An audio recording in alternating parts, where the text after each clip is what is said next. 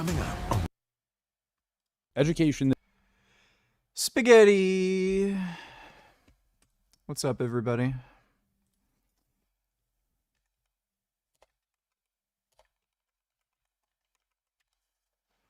The fuck? Hello, everyone. Yeah, Dr. Mike's a fucking idiot. I've been in the business world for over 50 years. I've created, started, and managed successful business, one doing annual sales of over $1 billion a year. And I feel that this new product we have, Handout Glove, will revolutionize and dominate the $8 billion glove market. You are one ripped dude. Holy Wow. Are you really 85? Be 84 in February. You are. Yeah, dude. You ain't looking like that at 85 if you're not on steroids. Like, what's... I don't get it anymore. I'm totally on board. Like, it just stops you from withering away. It's like a vaccine against weakness. Justin, what's up? Chris, what's up? FC214, what's going on, dude?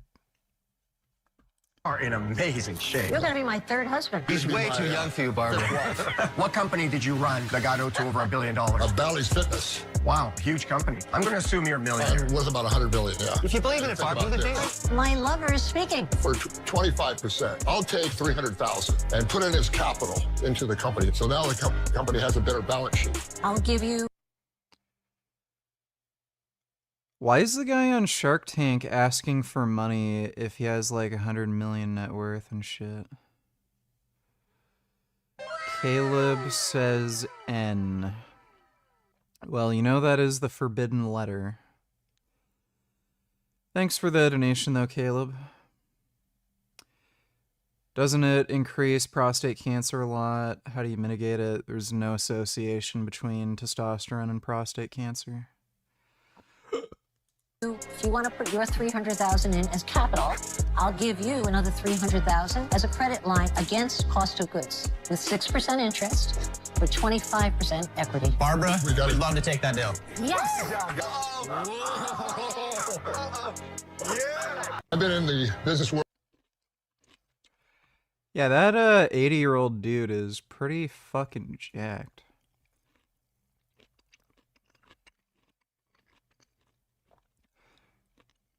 It just doesn't make sense to me anymore to stay natty for the rest of your life. Like, you are gonna start, you know, breaking down at some point, and how many fucking 80-something-year-olds look like this? Like, no one.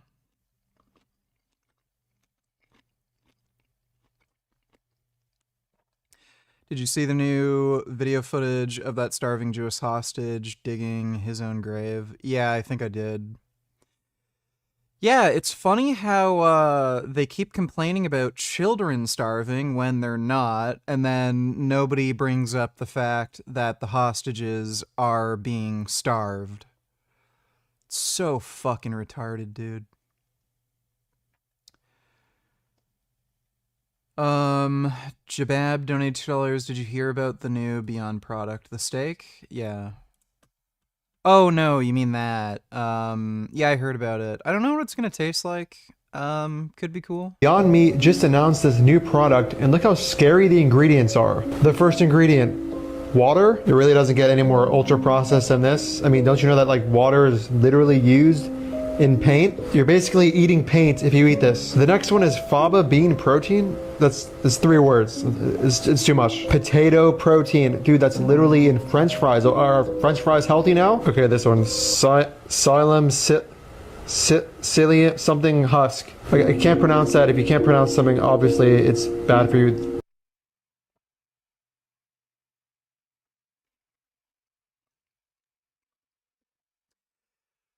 Yeah, it looks interesting. I'll give it a try when it comes out. It's your birthday? Well, congratulations, Caleb. You're still not dead yet. Happy birthday.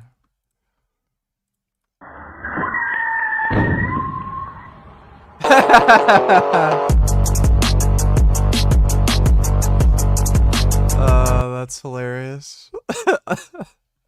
Literally swerves into an auto repair shop.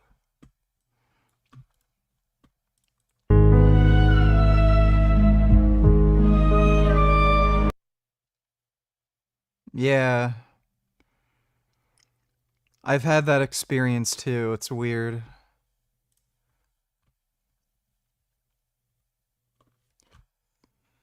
She seems like she'd be your type.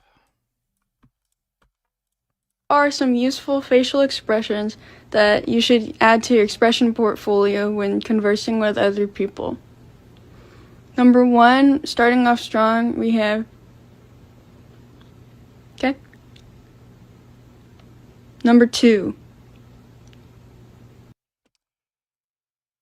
No, she seems a bit annoying. She has a cute face. I don't like the way she stares, though. It might just be a camera thing. But yeah, the way she talks is a little annoying. Thanks for the donation, Jabab. Thanks for the reminder is crazy. Do you still goon? No, I haven't gooned in a while. I'm probably gonna goon today. Thanks for the reminder. Cause dude, the thing about gooning is, if you don't goon, your sensitivity will be so high that you might, bust your load just even looking at a hot chick. So gooning is a good tool. Gooning is a really good tool. You know what? This guy's been injecting drugs and stuff around, like, in between his eyebrows, and you can see scar tissue starting to build up. This guy's such an idiot. Tool to lower your sensitivity.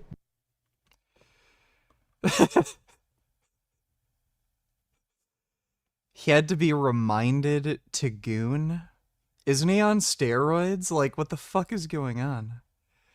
Thanks for the donation, nigga. Thoughts on trans girls? I always argue some trans girls are hotter than regular women.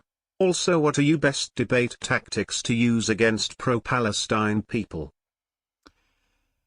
Well, there definitely are some trans women that are hotter than cis women. I'm not interested in dating a trans woman. It's not like it's a deal breaker for me, but I'm not interested in doing it. Best debate tactics to use against pro-Palestine people. So they're all anti-Semites, 100% of them. They just hate Jews. So the strategy in the debate is really to just prove that all of their whining and bitching and complaining about Israel, it has nothing to do with Israel actually doing anything bad. It's just that they hate Jews.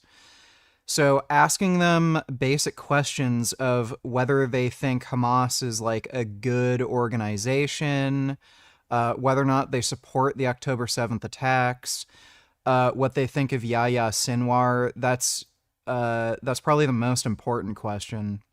Because if they end up telling you that they think Yahya Sinwar was like a good leader and stuff like that, and he supported the Palestinian people, he killed hundreds, if not thousands, of innocent Palestinian civilians.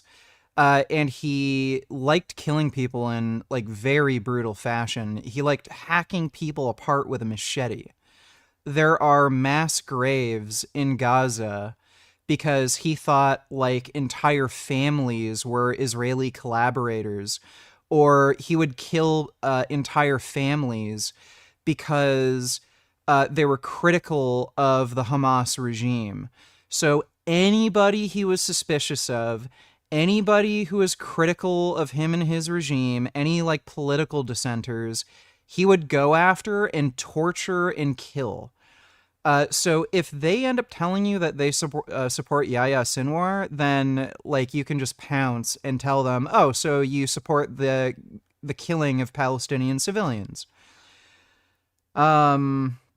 Other than that, like, the big talking point right now is the starvation. There's literally no evidence of starvation. Show them to, like, show you one fucking photo or video of anybody who's starving. They're just gonna show you those pictures of kids that are just retarded, fucked up incest babies, and then you can explain to them that's just a victim of incest, and then you can point out that their parents are normal weight, so how the fuck is the kid starving? And you're either you're gonna force them to either bite the bullet that Gazan parents are starving their kids, or these kids in fact have a genetic disorder because their parents are cousins. Thanks for the donation though, Blohino. Dota donate $2. Let's face it, they just don't care, VG. Well, yeah, that's another thing you need to keep in mind if you ever debate a pro-Palestinian. They don't care. So you might not just want to debate them, period, because it's a waste of time. There's literally nothing you can tell them that will make them change their view. They're just anti-Semites. So if you do decide to debate a pro-Palestinian, like, your main focus should just be to prove they're an anti-Semite. Like, don't even make it so much about the war itself. Just prove that they are an anti-Semite, and then other people around them can see that they're just an anti-Semite. Like, at least then you're probably doing something productive. Thanks for the donation, though, Dodo. How's the cycle going? You noticed anything yet? It's going just fine. It's only been 2 days. So, I took growth hormone last night. Growth hormone is fucking awesome. Really helps you sleep, and you just feel way fucking better. So I took 4 IUs. That is considered like beyond a replacement dose. But yeah, you start to feel it pretty quick, and it gives you a really nice relaxing feeling, and then you get sleepy, so it really helps with sleep. I got some great sleep today. And I'm not sure how much I can attribute to the testosterone or like placebo, because again, it's only been 2 days, but I feel like I got a bit more energy. Feel a little more focused, and just kind of happier and more upbeat and positive, not drained. Thanks for the donation, though, Vanquished. Also, how does these Palestine people say the world is ignoring Gaza? It seems like there is actually tons of support, media, coverage, support from notable figures. You would think if Jews ran the world they would lock that down better.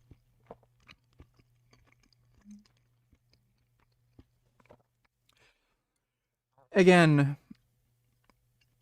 they are lying deliberately. They don't actually believe this. They're just all in on the lie. That's all there is to it. They're just lying fucktards. Thanks for the donation, though, Blahino.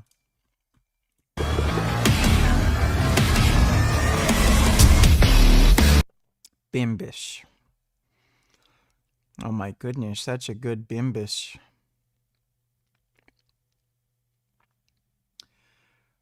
Wow. That's amazing.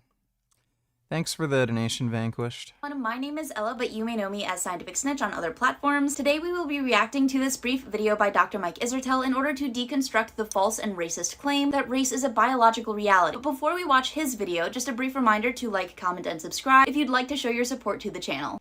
Now let's begin. Here is my view in perpetuity until politics changes in at least the United States. This is my view as applied forward for the rest of this channel's lifetime until and unless politics really changes. Here it is. Ready? I 100% acknowledge, because I'm literate, that race is truly a biological construct. It is. Race is not a biological construct. It is literally impossible to define a race in biology. Deep. It pervades almost everything, and it has real-world differences in ability that are complicated.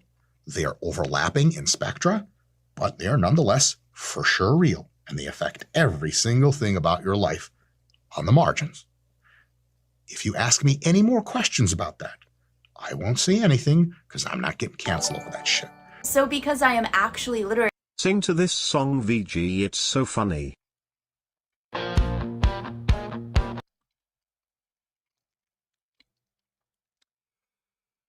Okay, I can do that. Thanks for the donation, Dodo.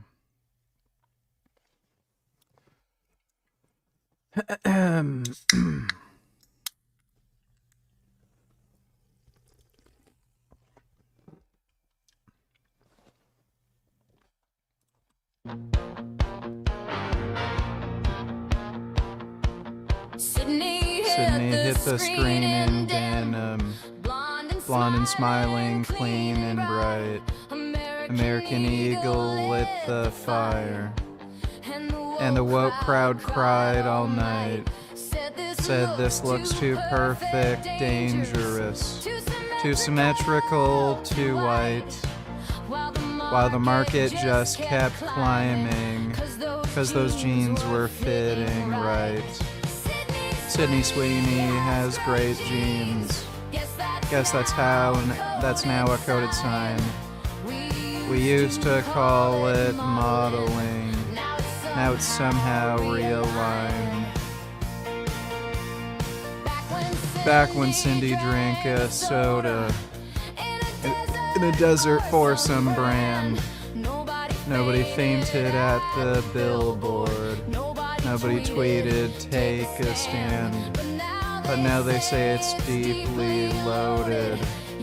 Eurocentric fashion threat. They say jeans should come with warnings. Haven't canceled denim yet.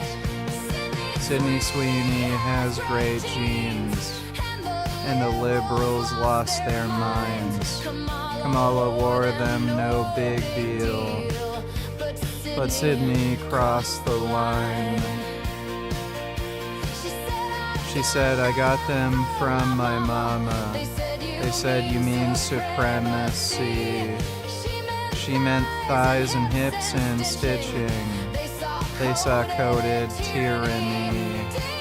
DEI reviewed the footage, flagged the wheat field and her stance, called the backdrop rural silence, said the ad was just a glance from fascist pants.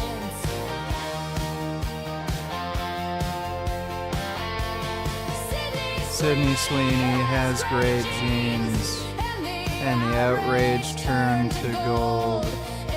Every angry post just boosted what American Eagle sold. They wrote essays on her posture, on the blue tint of her stare. They found racism in denim, where there wasn't any there. But the girls just bought the outfit, and the stock refused to drop. Turns out moral panic's market doesn't ever make it stop. Sydney Sweeney has great jeans. Guess that's all she had to do. Wear some pants, say thanks my mama, then watch Twitter melt in two.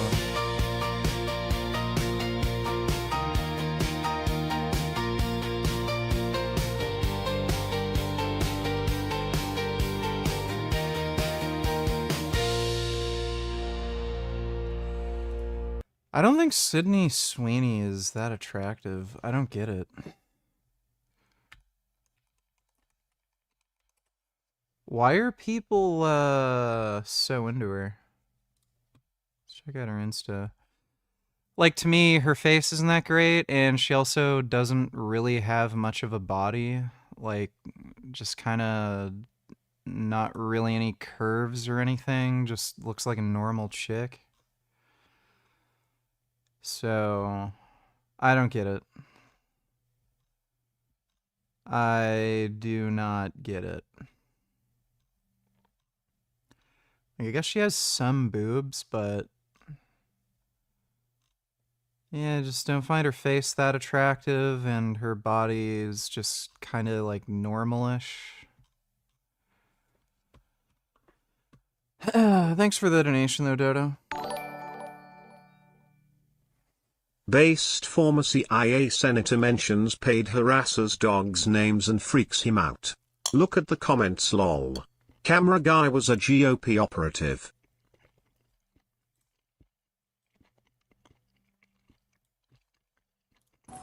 Bye guys.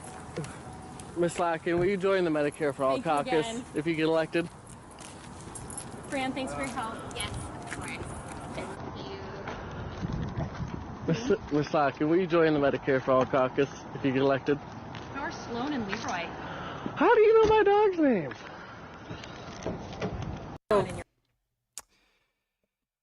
Yep.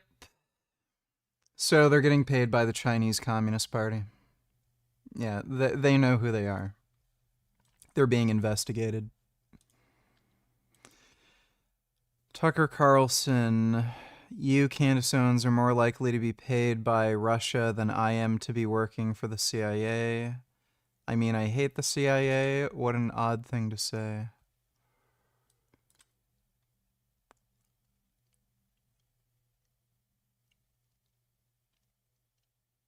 That is a weird thing to say.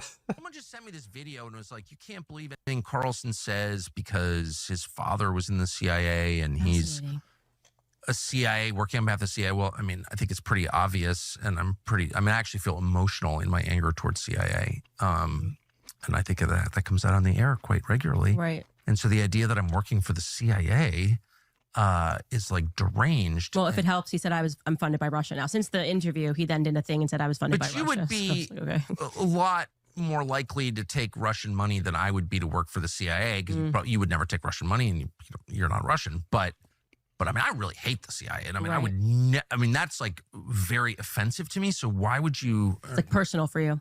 Well, a little bit. Yeah. And anyway, like, who is this kid exactly? Mm-hmm. And maybe it's just an accident that the guy goes after. Someone just sent me this video and was like, you can't believe anything Carlson says because. Really weird. Thanks for the donation, retard. What specific goals, achievements are you looking forward to the most from taking TRT? Once you achieve said goals, will you stop? I'm not taking TRT. I'm taking testosterone and growth hormone for performance enhancement. I'm taking well beyond a dose of testosterone that would be needed for TRT. And just bigger, stronger, faster, more focused, better mood, more aggression, you know, that sort of shit. And I'm never going off drugs. Like, I'm always going to be taking testosterone at higher doses. So I'm just getting jacked as fuck. Thanks for the donation, Goat. I know you're not a fan of I, but with that song it did something right for once.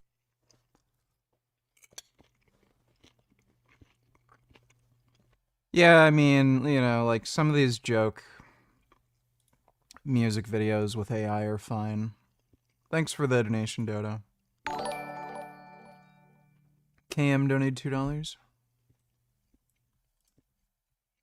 Are in an Airbnb and we are going to ask our security where we can throw this because there's no bins anywhere here.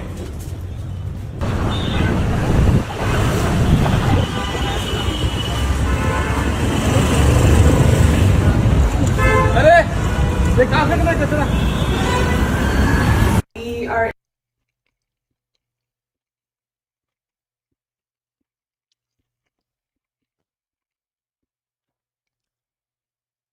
like, what country do they think they're in?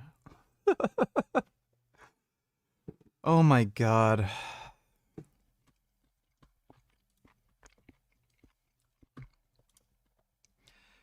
Dude, it's so adorable looking at, like, American tourists and shit when they're in places like India. Problem. Muslims living with Hindus. Problem. Muslims living with Baha'is. Problem. Muslims living with Shintos. Problem. Muslims living with Buddhists. Problem. Muslims living with Christians. Problem. Muslims living with Muslims. Very big problem. So this led to, they're not happy in Gaza. They're not happy in Egypt. They're not happy in Libya. They're not happy in Iran. They're not happy in Iraq. They're not happy in Yemen. They're not happy in Pakistan. They're not happy in Syria. They're not happy in Lebanon. They're not happy in Nigeria. They're not happy in Kenya. They're not happy in Sudan. They're not happy in Morocco. And they're not happy in Afghanistan. So, where are they happy? They're happy in Australia. They're happy in Belgium. They're happy in France. They're happy in Holland. They're happy in Italy. They're happy in Germany. They're happy in Spain. They're happy in Sweden. They're happy in Denmark. They're happy in the USA and Canada. They're happy in Norway and India. They're very happy in Well, they're not happy in India anymore. England. Loads of welfare benefits. They're happy in almost every country that is not Islamic. And who do they blame? Not Islam. Not their leadership. Not themselves. They blame the countries they are happy in. It's just what they do. Thanks for the donation, Cam. Make sure to turn the volume on. Do you think you could handle a California Reaper, VG? 7.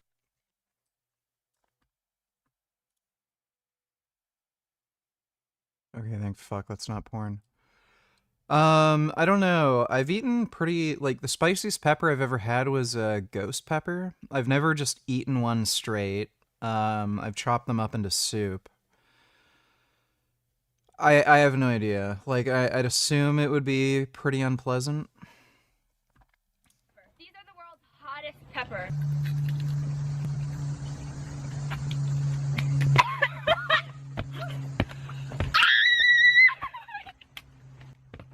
Yeah, no shit.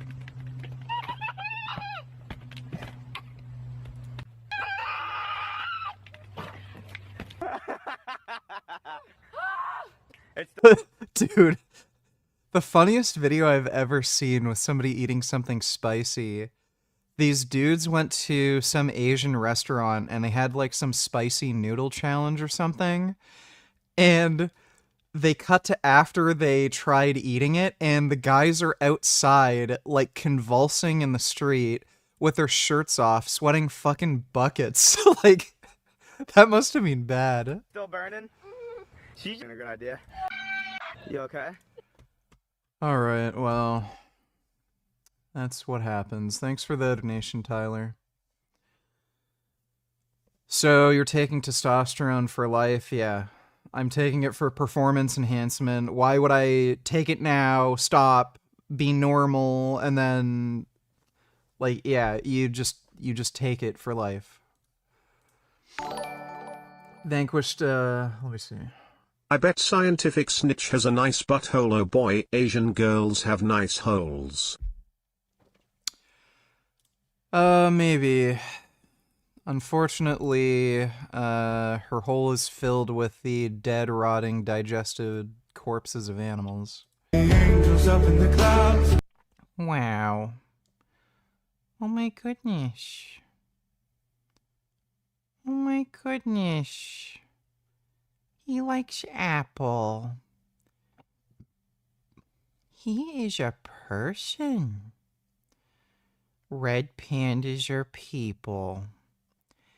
That's amazing. Thanks for the donation, Vanquished. I'm happy that you're going to be getting better sleep. I hate insomnia and I've had it for 4 years, but it's getting better. We'll have to celebrate your new journey with some Joey when I can get a good video of him.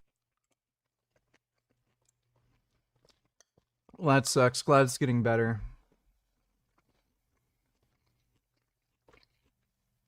And I always love seeing Joey.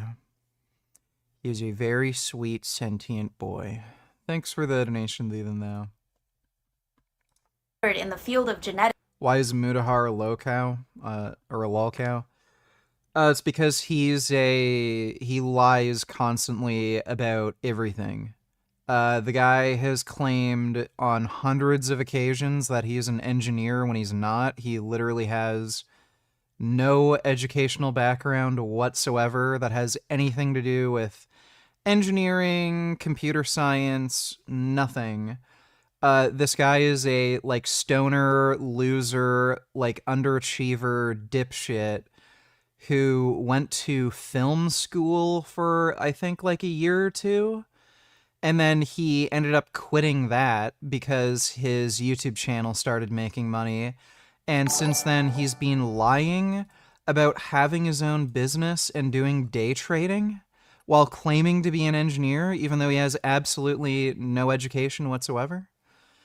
So that's why he's a lolcow, and rather than just admitting he lied or over-exaggerated, you know, some of his claims, all of this is coming out, and he's just being quiet about it.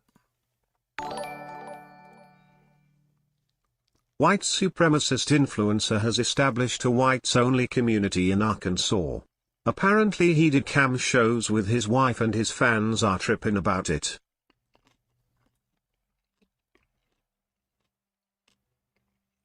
White culture, a whites only place. White American culture.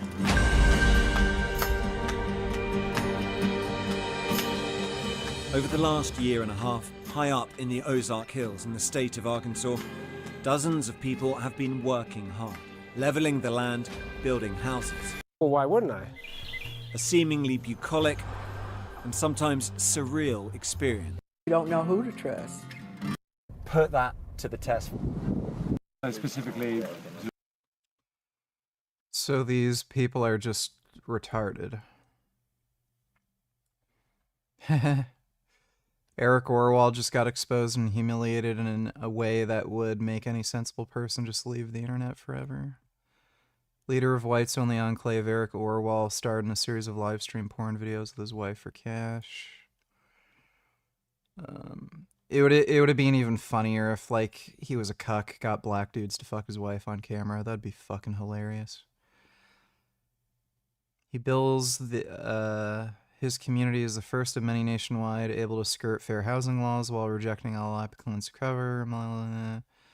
Last restriction seems to contradict the professed lifestyle of Smith 31. Yeah. She goes by open-minded sexual encounters on the porn site Chatterbait and lists her interests as men, women, trans couples. So he is a cuck. No shit. Yeah, I knew it. So this guy, by the way, I mean, look at this guy's face. Like, that is a cuck face, dude. So, yeah, he was a cuck, and his wife was fucking dudes, women, and trans women. Fucking pathetic. Like, all these, they always do this. Like, all the crazy, hardcore white supremacists, they're all gay or like watching their girlfriends get fucked by black dudes. Thanks for the donation, retard. Will Majorly Tillers, the pick-me Jews being exposed by his own comrades. Jacob Berger is getting exposed on X, but not by us, by the pro-Pally crowd. And the funny thing is, it's everything we called out about him a year ago. This is Nardine Kaswani, one of the heads of the Within Our Lifetime movement in New York City. She's the one who leads basically every anti-Israel protest rally in the city. And now she's blowing the whistle, and I'm just here to walk you through what she says. First off, she makes sure to label Jacob a white Jewish man, which already tells you the kind of radicalized anti-Semitic framing we're dealing with. Jews are not white, but let's move on. She says Jacob was a failed OnlyFans creator who rebranded as a Palestine supporter. Now, I thought this was fake, but I looked and... Hey everybody, I'm Jacob Berger. I'm a TV film actor and content creator. You can only find on my OnlyFans. That dude had an OnlyFans. What the fuck? Still up on the OnlyFans Instagram page, February 2022. So she's right, it turns out, which... Ew. Now he nonstop begs for donations, sponsorships, profits off their so-called completely fake genocide narrative, she says. She goes off on how Jacob went to Egypt on the excuse of helping Gazans, but instead bragged about getting a free apartment and not paying for anything. He was even called out by other activists for just taking housing from fleeing Gazans. And she brings up of how he filmed Palestinian kids and claimed that they were orphans to raise money without any consent from their families. And when the families told him to take down the videos, he blocked them, including some parents, by the way, meaning he claimed that some child or children were orphans who were obviously not because, you know, because they had parents. She says Arab and Muslim women, countless amount of them, have reported him for sexual harassment and fetishization behavior, saying that they felt unsafe around him. And others were in the comments saying he has done the same to black women in the past. And it isn't just one person saying these things, it's countless. This is probably one of the worst parts. Nardine also says he's gone on TikTok lives and literally told women that they should thank him for his activism by sending nudes. I'm not even kidding. What a creep. She goes Well, what do you fucking expect? Like, what's funny, they're criticizing this guy for doing this. Literally everybody involved in these, like, activist movements, they're getting paid to do it. Like, that's why they're doing it. They're getting paid either by the Chinese Communist Party or they're getting funding from Qatar. All these big orgs, like, that's why Samadoon in Canada ended up getting shut down as a hate group. They were proven to be receiving money through Qatar.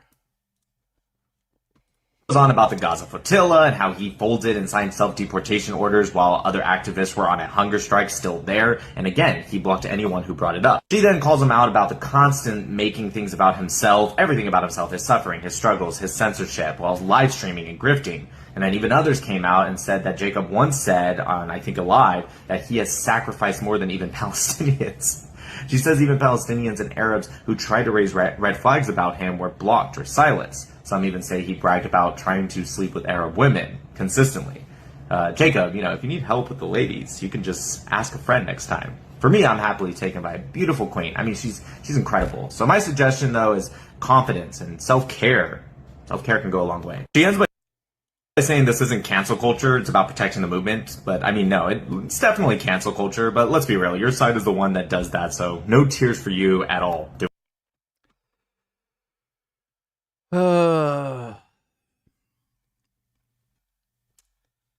Well, they can all get fucked. Thanks for the donation, Will Mage. Cuckolded Cow donated $2. That was a hell of a point, bro. You're like a plane in a movie. Can we get your stance on Palestine? On Palestine? On Palestine, yeah. Delete it. Delete it. Oh my God, that's actually the most you've gotten. Sir, why should we delete it? Where are you from, Peter? I'm from Texas, You're sir. from Texas, Peter? How about we delete Texas, Peter? We give it back to Mexico and we send you on a refugee ship back to Europe. Man, how about that? Be sweet? Coming soon, coming soon. You're going back on a ship to Europe or whatever. Brain trust out here. Brain trust. What'd you say, sir? Sir, watch out. Don't get Hey, sir, watch out, watch out, watch out. Sir. Whoa. Shut up, boy. Shut up, boy.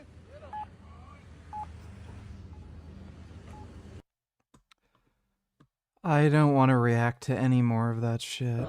John cannot possibly care about people and the planet in this country because he. Great.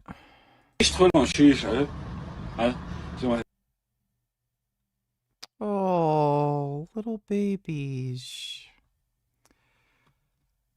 That's so adorable. I love kitties. Thanks for the donation, Cuckolded Cow. Kenny donated $2. You playing the Battlefield 6 beta next weekend? No, I'm not going to bother. Also, this is my favorite reel. It's short. Can you please watch it at least twice with the horrible SoundCloud rap lol?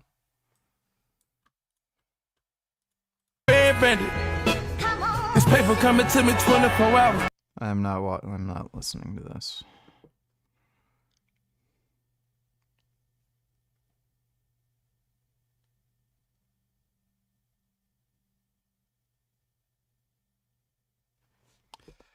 Yes, Tiger Woods good at golf. Thanks for the donation, Kenny.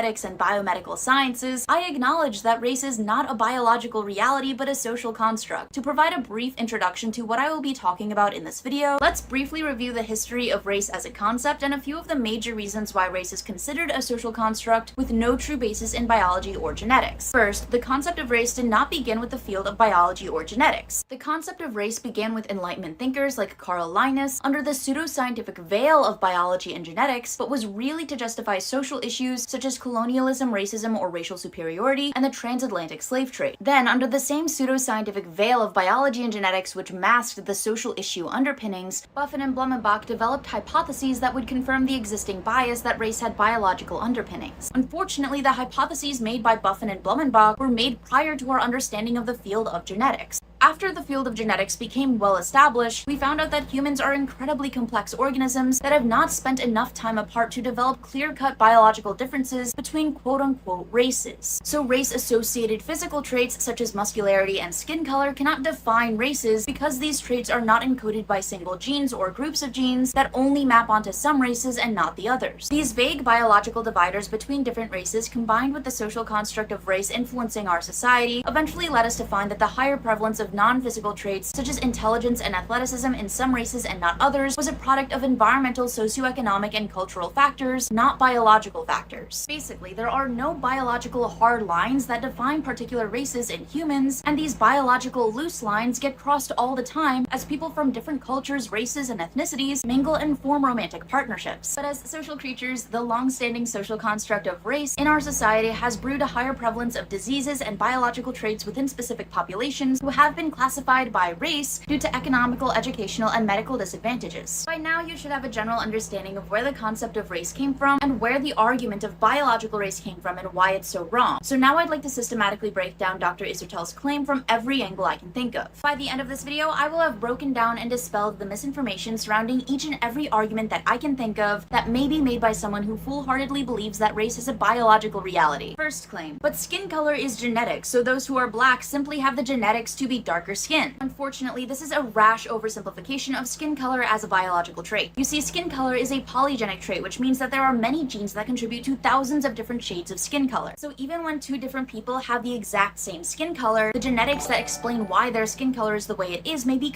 How do you know which steroid and peptide suppliers are legit? Also, what is the monthly cost going to be for your GH and test usage?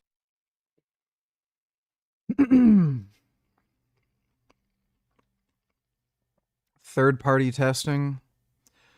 So the supplier that I'm getting it from tests their stuff through Joshik. Just look up Joshik steroid tests. So I know what I'm getting is real.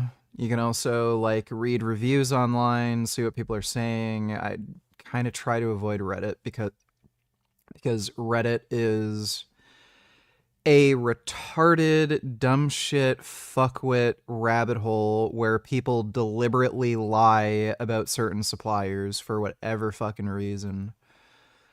But yeah, third-party testing is the only real way to know for sure. And if you're ordering from a supplier that tests through Joshik, then you know what you're getting. The testosterone is about $50 a month, and the HGH is about $600 a month. Thanks for the donation, Mockingboo. Completely different. For example, one person may have slightly darker skin due to a slight mutation of the TYR and OGA2 gene, while another person may have the same dark skin tone due to a specific slight mutation of the MC1R and TYRP1 gene. Visually, these two people may look like they have the exact same skin tone or phenotype, but genetically, these two people cannot be biologically categorized as the same because they do not share the same genotype. Even if people look similar, you cannot put two people in the same biological category based on their genetics if their genetics are completely different. That's like saying that everyone with brown hair is a part of the same race because they have brown hair, even if the genetics that cause their brown hair are completely different. On top of the genetic complications, in absence of genetic conditions like albinoism, there are not components of skin tone that are completely absent or present from one race to another. Even though eumelanin is considered the dark brown melanin and pheomelanin is considered the light yellow melanin, Africans are not defined by eumelanin and Europeans are not defined by pheomelanin. Both African and European individuals have higher levels of eumelanin when compared to pheomelanin. Those who live in a sunny environment and are exposed to UVB like most Africans simply have darker skin because they have more melanin as a whole due to differences in melanin production or melanosome size. Race does not exist. If it did, we would all be different species. Yeah, I mean, pretty much.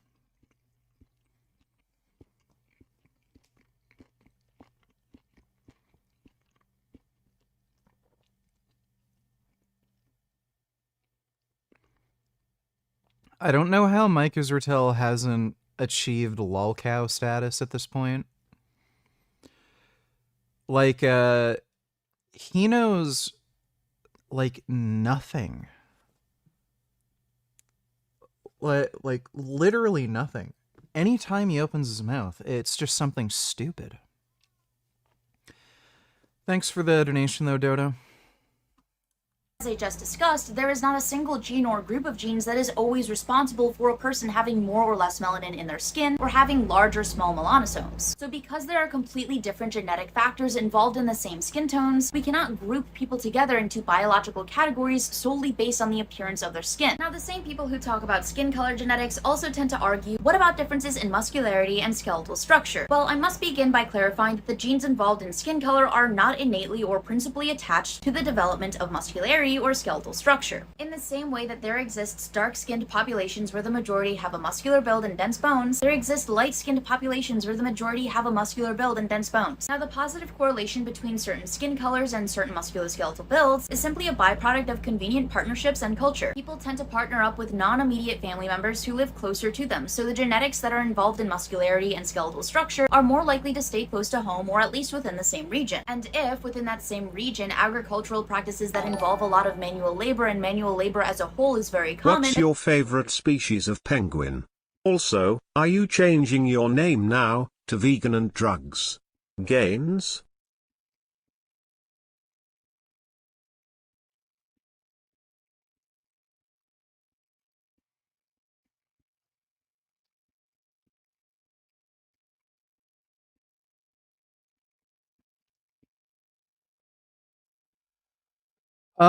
Probably fairy penguins.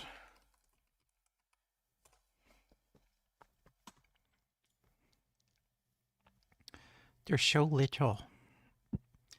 Look at them. That's a fairy penguin. That's the kind of penguin that you just want to make friends with.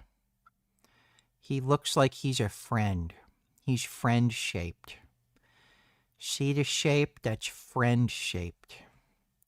I think fairy penguins may be my favorite penguins. They just look like friends. Imagine just being friends with these guys. Those are some good penguins. I love penguins. Penguins are nice. African penguins are also pretty dope. Dude. Penguins are just so fucking awesome. Why in the hell aren't, like, penguins here? Like, we deserve penguins, you know? Look at them. They're just so nice. That's a good goddamn penguin. Oh my god, the babies. Look how fuzzy they are. Oh my god. That's amazing. I really like penguins. And, no, I think I'm just gonna be vegan gains. I'm not gonna add the steroid thing into it. I actually had a funny idea of creating a superhero named Cat Dad. And when people ask what his superpowers are, he says, I'm on steroids. I think that'd be pretty funny. Thanks for the donation, though, Orange Juice.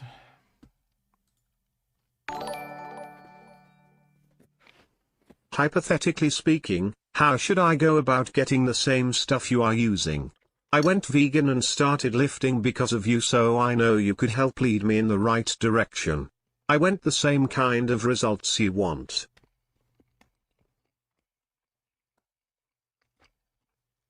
I wouldn't take drugs because you know a guy that you like that also takes drugs. So just because some kind of celebrity or influencer takes drugs, don't take drugs because they do. Make an informed decision, weigh out the costs and benefits, and then make up your own mind. Don't just do it because somebody else is doing it. Secondly, everyone's different. The amount of steroids and what steroids you're going to take and what you can afford, that's all a factor. I would start by just getting blood work, seeing where your testosterone and IGF-1 are right now. And kind of go from there. I wouldn't recommend doing a first cycle going over 250 milligrams of testosterone per week. And I obviously can't tell you where I'm getting steroids from on YouTube.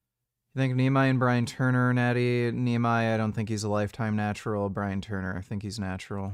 Then you're going to find that a muscular build and dense bones are naturally selected for. But all that being said, human beings have not spent enough time away from one another for those genetics to draw. Just random vids when I tell her his handsome little killer. That beast right there. Look at that. Phenomenal. Phenomenal dragon. Wow.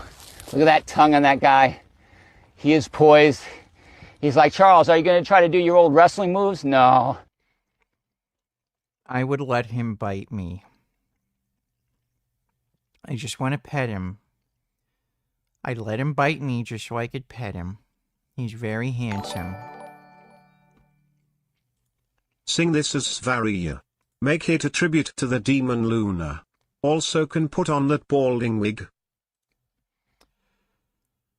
Okay, just give me a minute. Thanks for the donation, Pooh. Oh, God. Aye, Diggler, we caught you. The jig is up. Now it's time to go back to Arkham Asylum. Is it not clocking to you yet? You well, man. if it isn't Whackman and Boy Wonder. Jumping Jillikers 50, the diddler's up to his old tricks again. Diddle me this. I glide with ease, I help skin shine. For little ones, I'm just divine. What am I? Oh no, 50. I think he's really got a stump this time. Calm your corny ass down. You can't outriddle me. The answer is baby oil. I thought you'd never ask. What in the tomfoolery is he up to, 50? Yeah, I'm trying to see that Johnson & Johnson, if you know what I mean. Baby. The only Johnsons you're gonna be seeing are the ones in prison when you take showers. That works for me. Holy sardines, 50! Okay, now I'ma whoop your ass. Come get you some. I'm a black belt in free Kwando. Yo, take that. Take that, baby.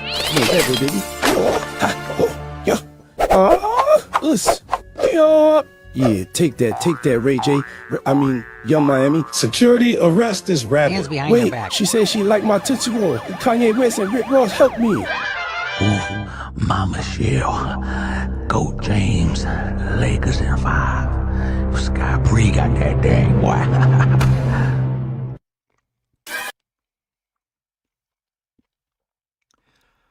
That was pretty good. Holy crap, Hamza's hero is real. GigaChat is based on the real fitness model Ernest Kalimov. Kalimov.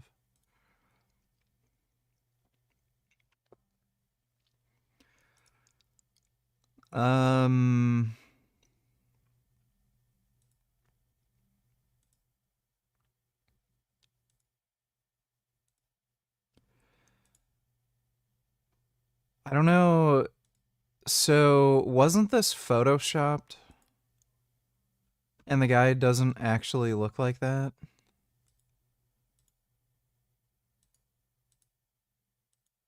Yeah, I don't know. I'm pretty sure this stuff is photoshopped. Like, he just has very weird facial proportions.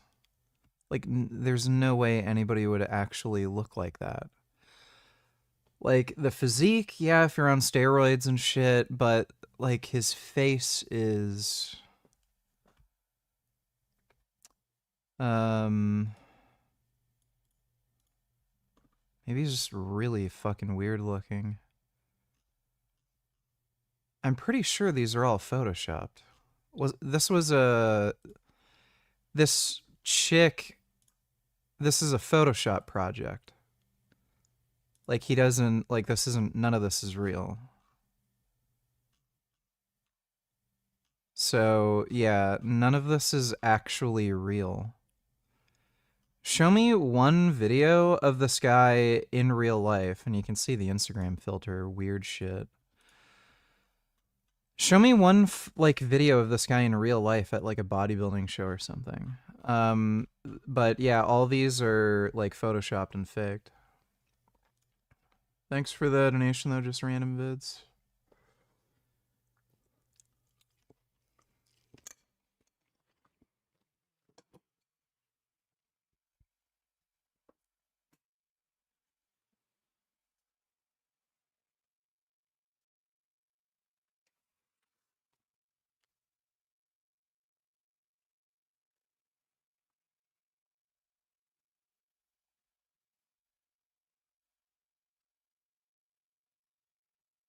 Oh.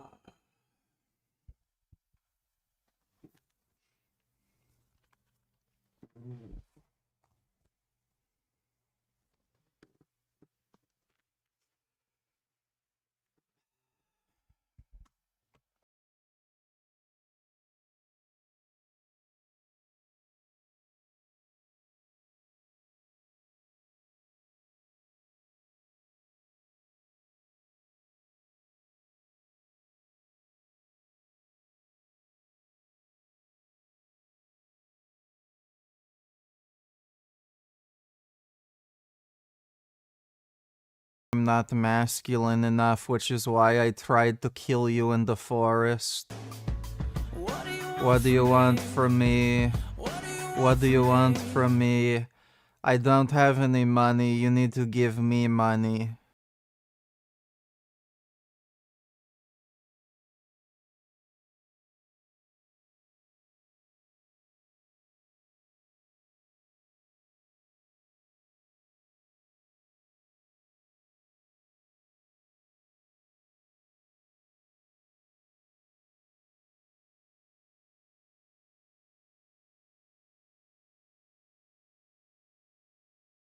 Actually, I stopped because it's mentally ill to exercise.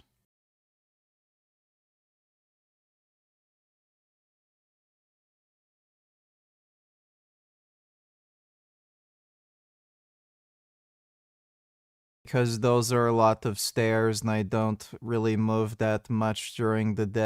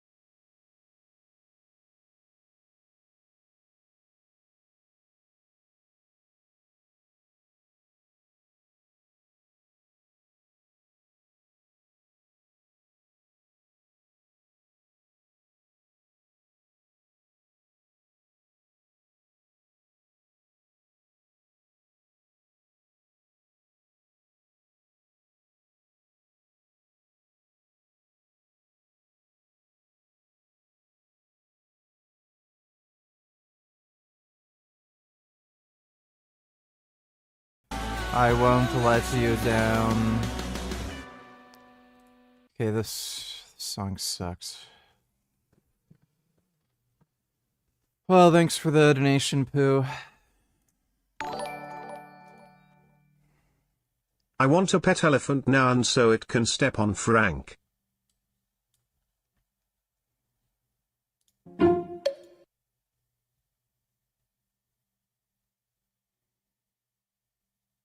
Wow. The baby wants snack. Yeah, getting an elephant to step on Frank would be pretty great. Thanks for the donation, Vanquished.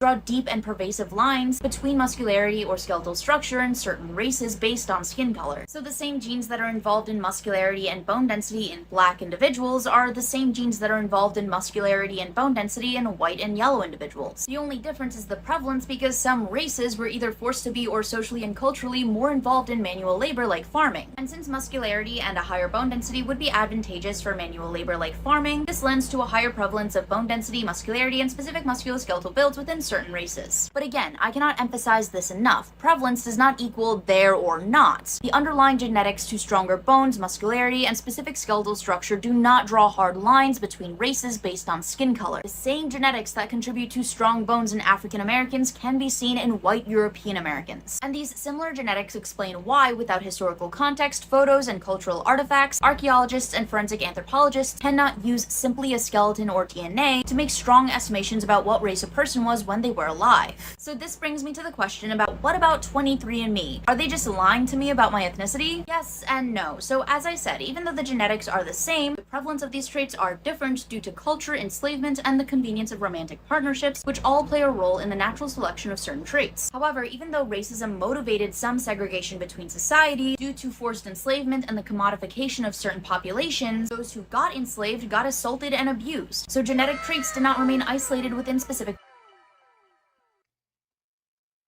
Did you see that TikTok dude that is about to get jaw surgery? People are saying he'll be the new Frank Tufano. Yeah, I don't know who you're talking about. So no, haven't seen it. Populations, even if they were segregated, long enough to form deep and pervasive biological lines. And this likely contributes to why, based on the data, there are actually more genetic differences within Africans than between Africans and Europeans. Companies like 23andMe can make loose estimations about your ethnicity based on loose trends found within ethnic groups. However, it's very important to recognize that loose estimations are not conclusive. 23andMe may claim that you are 1/16th Native American, but if your family is mostly from halfway around the world in Scotland, then you Literally everybody is 1/16th Native American, according to these stupid fucking genetic testing websites.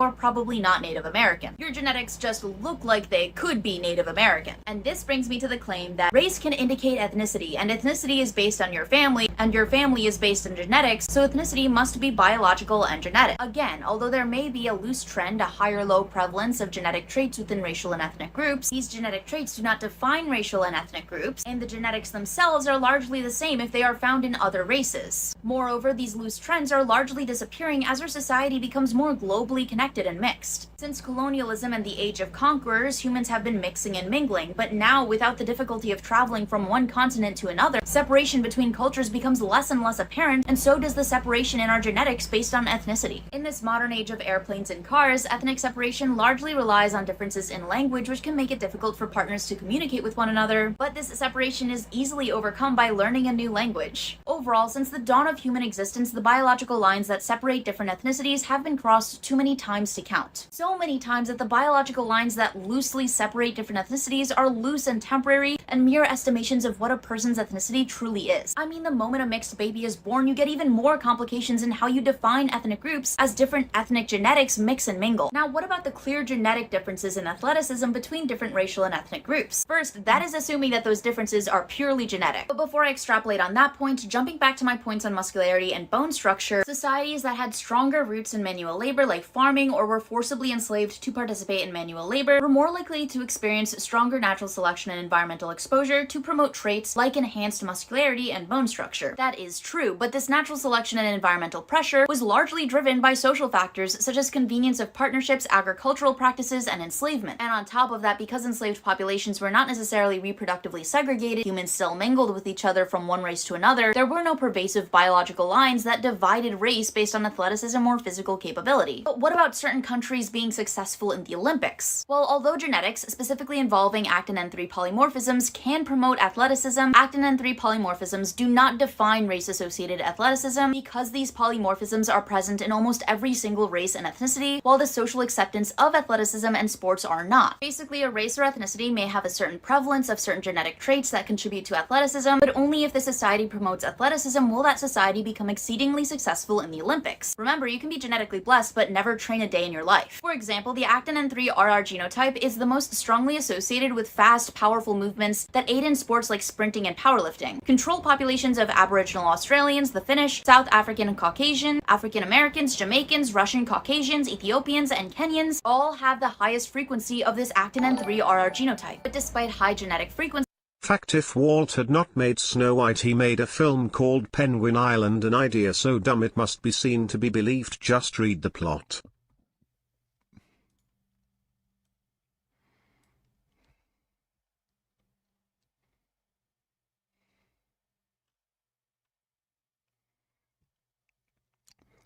Story begins when a wayward Christian missionary monk accidentally lands on the island and sees the great ox as a sort of Greek pre-Christian pagan society, partially blind. He mistakes the animals for people and baptizes them.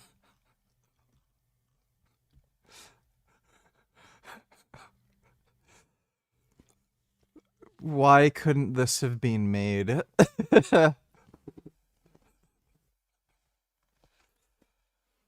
Oh my god.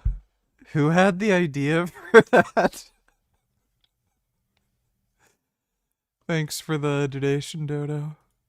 Aboriginal Australians, the Finnish, and Caucasian Russians are not necessarily known for Olympic sprinting in the same way that African populations are, now are they? So why are Kenyans, Ethiopians, and other Africans so well known for their performance in the Olympics, despite being favored by the same genetics that the Finnish, Aboriginal Australians, and Caucasian Russians have? Countries where money, resources, and traditional jobs are difficult to come by and sustain, participating in a sport which that country is globally known for, like Olympic sprinting, and African countries may be one of the few ways to escape a low socioeconomic hole, so struggling families in these countries are more likely to be supportive of sports like sprinting, especially if they know that Olympic sprinters receive global recognition, sponsorships, and financial bonuses that can thrust their family out of poverty and a low socioeconomic hole. Then on top of all of that, the actin N3RR genotype is not absent in other populations either. It's just the prevalence, so African populations are not known for the actin N3RR genotype, they just have a higher prevalence of that genotype. Overall, even though athletic genotypes like the actin N3RR genotype may be present in higher frequencies in many different countries and populations, you're more likely to find a higher prevalence of athleticism as a whole in countries where sports and athleticism are the way out of a low socioeconomic class. Even though biology can facilitate athleticism, humans have not spent long enough time away from one another to experience large gaping holes in athleticism between different races and ethnicities, and social acceptance is truly what drives athleticism in certain societies. So now that we've dispelled the misconception about race and athleticism, what about the differences in IQ scores and intelligence between different racial and ethnic groups? Because certain racial and ethnic groups have a lower heritability of intelligence than others, and this is because their skull size is drastically different. Now, these extremely racist myths began in 1839 with Samuel Morton's Crania Americana and continued with Francis Galton, the eugenics movement in Germany, Terman's study of the gifted, and World War I Army IQ testing. First, Morton's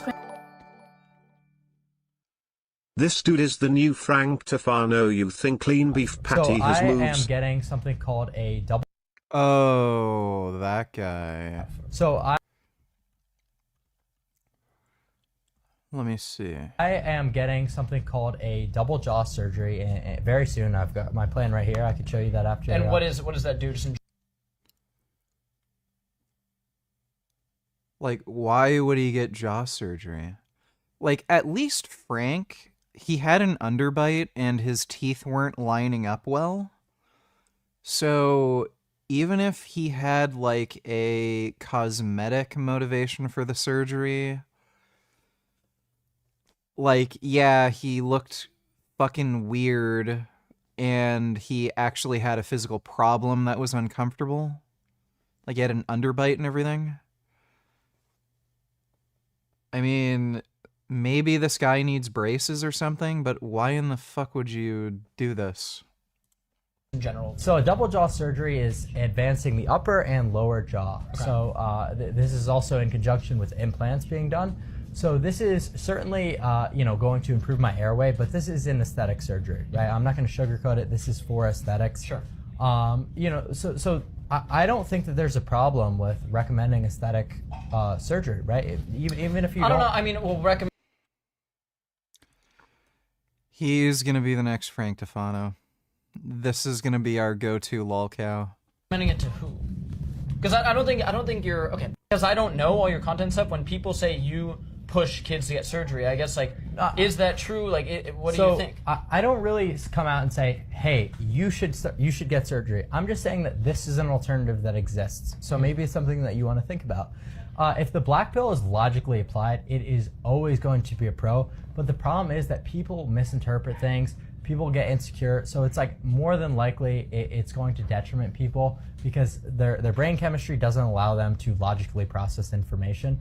But like if you can take the black pill and say, hey, well, this double jaw surgery would do this for my life. This is going to be beneficial. What is it going to do for your life? it's going to improve my quality of life. Just like my treatment, you know, How?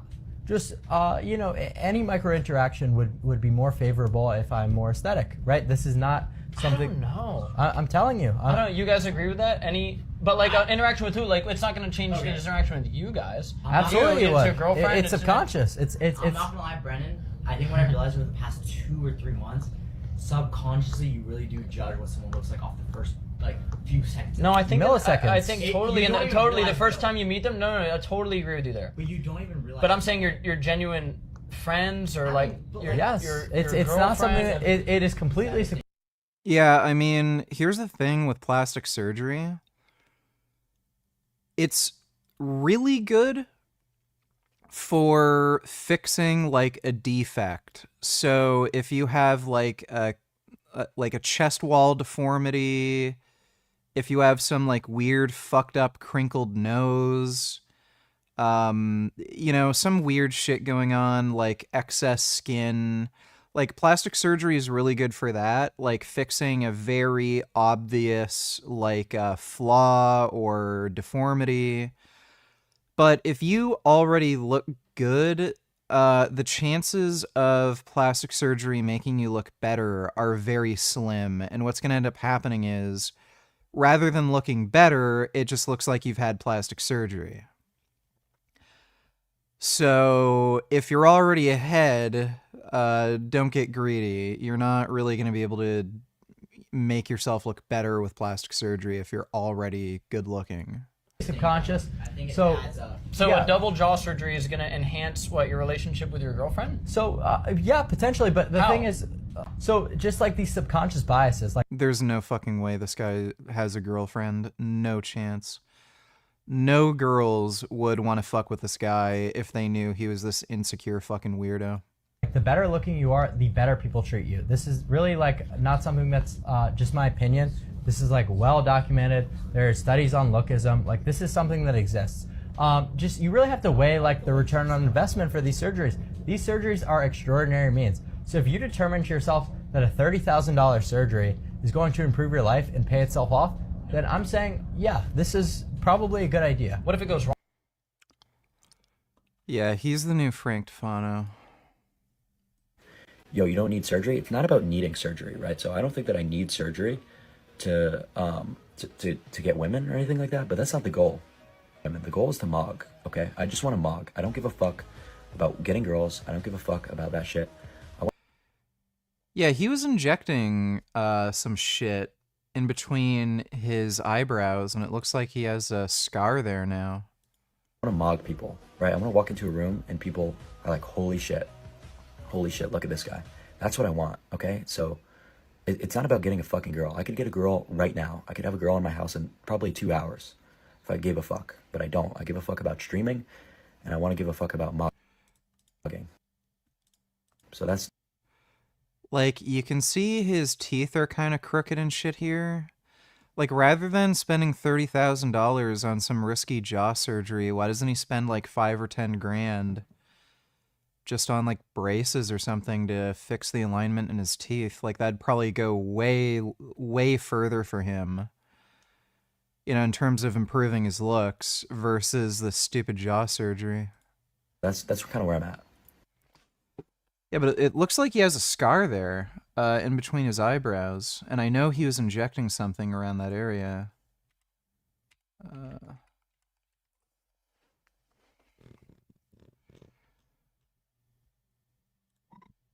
Is that his channel? Yeah.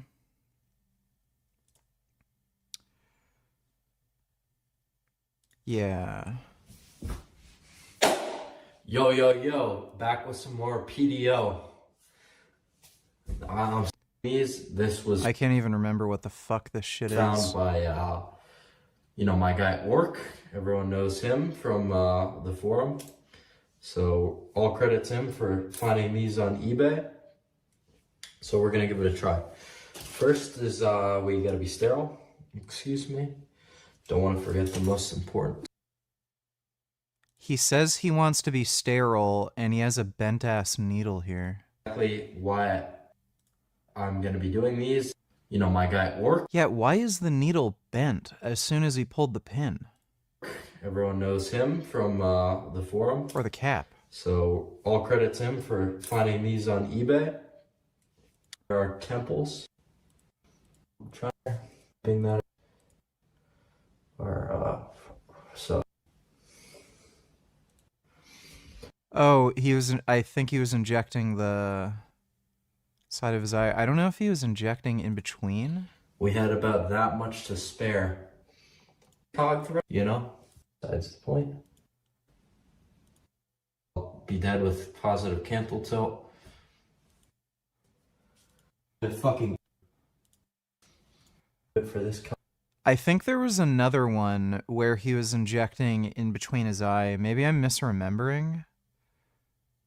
Yeah, this is the one. Somebody say OG. Injecting corticosteroids into face to fix scar.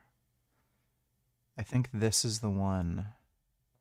Exactly what's happening. But first stage is always being sterile, right? So we gotta wipe this. I don't know how much to inject because I'm the one who kind of thinks of some of this stupid shit, right? This is uncharted territory that I'm willing to conquer for you guys. So give me a sub for that at least. All right, let's go. Let's just. Yeah, there he goes. Fuck. Didn't do too much. So he injected what he's claiming is corticosteroids right in between his eyes here. And then, what do you know? Fast forward, he has a bigger scar in between his eyebrows. Like, this guy, yeah, this guy's gonna be the next Frank Tufano. He might end up even being worse. Do you think Lean Beef Patty has moves?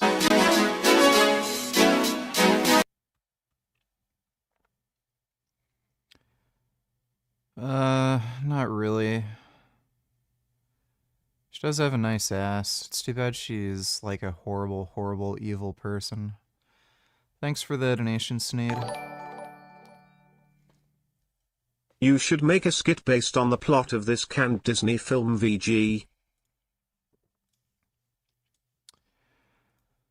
I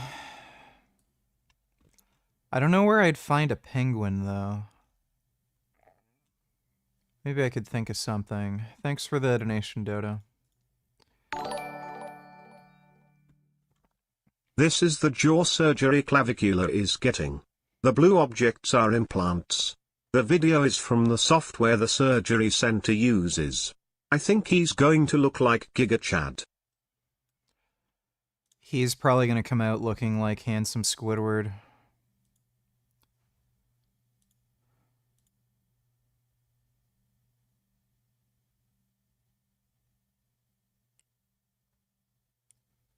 Whoa.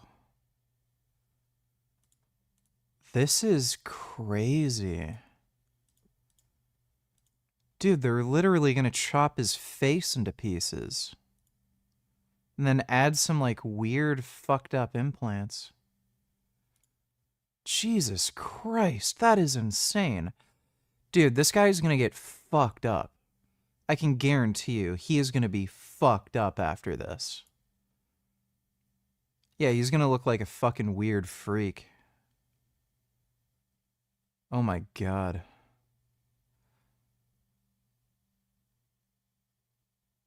Bro, yeah, you're gonna be fucking weird ass looking.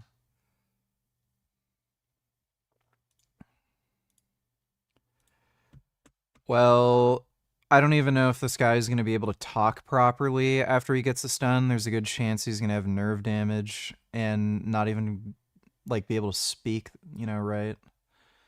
Thanks for the donation, Majin Buu. Wizardly Rhino donated $2. What's your opinion on AI videos getting scary good? Elaborate, thanks. They're kind of cool. Like, the only thing I'm really worried about is people making up fake videos and then everybody's like, oh my god, look what happened, and then they're too stupid to realize it's fake. Like, that's really the only concern I have. Thanks for the donation, Wizardly Rhino. Aaron P., do you know Axel Bertel Dahlstrom? He is in chat sometimes. Would you collab with him? I don't know. Do you know Jeremy Loeb? I recognize the name. Would you collab with him? I don't know. Hope you're having a good weekend.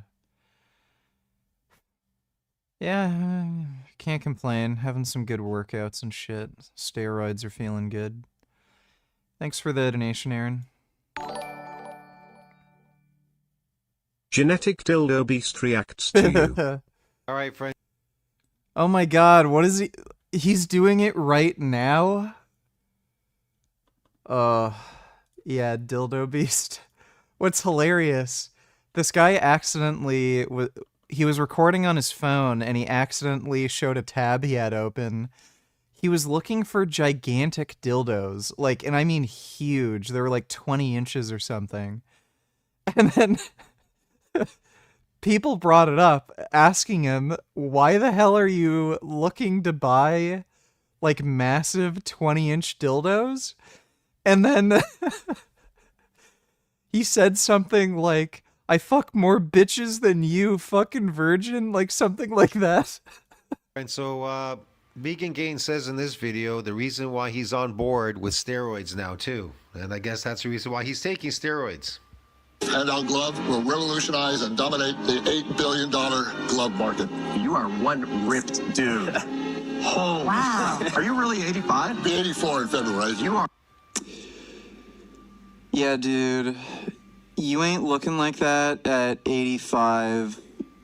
What are you talking about? He looks 85. Well, he looks old, I could just tell you Oh my god.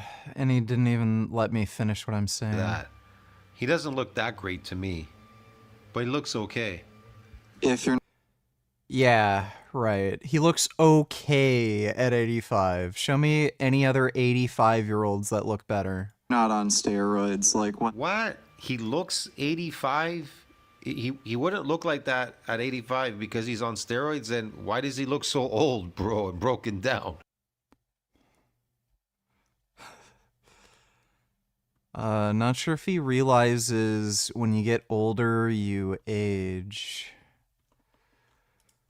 But, okay then.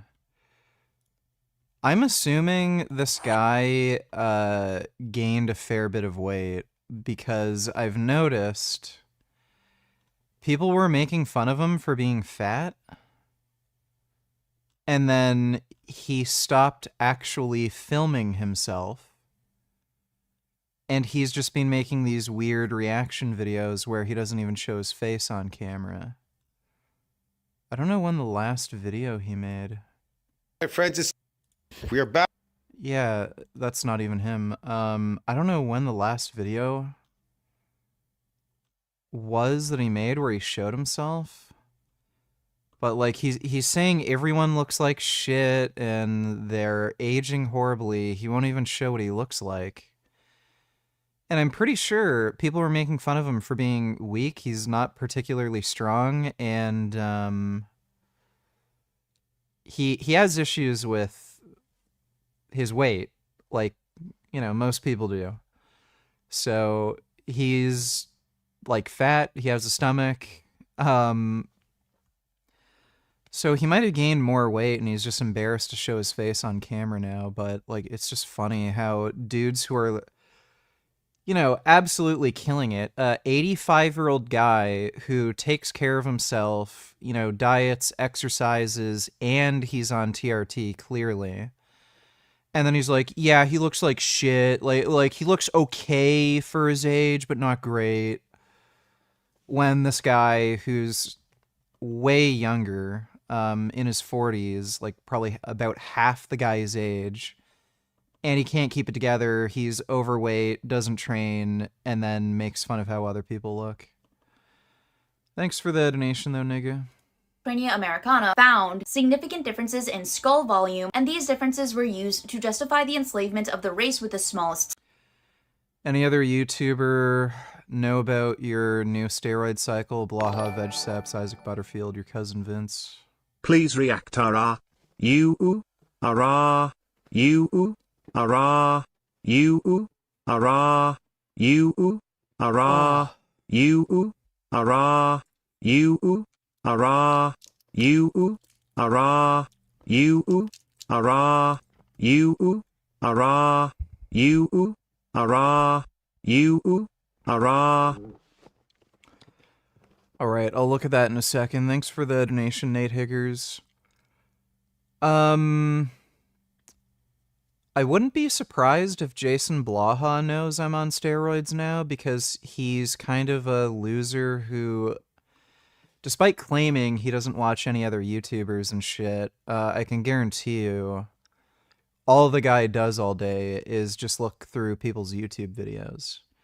And I'm sure there's a bunch of, like, a combination of people who watch him ironically or morbid curiosity or trolls, and a combination of actual fans of his who probably told him by now that I'm taking steroids. And it wouldn't surprise me if Blaha secretly watches my content all the time. And yeah, Genetic Beast, he obsessively watches every fucking fitness YouTuber. Other than that, I don't know how many people really follow my channel much. So yeah, just like the people who are catching my live streams. But I messaged Dr. Todd Lee, that I'm going on, testosterone and growth hormone. But yeah, aside from that, I don't know who knows at this point. Not sure if Vince has found out about it.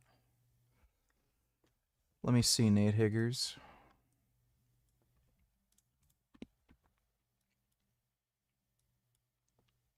Fuck. Dude, I hate TikTok. Fucking hate it. This website is fucking trash. Here's how I use pharmacology to increase my IQ by 5 points since November. So I recently started experimenting. Oh, wow. Okay. I can guarantee you have not increased your IQ, because what you just said was so remarkably fucking stupid. If anything, your IQ might have actually gone down. So, if you're practicing IQ tests, you would expect your IQ would go up. There's no way to actually know if a drug is increasing your IQ just from you periodically doing tests, because each time you take the test, you get more and more practice.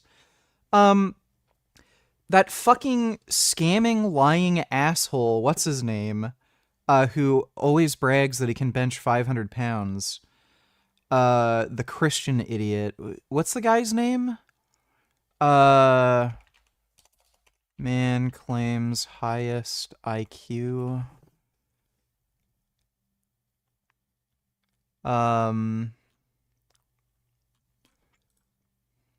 Him. Christopher Langan. That's exactly what Christopher Langan did. He would practice IQ tests over and over and over again, and he made it so that he got to a point where he had the highest test score ever recorded. But this guy is a fucking moron. I'm just trying to find a photo of him. He used to take a ton of steroids and work out all the time. I think he worked as a bouncer or some shit.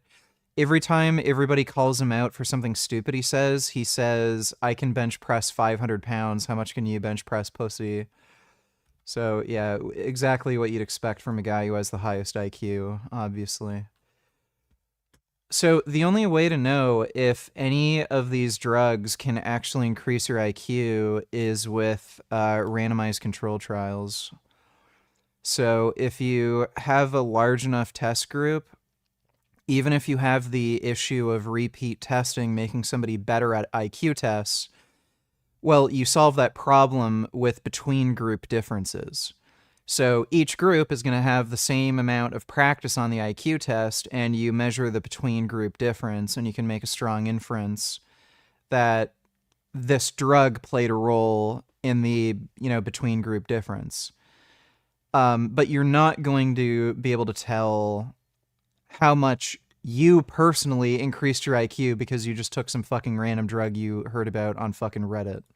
Experimenting with a new drug called Dehexa that is an amazing nootropic. Dehexa has been clinically proven to be an amazing nootropic for neuroregeneration. So the way it works is increasing your brain synapses over time, and it neuroregeneration doesn't mean you're actually going to get smarter. So you might end up having a better memory, you might end up having better hearing, better visual acuity, you might be able to react faster to, like, you know, like your reflexes might improve. Just because you're experiencing neuroregeneration, that doesn't mean you're actually increasing your IQ, you fucking idiot. And it never downregulates any receptors, so you could use it for unlimited amounts of time. Now, I know that might seem a little bit carcinogenic, but there's really been no studies that have linked Dehexa to any type of brain cancer. So if you want to... That might be because there's practically zero human research on this fucking drug? Continuously increase your intelligence over time, Dehexa is going to be the right way to go. Cool, where's the evidence? Show me the randomized control trials. Oh wait, yeah. So that is proof right there that drug is not going to increase your IQ. 250 milligrams of testosterone per week. I'm doing 12.5 milligrams of Anavar every single day. I don't know why you'd bother taking Anavar. You should just avoid orals, period. There are some benefits to taking Anavar, but it's not great for your liver and your cholesterol. You may as well just stick with injectables. 250 milligrams testosterone per week, fine, if you're not getting any estrogen-like sides from it. I'm taking a little lower. I'm doing 210 per week right now. Do 2 IU of human growth hormone every single day. How old is clavicular?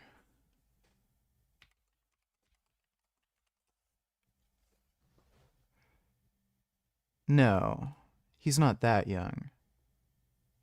05. He's only 20. Okay, this guy is an idiot. If you're 20 years old and you're injecting 2 IUs of growth hormone per day, you're not getting any benefit from it. Your body is, in all likelihood, producing more than 2 IUs per day. Like, you might get it might help you sleep better because growth hormone does cause you to get, like, sleepy. So if he's using it as a sleep aid, but all he's really going to end up doing is replacing his own natural production, and he's pissing away a ton of money.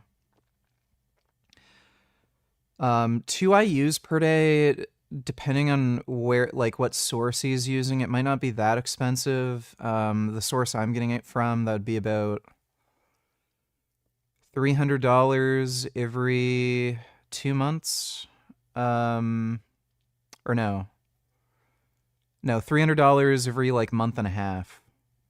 So it's not too bad, but you're not getting any benefit from it. So if he...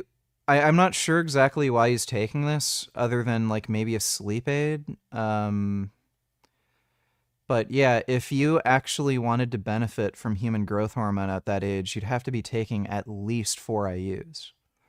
At least.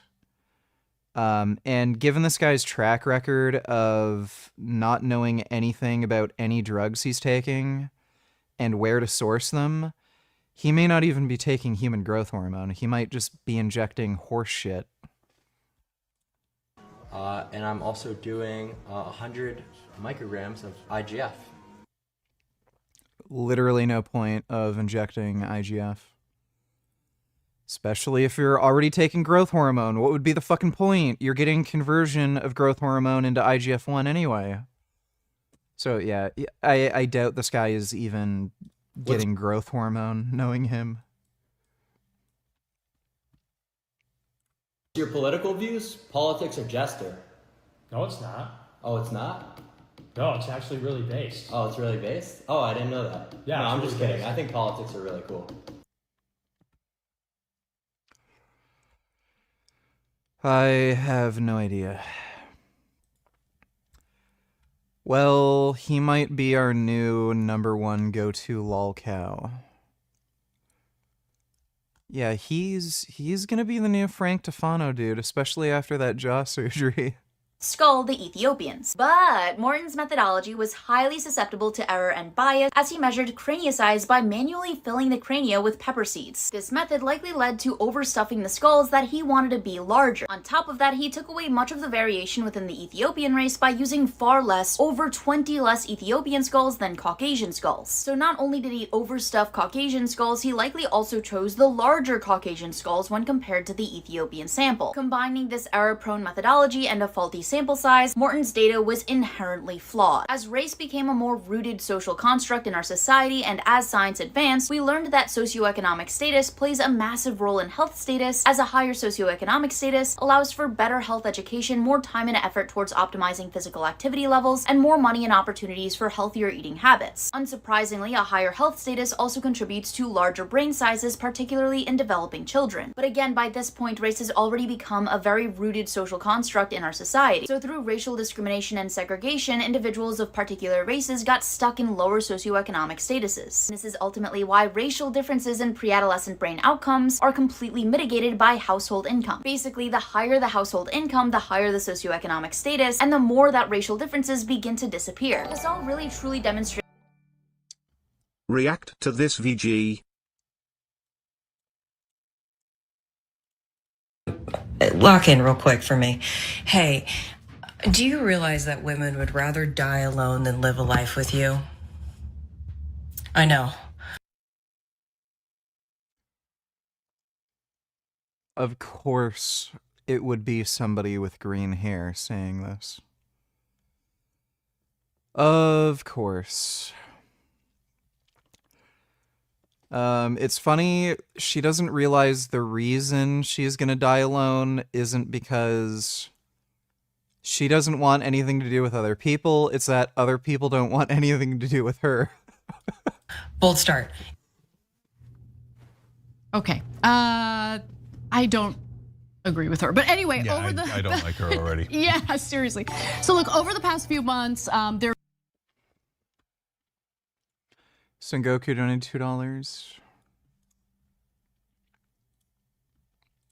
Really check on your ends before you talk about long or short hair, because a lot of girls with long hair be having no hair just because it's long is thin. So yeah, I'm sorry, I can't. Okay. Sounds triggered. It's not triggered. I'm just. First of all, I didn't say the hairstyle she had was not good. You said you don't like girls with long hair. No. That's not right. You should never said that at all. Yeah, she's just triggered. She clearly is attracted to this guy, and she is super, super triggered and butthurt that this guy did not prefer the way she looks. Oh, as a black brother, you should have kept that as what it was. You should have just said, you're not just my type. But hair, it's a different, you can't talk about hair. If you want hair, go get what you want. If you want Becky with the long hair, go get what you want. Don't talk to black women up here about hair. That's just it. And I'm not triggered, like I said. Yeah, she's fucking triggered. At the end of the day, your hair is nappy. Your hair is short. You should be happy where you came from. Period. Can I talk, or are you gonna interrupt me again? I don't want to hear what you have to say. You still but gon- you can say what you want to say, Yeah. but don't talk about black people here. But So let's hear from him. Go So ahead. again, her hairstyle, there's nothing wrong with it. So it's my preference, right? So if I'm here to date, I'm here to find someone for me. So I'm not dating multiple people. You're not dating multiple people. So my comment to her has no sort of significance But on I'm you. a black woman. If I want to wear my hair like hers one day, what you gonna say? Oh, I don't like your hair. I'm gonna go date Becky up the street. Follow along. Thank you. I'll say this, at the end of the day, are you here to find a man, or are you here to be I'm with, not here with- to find you. I'm here Are- to find someone that's gonna accept me, floss and all. And if you can't accept this Sounds- young lady up Sounds like here, you're here to find the sister code. no, So we can I'm move actually, forward. women, We can move forward. We are here, and We there's can a move lot forward. of black women that's lined up in here. So you can't talk about hair. It's not about the length or the texture. Know what you say before you talk to black women. That's it. Thank you. Thank you. Let's go on over here. Yeah, please. let's Your go. name and age. I'm Kisu, and I'm 27. And Kisu, why'd you end up popping your balloon? For numerous reasons. The first one was the age. Okay. So I was like, then the outfit. wasn't a fan. And then I felt like that comment about her hair, cherry on top, very inappropriate. Yeah. Yeah, I mean, she's a black girl. Our hair comes in many different ways, patterns. So Jesus, they're all retarded. I feel like, I don't know, what if you saw me tomorrow? I had short hair. Bro, this chick is like, give me, oh my god. Like, yeah. Pop your fucking balloon as if this guy would even date you in the first place. Like, give me a fucking break. Hair. I just wasn't a fan of it. It wasn't giving that you were like accepting of her for who she was. And I feel like if you can say that to her, you can say it to me. So I had to pop. You need to really check on. Yeah. So these girls knew they wouldn't, like, this dude wasn't gonna be interested in dating him, and then it's like just this chimpanzee monkey fucking power move thing. Thanks for the donation, Son Goku. Ubermensch, $22. That scientific snitch video is completely ridiculous and extremely disingenuous. Like, she clearly contradicted herself several times and needed to evoke. Interbreeding, immigration, slavery. She is a complete moron. What rationalizes away the truth? You're an idiot. Thanks for the donation, dude. Black women are rowdy. Donate $2. This is at a 792% interest rate. You borrowed 500. Yes, yeah. What's your total you're paying back by the end? $2,000. $4,000 for $500. They started garnishing your wages from this loan? Yes. You gave them access to your account? Yeah. This isn't a government. They can't just garnish unless you give access.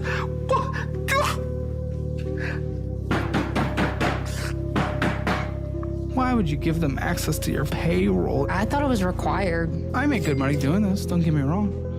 But look how much more money can be made out there if you just have no morals. They gave you $500 and they make $3,500 of profit?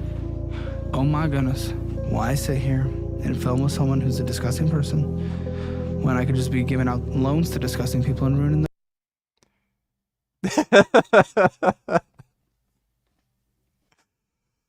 Well, that chick's a dumb bitch, clearly. Holy fuck. Dude, you don't even have to be good at math. Like, if you're an adult, you've probably taken out a car loan or something before, and then you'll see, like, interest payments of, like, 4 or 5, 6, 7%. Like, that's pretty normal. But then you go to, like, some payday loan place, and then they say 700%? Like, that doesn't make you go, oh, what?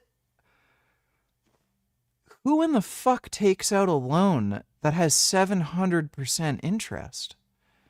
Like, that's fucking crazy. Like, again, this isn't, like, even really high interest loans, like on a credit card, like, they're usually around 22%. You see a 700% interest loan as an adult, and you're like, oh yeah, I'll do that. Like, these are just stupid people.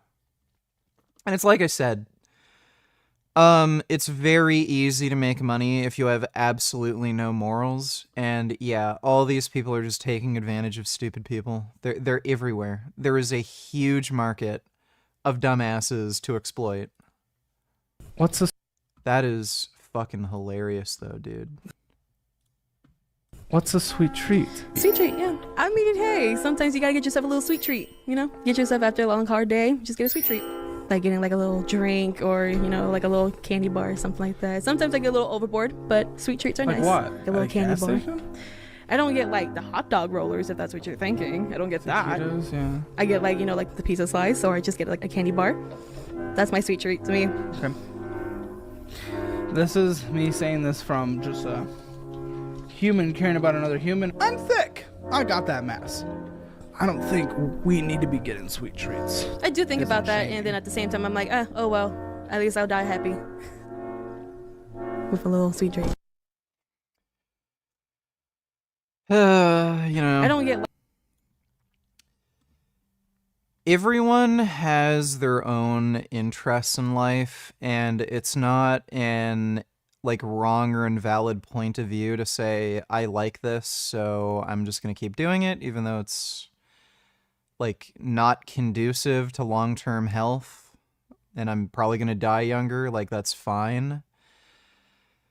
But like, you should ask yourself, you know, there's a reason why all of these, like, you know, candies and all this shit, like, they're pretty colors, they have this like vibrant packaging, you see advertisements everywhere for it. Like, these are corporations that are just trying to take advantage of, like, you know, deep-rooted biological cravings for, like, pretty colors and sweet things and, you know, things that taste good. Like, I don't like the idea of all of this, you know, corporate marketing and social engineering trying to get you to buy this kind of crap and then just playing into it and like, yeah, I'll eat this crap. It's just, somebody is just clearly taking advantage of your weakness, and I don't like that idea. And I haven't eaten any junk food in like over a year now, since like I went on that diet, and I'm just totally fine. I realized I don't ever need to eat anything like this. Yeah, ever since the mushroom trip, just haven't eaten any candy or junk food.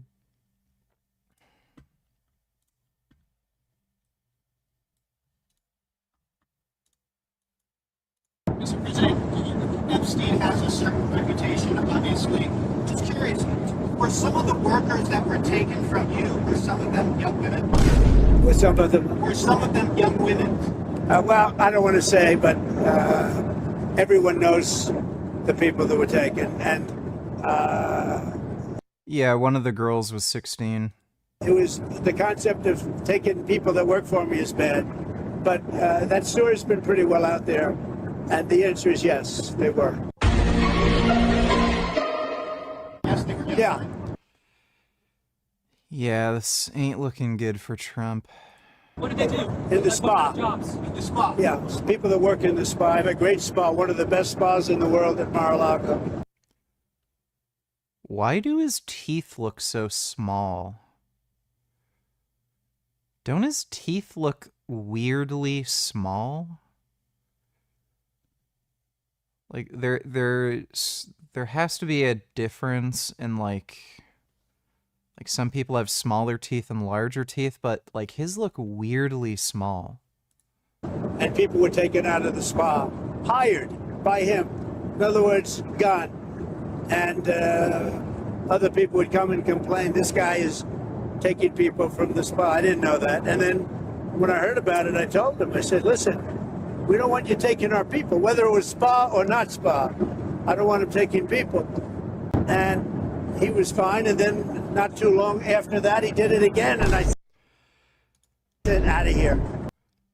Yeah, so according to Trump, he stopped, like, he kicked Epstein out of his Mar-a-Lago thing because he was poaching employees. That's just total bullshit. According to, like, I think Epstein's brother or some shit, Epstein stopped hanging out with Trump because he realized Trump was like a lying scumbag and tried to take advantage of him or something.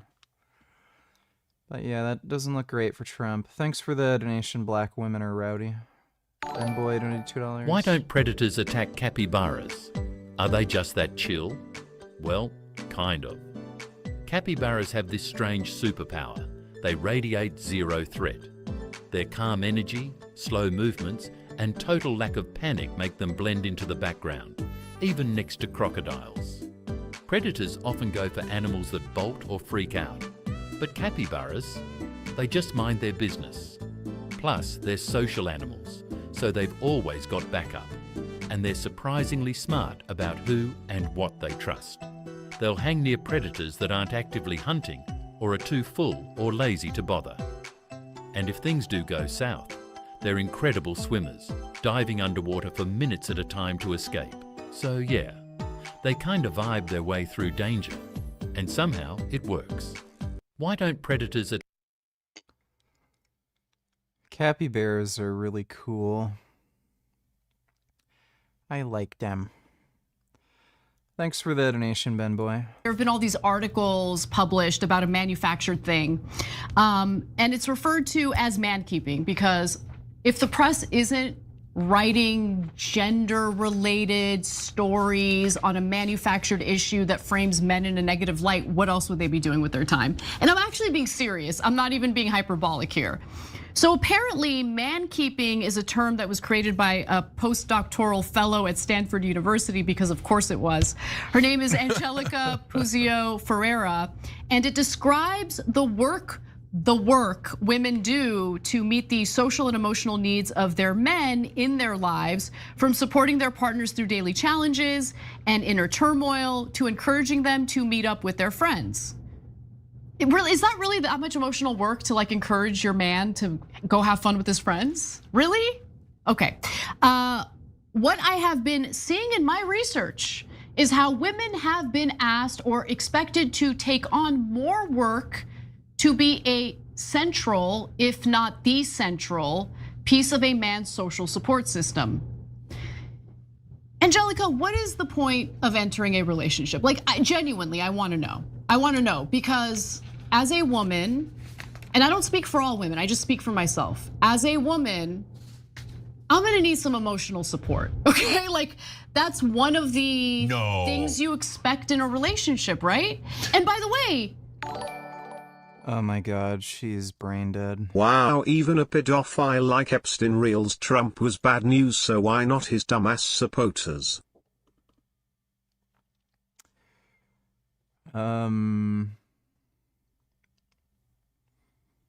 Well, I think you just answered your own question, because they're dumbasses. Thanks for the donation, though, Dodo. All right, well, Anna has no fucking clue. Women do not want to support shit. Women want to date men, and when they see men having personal problems, doubts, insecurity, you know, they need a shoulder to cry on sometimes, they don't find that attractive. Like, you'll even see women, like, admit some of this shit. Like, you know, some of these, you know, like red pill or dating podcast things, girls will be honest and say, like, you know, I thought that, you know, I wanted a guy who was more emotionally open and shared his problems with me, and, you know, we could share emotions together. But when they did that, I found it completely unattractive and I broke up with them. It's just the way things are. Women do not find it attractive when men cry or, you know, break down emotionally or need support from you. It's just not attractive. So if you want to get ahead in a relationship as a man, do not share any of your fucking weaknesses. Never talk about how you need to cry, or you feel you can't handle something, or you're experiencing trauma. Keep all that shit to yourself, because that chick is gonna leave you as soon as you fucking share any of that crap. It's just the reality. it's a 50-50. CDG's Harry Bussy donated $2. Siri helps you save money and automatically detects and ignores all child support calls.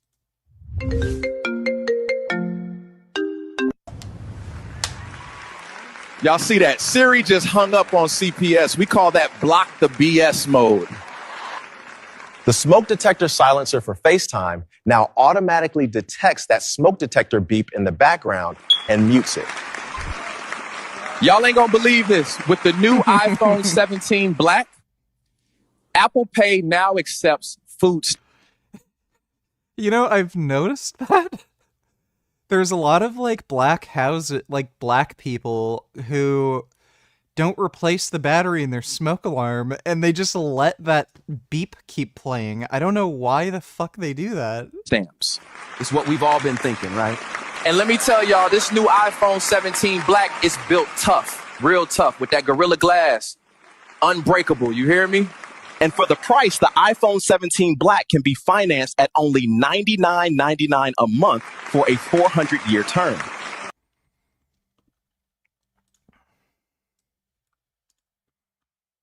Time for men to recognize being a wife and a mother is a full-time job. No, it's not.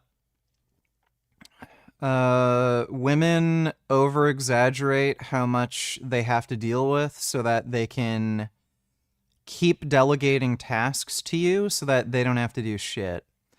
If you're not working a 9 to 5 and you're staying at home taking care of kids, you're doing absolutely fucking nothing. You can clean, you can, again, I live alone now.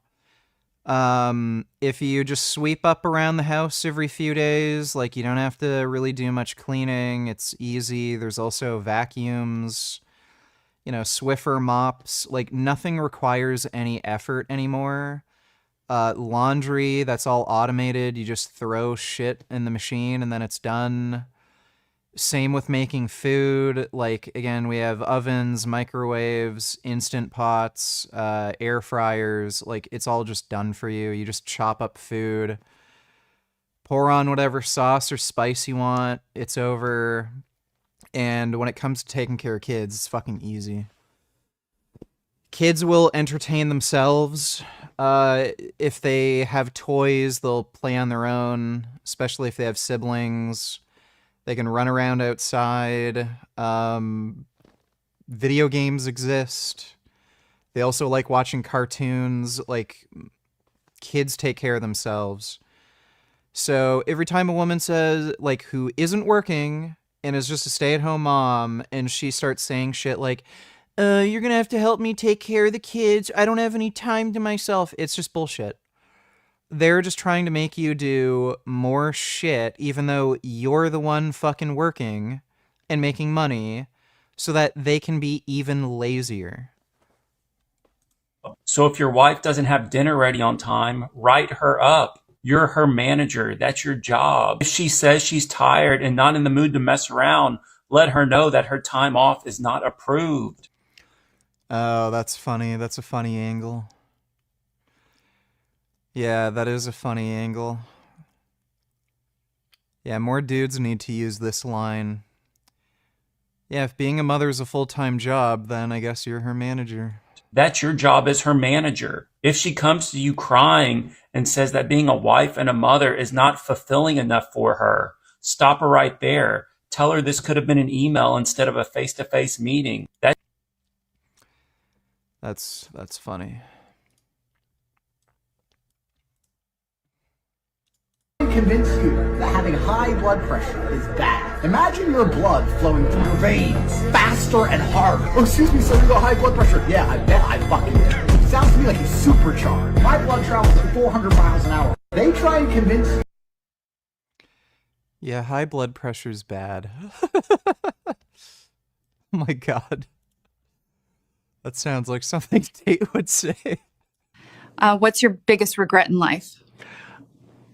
I wish I had more connections on LinkedIn. All right. Well, thanks for the donation, CDG's Harry Bussy. 50 thing. I give, I get. It's a beautiful thing.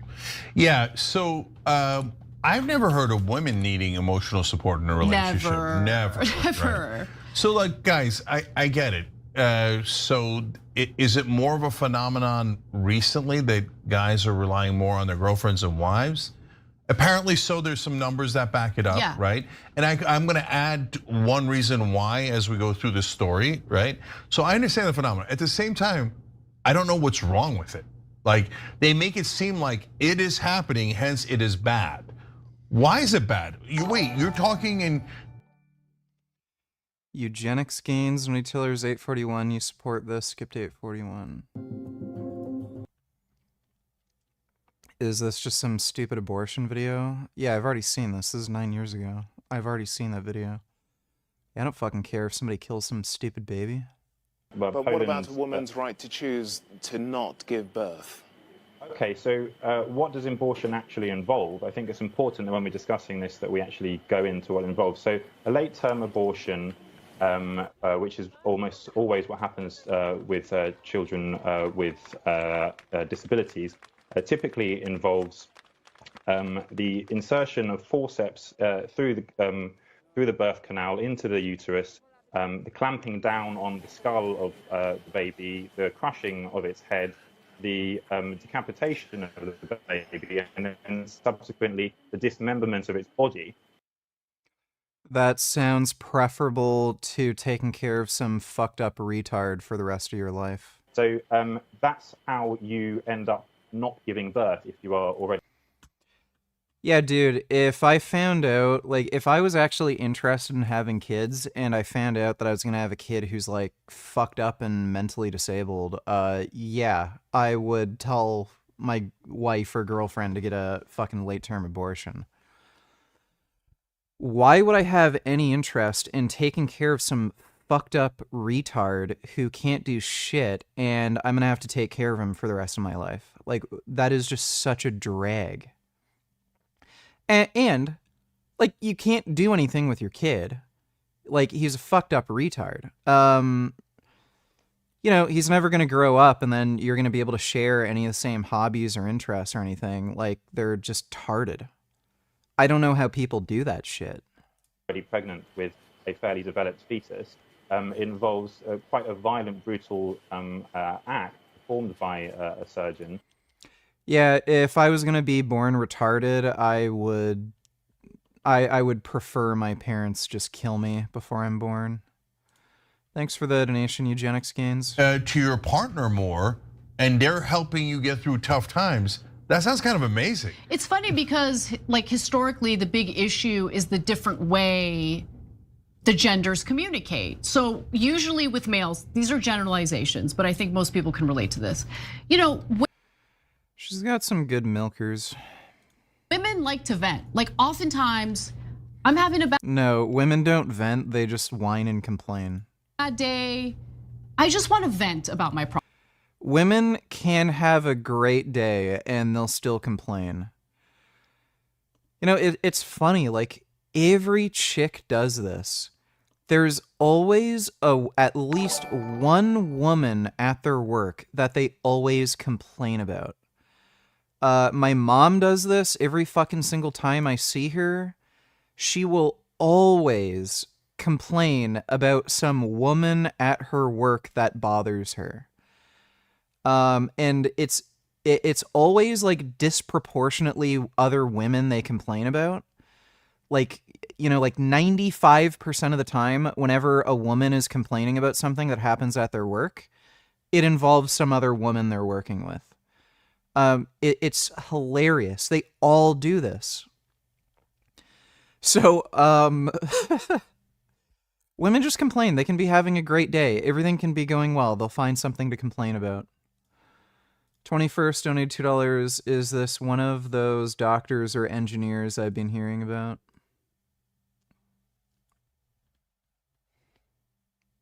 Mighty hammer. So I put it back and grab the hammer and I start warming up his head for the haircut. His hair was becoming hard, but I kept hitting harder. I kept reducing the hair to reach the... This is obviously a joke, dude. Life is short, world is wide. I want to make some memories.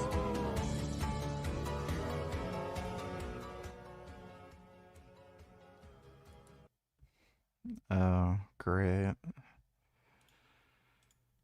Yeah.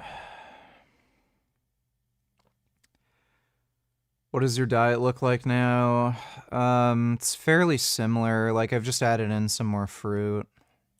Problems. Don't give me any solutions, okay? Just let me, because I want to figure out what's right for me myself. And if you want to, maybe hours after I vented.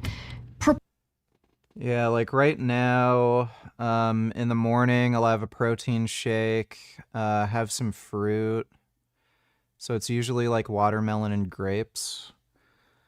And then I'll have a workout, and then I will have another protein shake, and then I'll make some tofu with broccoli and Brussels sprouts. That's basically what I eat in a day. I think right now I'm eating about 3,000 calories. Propose a solution or two, cool, but understand most of the time when women want to vent, they just want to vent. Okay? Men are different. I've No, it's not venting, it's just complaining. experienced, and this is pretty much with every guy I've dated, they want to find solutions immediately. Okay, you're talking about this, which automatically means you want me to give you solutions. You want me to give you actionable items. And so Sengoku donated $2. Would it be reasonable to put a ban or at least increased regulations on oversized pickup trucks? It's a really fucked situation, especially in the United States. Like, Americans would never go for it, but yeah, I mean, unless you actually need a fucking pickup truck, there probably should be some sort of like different license or regulation to prevent some people from buying them. Like, the issue is like at this point you can't do it because you'd fuck over so many auto manufacturers. So a lot of these pickup trucks are like really just luxury SUVs for a lot of people. So you'd completely fuck over the entire auto industry, and we're sort of past the point of no return. Now might be a good time to implement those regulations because nobody is buying a lot of these overpriced fucking pickup trucks. Because the middle class in the United States is dwindling and nobody has any money. But yeah, they're stupid. The amount of people driving these massive, stupid, oversized cars that they can't even really drive because they can't see over their steering wheel and shit. It's annoying as shit. The other issue too is like SUVs are also about as big, if not bigger, than a lot of these full-size pickup trucks. So I don't know what you do about that. So I don't know. It's dumb. Really, really dumb. The problem is kind of solving itself, though, because everyone's becoming more poor. Like, the middle class is dwindling and going away, so no one really has the money to even afford these bigger trucks and SUVs. So, like, that's why that stupid new Amazon truck thing is coming out. What are they calling it? It's like that modular truck thing.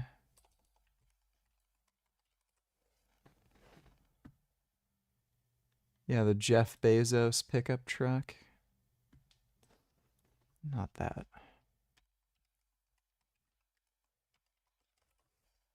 Yeah, this thing. Slate. Yeah, that's why the Slate thing exists. A lot of people want a smaller pickup truck. Well, I think they really want a full-size pickup truck, but they can't afford it. So they're coming out with a Slate truck that's a smaller electric vehicle, and it's modular, so you can turn it into like an SUV or a van and shit like that. But it's made to be as cheap as possible. Like, that's why this kind of crap is coming out, and that's why you're seeing all of these automakers failing to sell any of their new sports cars. Like, again, nobody can afford a car that's like over 50 grand now. So yeah, you know, Thanks for the donation, though, Son Goku. Oh, most people who drive them don't even actually haul shit and drive like jackasses, taking up extra space on the road for no reason. Like, those same people would still drive like jackasses, but almost every, like, near accident I've been in has involved a pickup truck. They just do the most insane, asinine shit.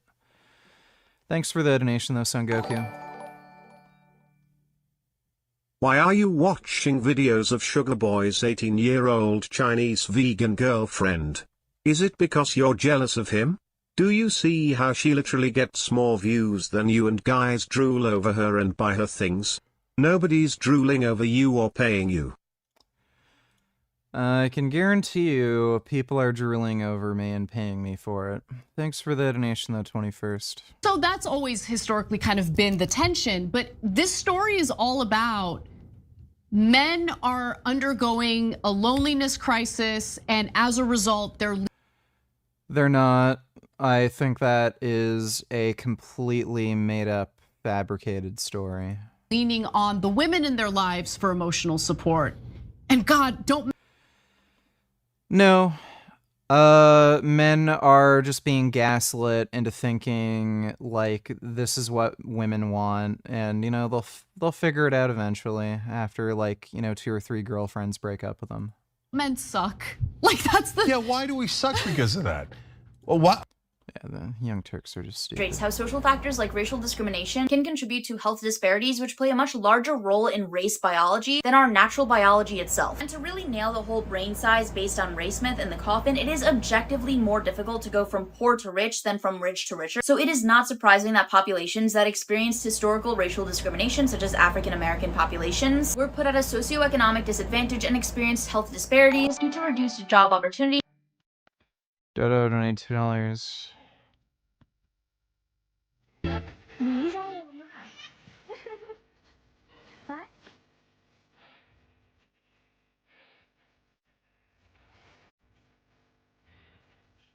Oh.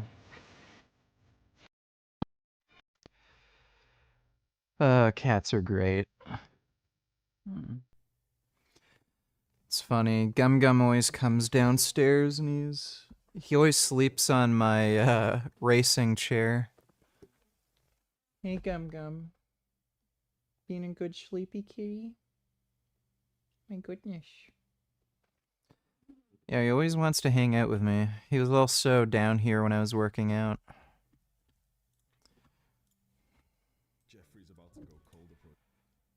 Oh, great.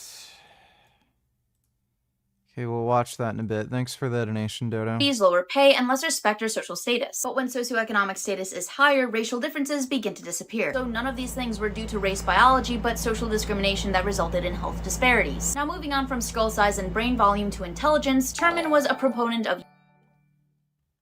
Cats are the best animal in the world. Have you seen the movie The Gorge? I usually hate new movies, but this one slaps.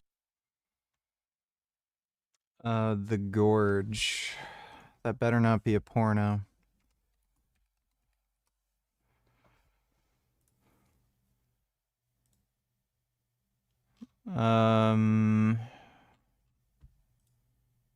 What is this about? Highly trained operatives are appointed to post in guard towers on opposite sides, protecting the world from evil that lurks within. Oh, jeez, Apple TV. The Gorge trailer starts now. Is this a movie or is it a series?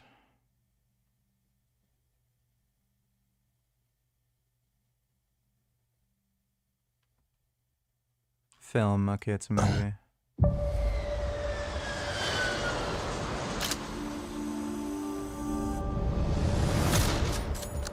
I have new orders that require me to go dark for at least a year, maybe more. A special assignment in an undisclosed location.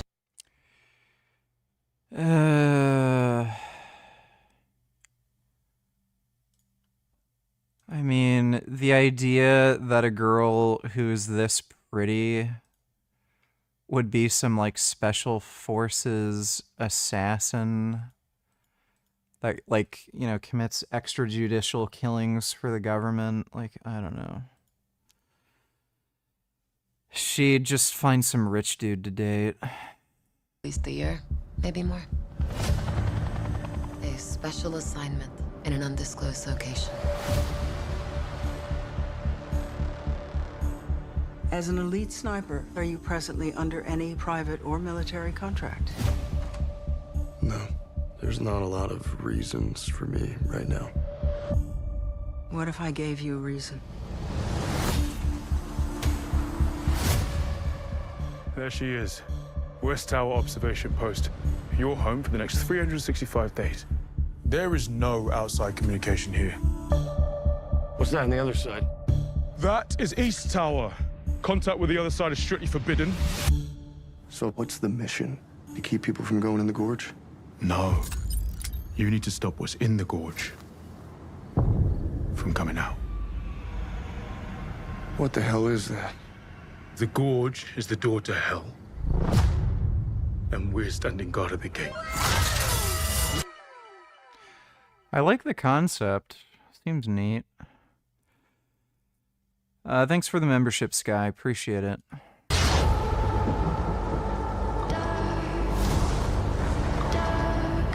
I like these sort of supernatural thrillers.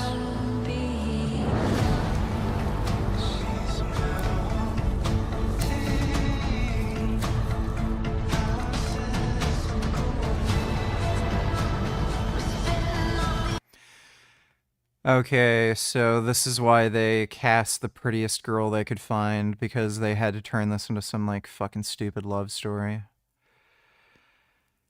Dude, the idea that you'd hire a woman for this, like, who's this young, I mean, it's a little silly, but...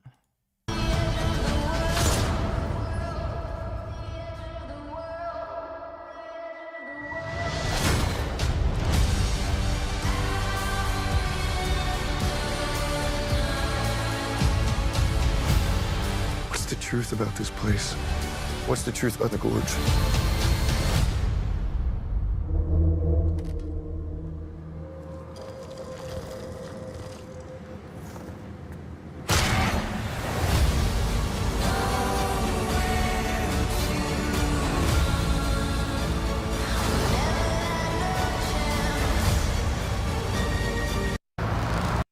I'll give that a watch. It looks cool. Some of the, like, stupid romance stuff is dumb, but, you know. Like, they just have to have that in a fucking movie. Like, who's gonna watch it if there's not a girl and a boy falling in love? Like, I don't know, maybe people like things that are, like, weird and spooky and scary and, you know. Forget the gorge, that sounds gay AF. This is awesome. I am a security unit, or sec unit. I was built to protect and obey humans, and humans are idiots. But now that I've hacked my programming, I can do whatever I want, as long as they don't find out. Now, let's talk security. We need you to select a sec unit to take. Oh wait, that's me. Which was us. I can't. I could. I just didn't care. I was watching the entertainment channels on the company's satellites. I watched 7,500. Sleep with that bot. Stars, Captain.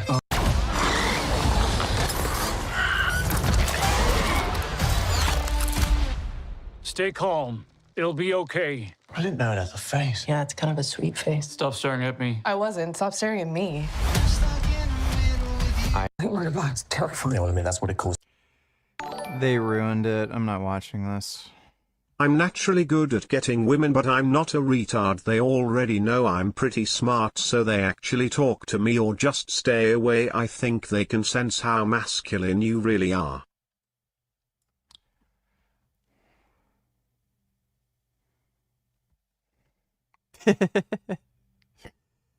These AI videos are silly.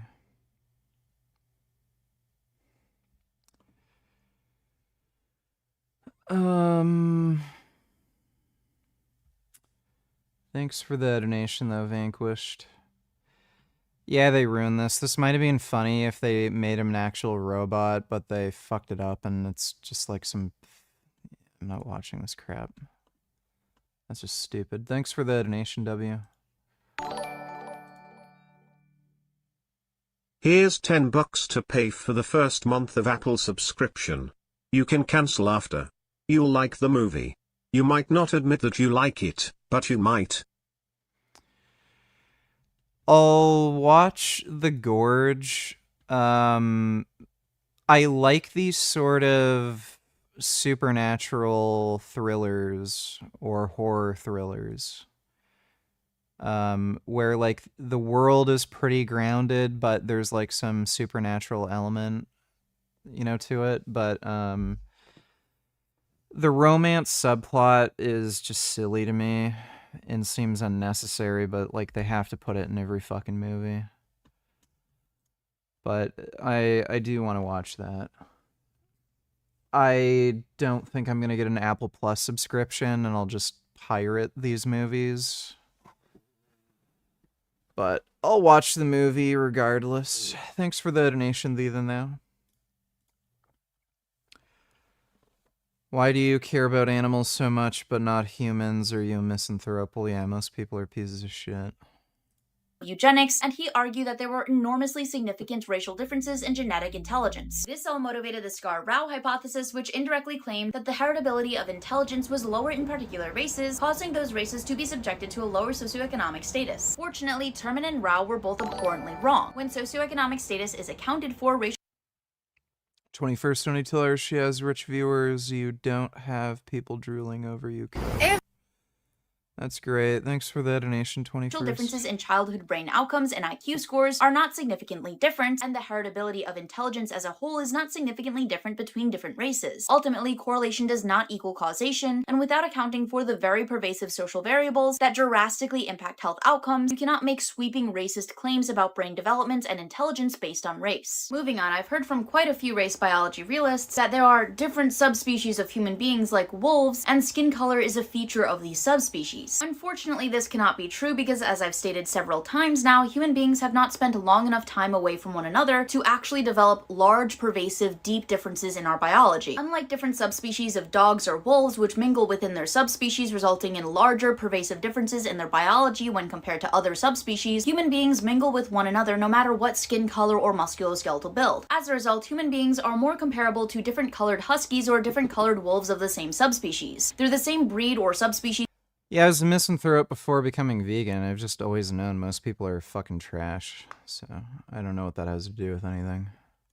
Of dog or wolf, they just have different colored fur or eyes. Human beings are not only the same species, they are the same subspecies and breed. They just have different colored skin, hair, and eyes. There are too many mixed babies and too many mixed populations for us to definitively define separate subspecies and breeds of human. By now you may be noticing a pattern in my responses to these claims. The biological lines that could have existed between ethnicity were crossed so many times that race and ethnicity now are just loose categories that have only persisted due to social factors like cultural language and discrimination, which have resulted in socioeconomic and health disparities. And these disparities cannot be due to biological race because biological race lines have been crossed so many times since the dawn of human existence. While we can draw general associations with race, there will always be exceptions that are not just outliers, but a whole percentage of a given population. Well, there you go. Mike Isertel doesn't know what the fuck he's talking about. Hello, and welcome to Runkle of the Bailey. All right. Mutahar of Some Ordinary Gamers has gotten into controversy when YouTuber Richard likes donkey dick. What are your unpopular opinions in the bedroom? This one's super. I'm not watching that. You know what I just realized? I'm not watching that. Third of I'm not watching that. That chick is annoying and, like...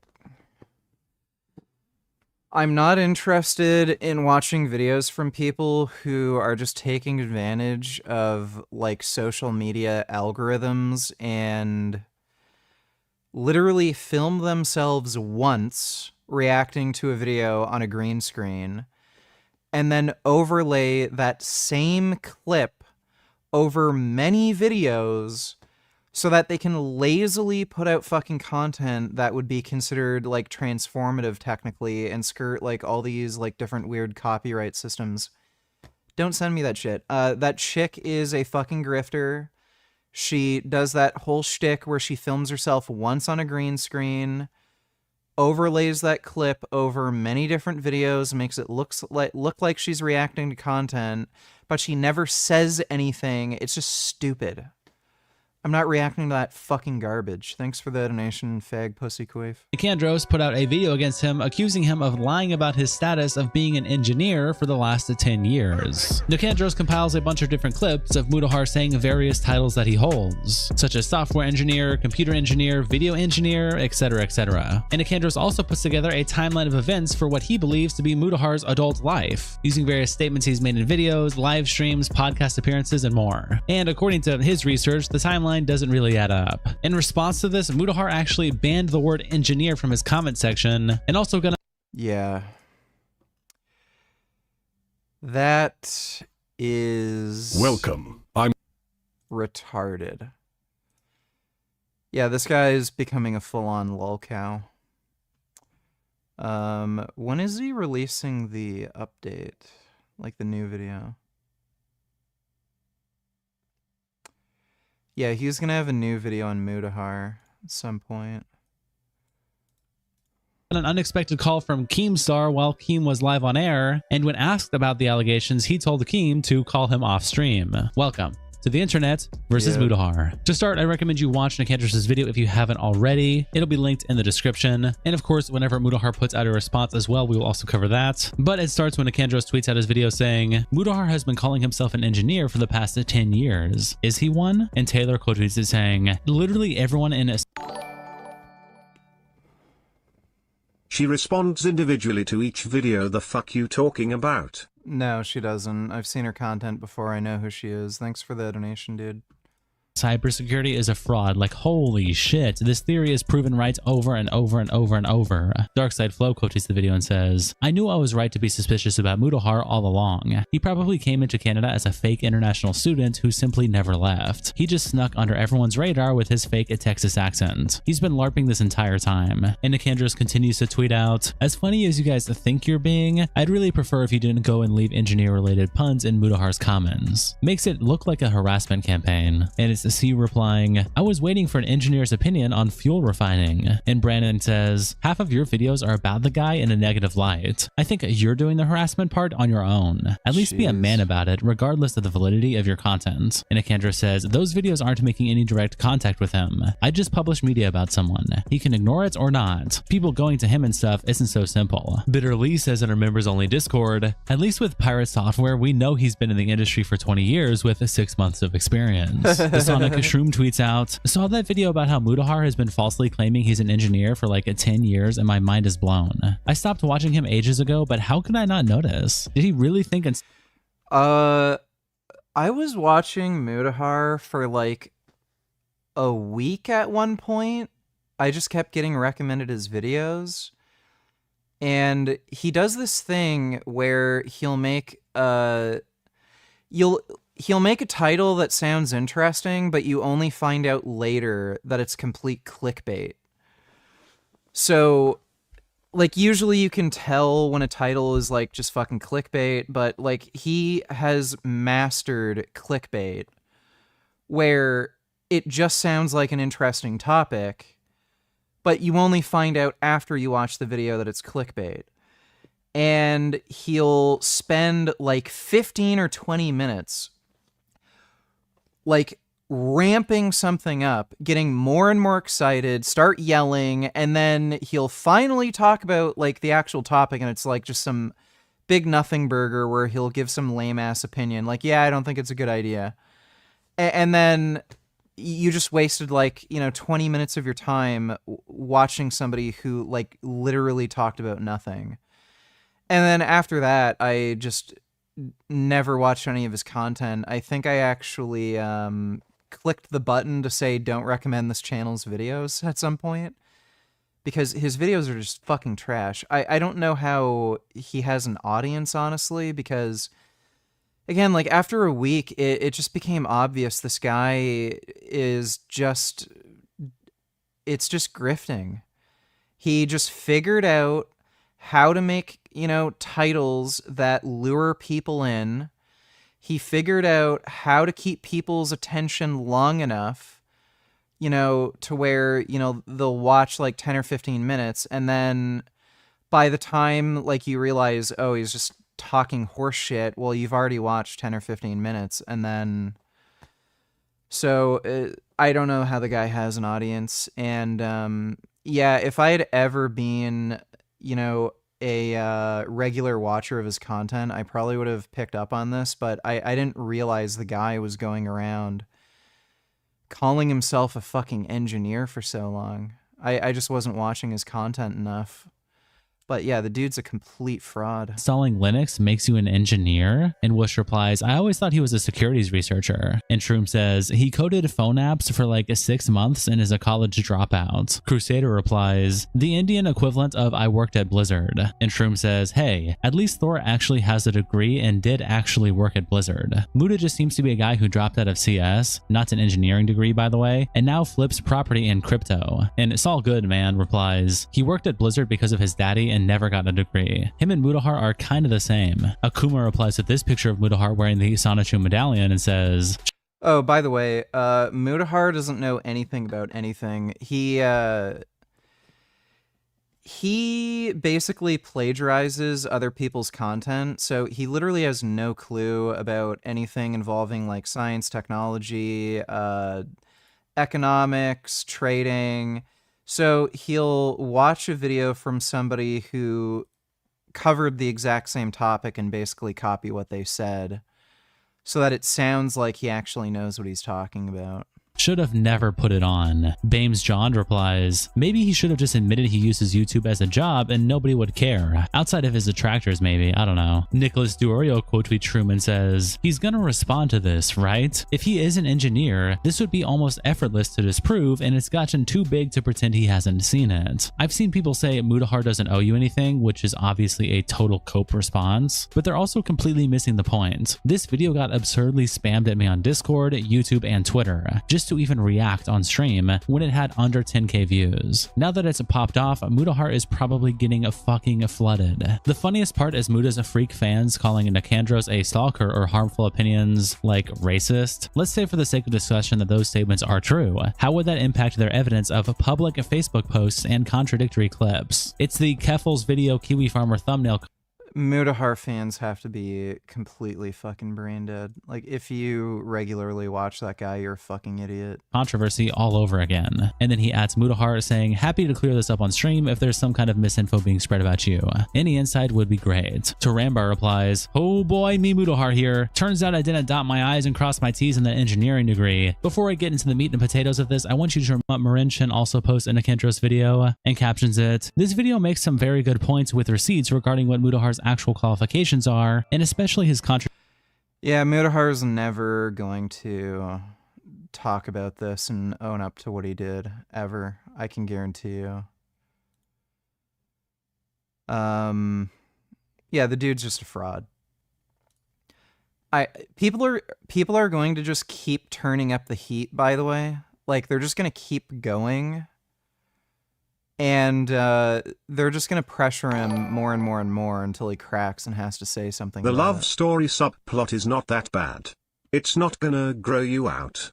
It didn't gross me out, and I'm easily grossed out by that sort of thing. Tell me more about how you get movies the way you do. I use Pirate Bay and then download them through uTorrent and use a VPN.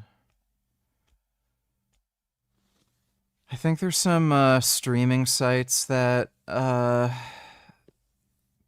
the content for you, basically. Can't remember what they're called, but yeah, just Pirate Bay, uTorrent. Thanks for the donation though, Ethan, though. where it says losers, creeps, peas, and out. Taking a quick look into the Mutahar rabbit hole on my own before watching Nicandras's video on tonight's stream. What the fuck? I had no idea about this guy's lore. I'll be honest with you guys, I have a reason to live, really, and that's you all. That's, you know, might sound grim, you know, you might be like, what are you trying to say? No, that's the truth. You know, I have a reason to really go on living, you know what I mean? Other than that, what else did I...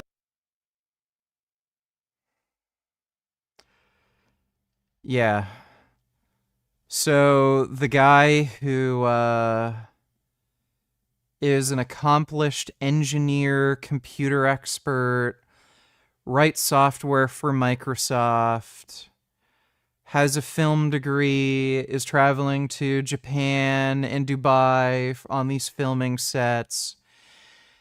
Hey guys, the only reason that I have to go on living is because you guys watch my videos and comment while he's playing fucking Splinter Cell Blacklist. Like, this guy has no fucking life. No life whatsoever. He just makes YouTube videos. I don't know if he has any real friends in real life. He's probably married. He probably is part of some arranged marriage. So like, what chick would marry him? So yeah, I don't know. Fucking weird.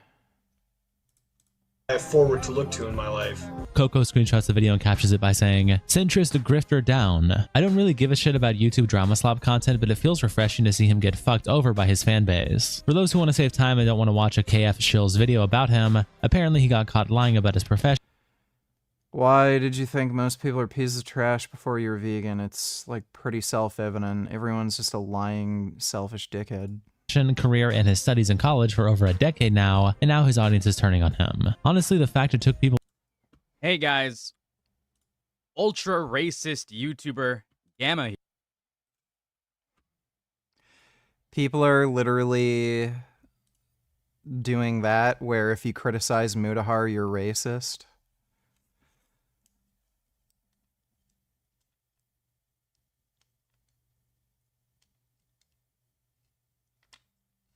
Oh my god. It's Mutahar himself, I think.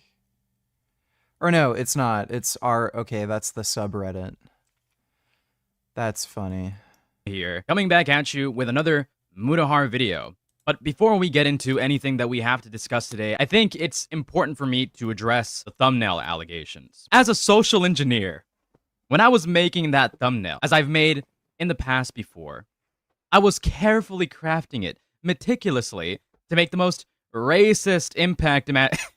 I'm kidding. It's a joke. It's a joke. I'm not a social engineer. But I'm an engineer. I know how this stuff is going, so I'm not even speaking out of pocket right here. So since my last Mutahar video, there are a couple of updates that I want to talk about, but first, I do want to say that there has been a couple of morons on the internet that have quickly ran with my thumbnail, like this Kaguya's Top Gal moron who said that Mutahar lied about being a computer engineer to get a visa. First of all, that's not anything that I've ever mentioned in my video. That's not true at all, and I quickly just want to dispel that misinformation, because what Mutahar actually did is lie about his...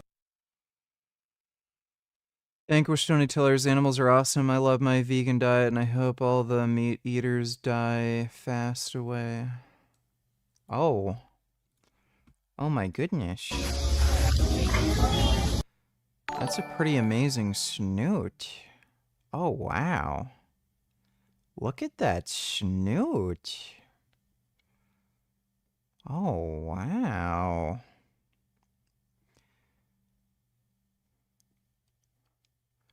I've actually got a lot of ants around my driveway. Should get an anteater to eat all the ants. Anteaters are so cool. Look at their noses. Oh my god. Anteaters are really cool. I also really like lemurs. Lemurs are cool. I also like sloths. They're really sweet. Oh. That's a nice burb. And she looks like Gabe Newell. Dodo donated $2. Do you think men and women can just be friends? Yes, I completely agree. You should keep all your weakness, doubts, and insecurities to yourself when dating. Do you think you should not share it with anybody, period? I wouldn't say that. Like, the issue is, like, most people are pieces of shit. Like, a lot of people have friends that are dickheads. So, if you have really good friends that you can trust, sure. But, the amount of people who, like, share something serious and personal, and then their friends tell somebody else about it and, like, embarrass them and shit, like, I hear about it all the time. Since other guys, friends, coworkers can use it, well, yeah, that's one thing that you have to be careful of. Like, the solution to all of this is to just not have any personal problems. You can just let it all go. You just have to internalize nihilism, and then you don't have to worry about any kind of trauma or some bullshit that happened to you when you were a kid. You can just forget about it. Thanks for the donation, though, Dodo. His credentials, his experience, his titles for over 10 years to try to make himself a figure of authority, which is actually a pretty big deal. A lot of people are calling this story a nothing burger, and to be fair, I get it. I understand why most people wouldn't really care about this entire situation, because it largely seems like a nothing burger, but in reality, it isn't. The biggest deal here is that Mutahar, because of this credibility that he feigned for over 10 years, has been looked up to as a large figure to break stories, to break information, and to cover information from an experienced perspective. People saw him as infallible, as somebody with a bunch of expertise and know-how in many avenues in regards to tech, in regards to information, in regards to research. Last thing.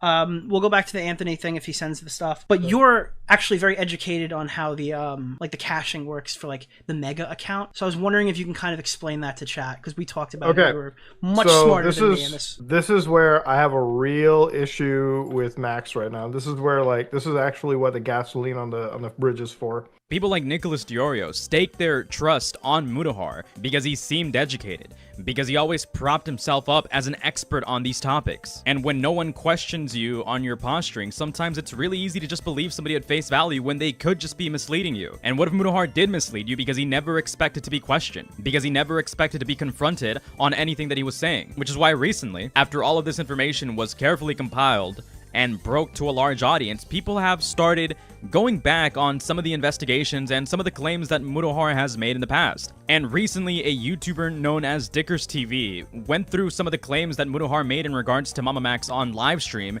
to see just how much of his claims he leveraged his credibility on. You read up on how YouTube CSAI match works or Microsoft's Photo DNA. Both incredibly well tools, both incredibly free to use, and both designed to assist law enforcement and websites to stop illegal material from ever being posted in the first place. They all check hashes, okay? Literally fingerprints within picture files. Why do we think that this is a hash code that's tripped this? Why is there any belief that this is a hash code? Because in Mega's transparency report, they say that this is what they do if they receive any reports from users, the public, or authorities. And then if you look at the account, the error file, the error message, it says that it was reported. But Mutahar is a cybersecurity engineer, don't forget.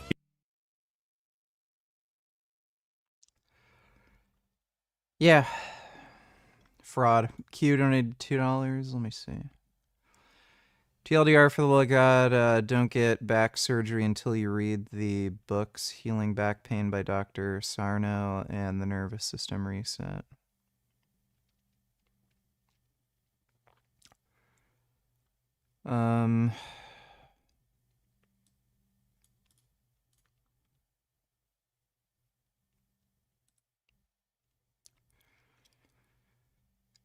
Is that the guy who... Oh, yeah. That's the guy who literally tells people not to think about back pain. That's usually where people's back pain comes from. Not familiar with the nervous system reset. I don't know what that crap is.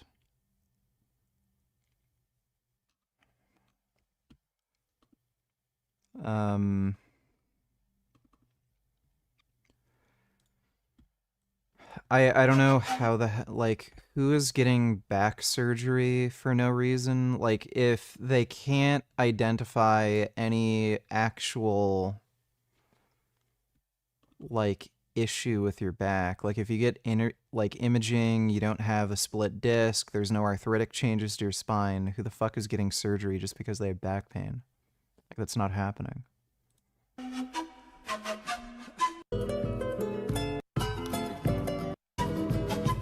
I don't know why you sent me that.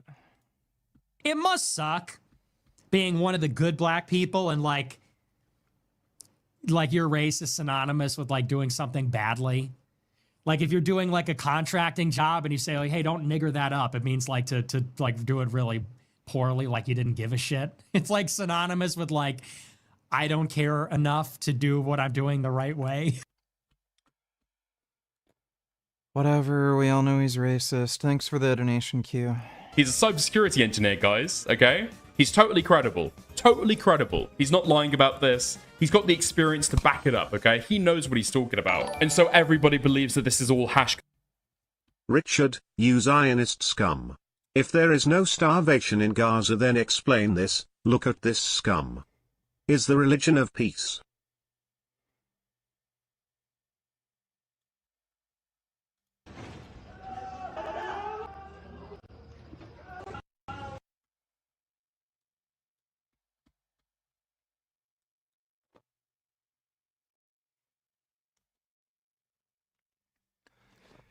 People being taken in their sleep by groups of cannibals. Uh-huh.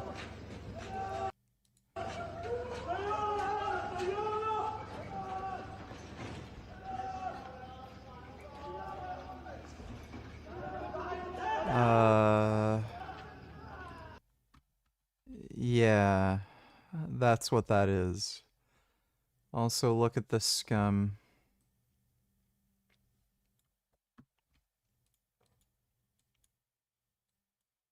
If I have to choose between 1.6 billion Muslims and a cow, I will choose the cow. Hopefully he's vegan. I wish I could talk to the guy and actually convince him to go vegan if he's not. I'd rather save a cow. I'd say that's fucking based. Thanks for the donation, sewer slide. Islam is the religion of peace, yeah. That's why Muslim countries are known as being so peaceful. Codes. And Mama Max was actually storing CSAM. So for those of you who don't remember, during the Mama Max drama, one of the biggest points of contention, one of the biggest things that Mama Max got criticized on is the fact that he was potentially hosting illegal material on a Mega Drive. But what if that actually wasn't the case? What if that was sort of a misrepresentation that Mutahar didn't double check his information on? What if he just said that without actually making sure to verify what was in those files? What if somebody did just take down his information off a no-tolerance report? Now, of course, I'm not saying that to defend Mama Max by any means, because the guy was obviously a fraud, and he is significantly worse than Mutahar by a long shot, but... Your comment about how you can't get surgery on your back if nothing shows up on imaging isn't totally true. Doctors will let you have surgery if you have severe pain even without anything obvious showing up on imaging if it's debilitating enough. What are they going to do for the surgery? What? Like, ow. Ow, my elbow. Oh, my elbow. It feel hurty. Oh, doctor, my elbow. Well, we've done an x-ray and we've also done an MRI and blah, blah, blah. And it doesn't seem like there's anything wrong with your elbow. But my elbow, it feel funny and it hurt. Like, is a doctor gonna perform surgery? Like, what surgery? Like, are they just gonna cut you open and, like, poke around and then sew you back up? Like, so, no, that's not how anything works. If they can't identify any kind of, like, arthritic issue, they're not gonna do any surgery. They're just gonna give you painkillers. Thanks for the donation, Vegan Daddy. These are the type of things that you kind of need to be careful about to make sure that they weren't misrepresented. But we can tell already from the same report that Mutahar is pointing to that no, this system is not very selective. They will take them down based on any reports of such content, result in immediate deactivation of the folder/file links and closure of the user's account. So no, it's not very selective. They will do it on a zero tolerance policy. Now, I'm not saying that what Mama Max was doing wasn't wrong. It absolutely was wrong. I'm just saying that, for all we know, there was probably no illegal content in these files whatsoever, but a lot of people jumped to that expectation. A lot of people jumped to that belief. Maybe in this case, even though Mama Max is a terrible person, perhaps he deserved a chance to explain himself before he was labeled as somebody that was harboring illegal material. So why is this relevant at all? Stated, which I have mentioned, is most likely because of a possible false positive. Look, Max's explanation really hurts me a lot because for it to make sense, he would actually have to have some of these illegal predators, if they have illegal images from them stored. What I'm getting at is Max's explanation here still rubs me the wrong way. Look, if you have, somebody's nude photo or whatever, it's not by itself going to trip any hash. The only reason a hash gets tripped... No. Again, this guy is obsessed with hash codes. This is 100%, I'm saying it now, Dunning-Kruger. He actually has very little knowledge of this space. He has very little knowledge of what's going on. He knows about hash codes, and so he assumes it's all hash codes. There's no reason to believe this was done based on a hash code. This is just his assumption, because this is how other websites operate. But he hasn't even read the entire transparency report. So there is a possibility that as foul as Mama Max is, he may have been misrepresented. Now, a lot of people don't care, but I am of the firm belief that regardless of how bad somebody is, or how detestable somebody is, or how much you dislike somebody, everybody deserves a fair shake and a fair judgment. Now, it goes without saying, when somebody lies about their reputation, about their credibility, and everything that they've accomplished, a lot of the stuff that they've been a part of in the past, such as these sort of investigations, can get invalidated and do leave a window of opportunity for people to immediately discredit any good criticism that they may have been given by people like Mutahar. So in this case, what if Mama Max uses this as an opportunity to try to crawl his way back and claim that he was slandered? It's just a hypothetical, but if you still don't care, and if you still believe that this is a nothing burger because you like and respect... Yeah, it's seriously dangerous for somebody to lie about their credibility like this, especially when you're claiming you're an engineer. It's like claiming you're a medical doctor. So people are going to take you much more seriously, rather than saying I do coding as a hobby. Respect Mutahar, then I want to show you this clip because even Mutahar would agree with the criticism that I'm giving right now. Tons of grifty accounts online fell for this one fucking person lying about their, credentials as a... Jeff E. donated $2, but what does this have to do with pussy? It's a good question. Thanks for the donation, Jeff. Japanese university historian expert. Yeah, buddy. Tons of people online fell for the credentials of a Japanese historian expert. People grift online. Yeah? Even though it took 5 seconds to Wayback Machine their account and figure out, oh, they were just some retard donated $2. It's because, well, they're not saying she's got it. They suspect it. She's got the symptoms. Oh. Yeah. Oh. Fucking no. Don't you shit your bastard pants. Oh. Oh God, I've got to see if that's on. Chris. Fuck off.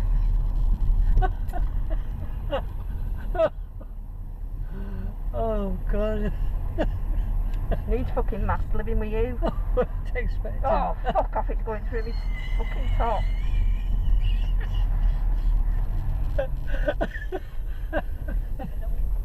Oh dear.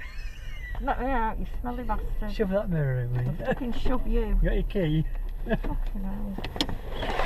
That was bloody disgusting. I've got to see if it's on.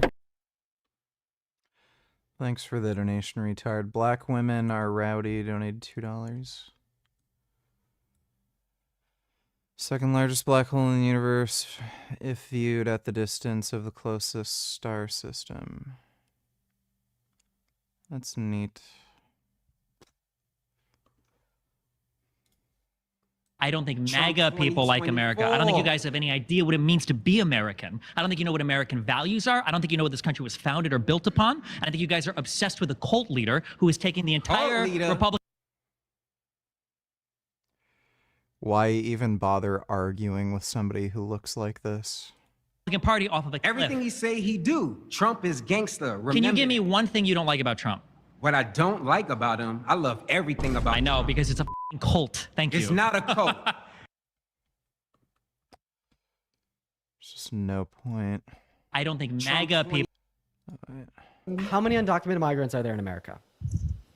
They said over 200 million is what they've been saying, probably more. How many citizens are there in America? Billions, like a billion or something like that. I don't know. Oh my god. There's got to be like at least a billion in the country, right? What are you? An idiot sandwich. Idiot sandwich what? An idiot sandwich, Chef Ramsay. How many? Dude. Yeah, Americans are just stupid. Thanks for the donation, Black Women Are Rowdy. Random question. Is it true that knee replacements don't have the highest success rates, or rather they're hit or miss when it comes to reducing pain? Seems like a lot of people have mixed experiences with them. Did you get one when you were super fat? I've never had a knee replacement. I'm not aware of the success rate with knee replacement in terms of like symptom relief. So if you're getting a knee replacement for pain specifically, I'm not sure how often knee replacements actually reduce pain. I know hip replacements are extremely good. I'm not sure about knee replacements when it comes to specific clinical outcomes. I know that knee replacements don't necessarily improve things like range of motion. So yeah, I'd have to look into that, but I do know hip replacements are extremely effective, you know, for improving whatever clinical outcome you're interested in, range of motion, pain, you know, stuff like that, but I don't know about knee replacements. I've known one person that's had a double knee replacement, and he does have reduced range of motion in his knees, but he said the pain did improve. He was a much older guy, and he had like a really crazy fucked up knee injury. I think he fell from like a really high height. So I'm not sure though. Thanks for the donation, Vigab Daddy. Random white guy from, some part in Indiana, okay? Some random dude on the internet. Well, in your case, it took several years, several months to compile every single time that you've postured about being an engineer, but, I mean, here we are. And even if you took their Japanese, name, put it into, the Tokyo University or whatever university they claim to be, you couldn't even find that person. See, people don't even want to do the bare minimum of research. Nobody wants to do even 5 minutes of research. But they'll believe anything an account says. Now imagine with generative AI, taking the extra steps to, bulletproof this account and make it look even more legitimate. You could actually go beyond just goofing on Assassin's Creed Shadows and turn it into serious misinformation. Imagine an actual piece of misinformation suddenly showing up on national news, international news, spreading like wildfire. And it was not until the actual bomb blows that people start correcting themselves. That's a serious issue, and that's something that I think people need to watch out for going forward. So, there you have it. I am simply applying Mutahar standards onto him, because this is what he preaches, these are his principles, and this is what he's all about. I'm not taking a shot at the guy because I dislike him. I've actually been quite a fan of Mutahar for a long time. I found this guy in elementary school. I found this guy when he was still covering Jeff the Killer creepypastas and playing Slenderman games, okay? I do not dislike Mutahar, which is why this makes it all the more disappointing. For the longest time, I considered Mutahar to be an inspiration. I wanted to make content the same way he made content, talking about anything that I want. What kind of lifting belt do you have?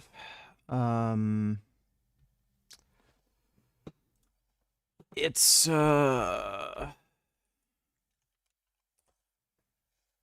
a Strength Shop lifting belt.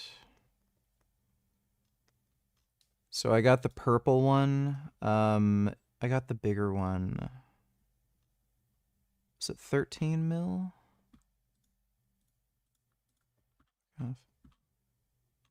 What do they go up to? Yeah, I got the 13 mil belt with the gold buckle. So that's the lifting belt I have.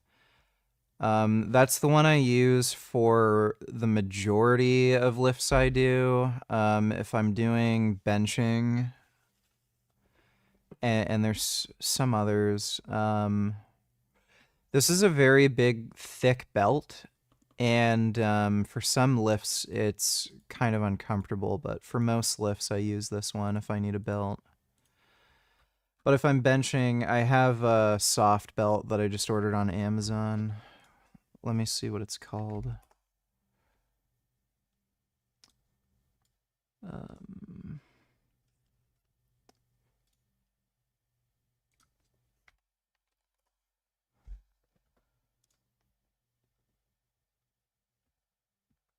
I just don't want to show my Amazon page or my Amazon account. Yeah, I got this one. Element 26 self-locking weightlifting belt. I would recommend, if you're gonna start using a lifting belt for the first time, get one of these soft nylon belts. They're just easier to use. Just make sure you get a self-locking one, because if it's not self-locking, it's not going to have enough support. But this is a really good belt. Very, very supportive. And it's vegan, obviously. Wanted to make views off of any single topic that interested me while covering the information thoroughly. However, Mutahar has essentially made that a slap on the face. Keep in mind, this is the guy that was moral grandstanding to Boogie about his cancer and about lying about everything that he's been going through for the last year. This is the guy who urged him to come forward and be honest. But what does he do when it's his turn to... Yeah, he's just gonna keep running from this for as long as he fucking can, and people are just gonna keep turning up the heat and pressure against him. Don't worry, he'll crack. He made a big oopsie too. He might have gotten away with this, like, just blowing over if he just never did anything, but he blocked any comments on his channel that saying engineer.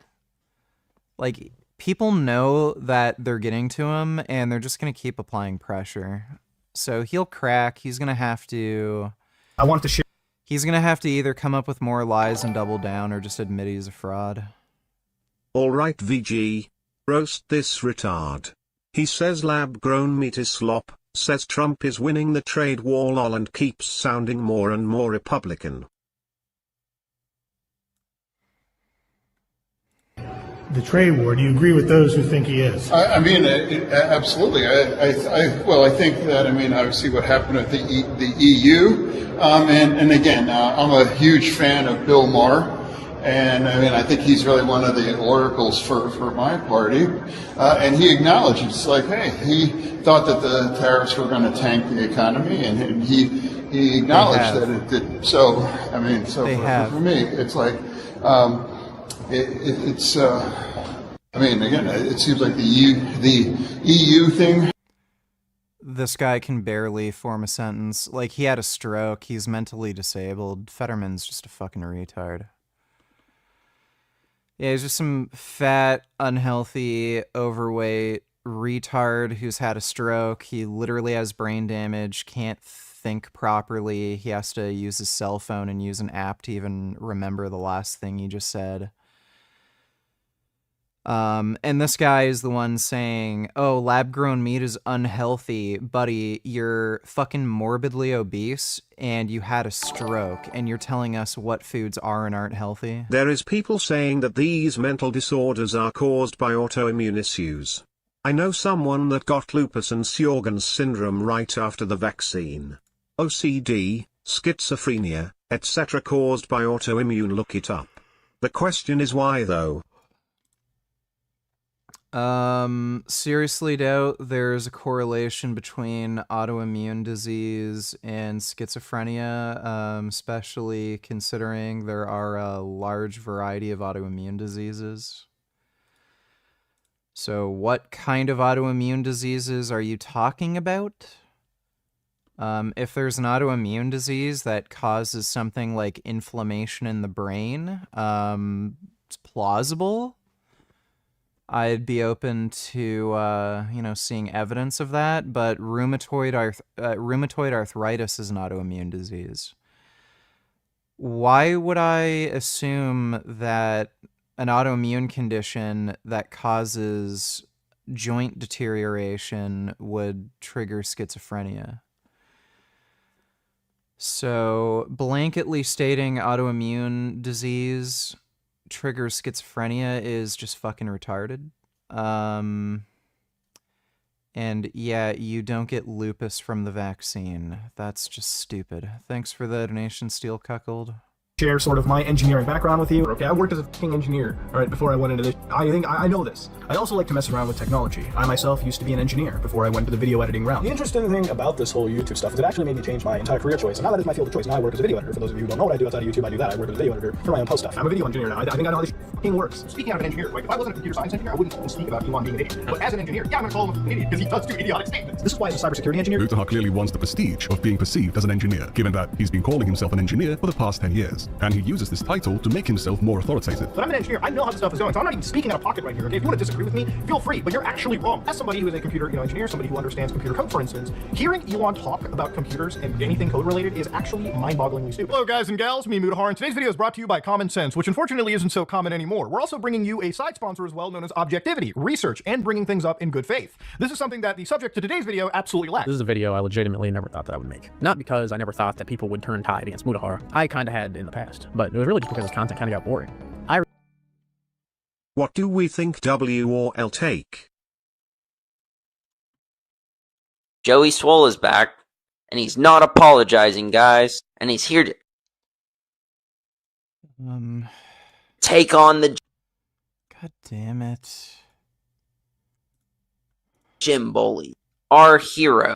More like our hypocrite. Dude, I fucking hate Instagram videos. Why can't you adjust the volume? You're here to take on bullies in the gym? What about outside of the gym? Is being racist and supporting the systemic oppression of marginalized individuals not bullying?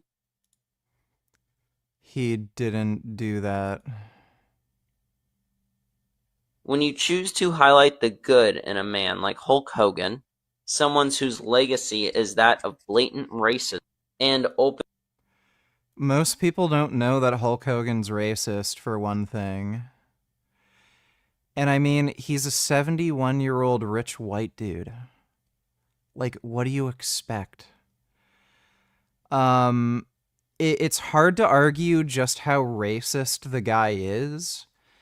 Like, would he refuse to ever be friends with a black person under any circumstances on the basis of them being black? I don't know. he may be, you know, grandpa racist, where he thinks most black people are assholes, but some are good. What does this matter? He's dead. Joey just made a fucking video about how he looked up to Hulk Hogan when he was a kid. He was an inspiration. Whatever. You don't have to like everything somebody does. Like, there's credible evidence to suggest that Martin Luther King gang raped a woman. Are you forbidden from ever mentioning anything good about Martin Luther King and what he did for black rights because he may have committed gang rape? Like, it's just silly. Who fucking cares? Thanks for the donation, Sky. Mutahar is muting / banning people and comments who say the word engineer. Lol, it's almost like how we're not allowed to say Jurianrita on your stream. Uh-huh. Take a fucking IQ test. I wanna see it. Give a guess what it will be before it. How much for you to take one live on stream without cheating? You can't take an online IQ test, dude. They don't do anything. And I'm not doing it. Thanks for the donation, dude. He disowned his daughter for dating a black dude. Well, whatever. Point still stands. Who fucking cares? The guy's dead. Like, the guy is clearly not saying racism is okay just because he made some tribute video to Hulk Hogan. I originally watched Mutahar for deep web browsing and exploration of urban myths in video games, stuff like that. I'm a some ordinary gamer's OG, I guess you could say. Seeing the direction that his content turned, as well as me never having interest in a single episode of his podcast, I kind of figured that inevitably there would be some sort of a downturn of at least his fan base or his numbers. But I never expected this. If you're someone that's new to the channel, my name's That's Weird Bro, and in today's video we're going to be talking about Mutahar, some ordinary gamers, and the fact that the downfall of his career is effectively now happening because he lied about his software engineer credentials. I'm an engineer, okay, not fucking, physiologist, not a virologist or anything like that. Molecular modeling, that's cool, baby. I don't know anything of what you're talking about, but you keep doing what you do, boo-boo. Now, for most people, this would kind of be a nothing burger. If a YouTuber lied about what school they went to or what they majored in or what jobs they worked for, it really would not be that big of a deal. But the problem is that most of his opinions were stanced from a level of legitimacy and saying, I am an engineer. I am well-knowledged in this field. I'm someone that knows day trader. That's why he tells people he's an engineer. Because just telling people I make videos. Long-time viewers now, YouTube is not my viewer. If you want the There's no such thing as day traders anymore. Like, it's just hilarious how the guy claims he's a day trader. Oh, it's so silly.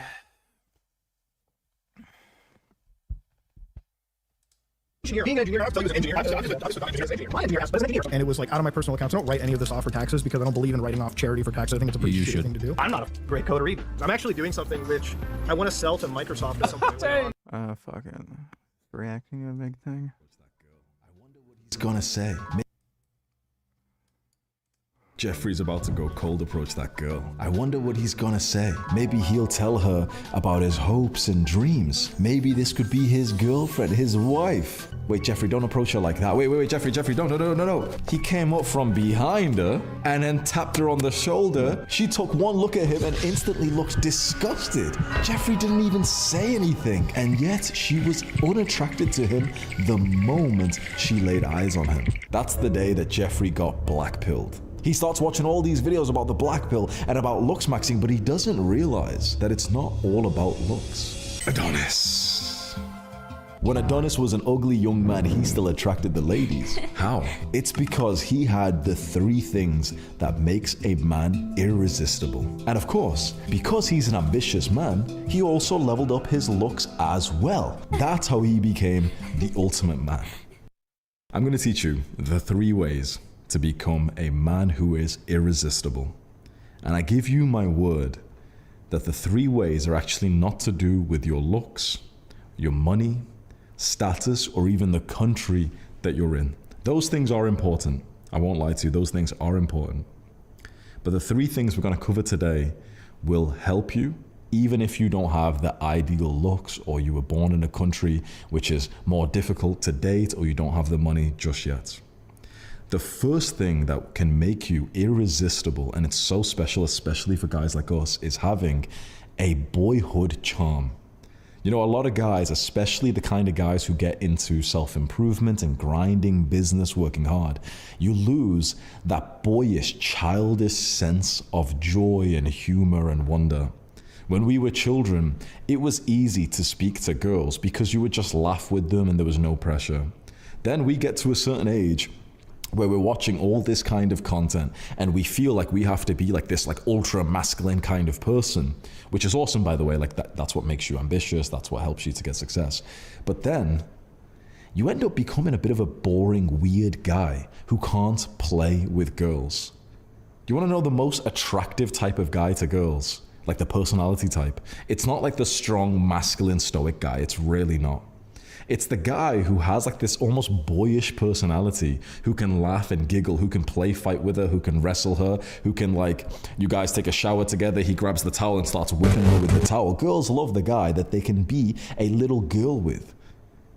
I know that on the internet, you're being shown that you've got to become like this ultra masculine guy, and you should do that for your own growth because it's awesome to become masculine and more disciplined. But when it comes to your time with women, that's when you can go from grinding to playing. So think about the two versions of you. There's the masculine version of you that's watching this video right now, who's working hard, who's got goals. You're thinking about self-improvement, making money online, being productive, getting good grades, fitness, everything. Okay, awesome. That's so good for you. But then think about the boring. Dota donate $2, please react at 409.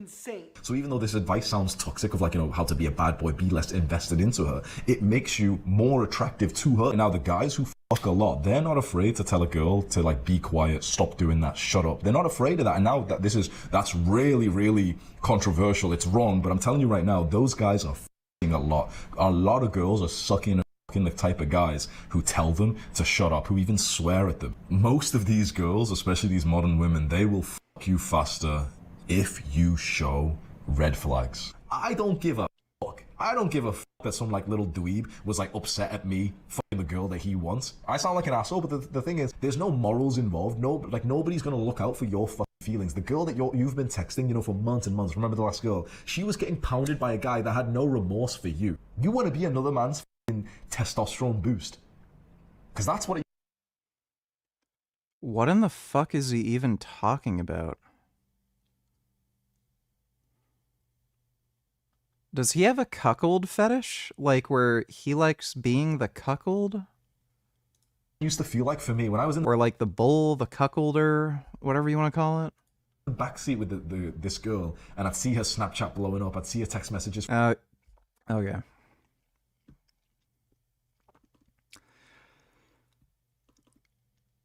So he has a fetish for thinking he's fucking some girl who has a boyfriend already or something.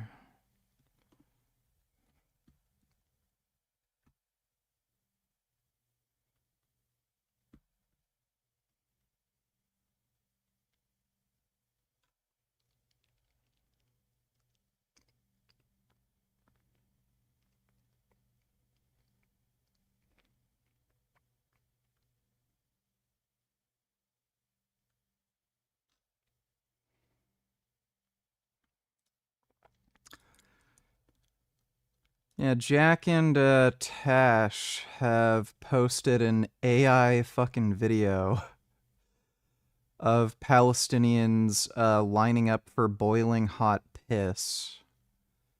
And they're saying Gazans are starving, and I'm having an argument with Jack and on Instagram.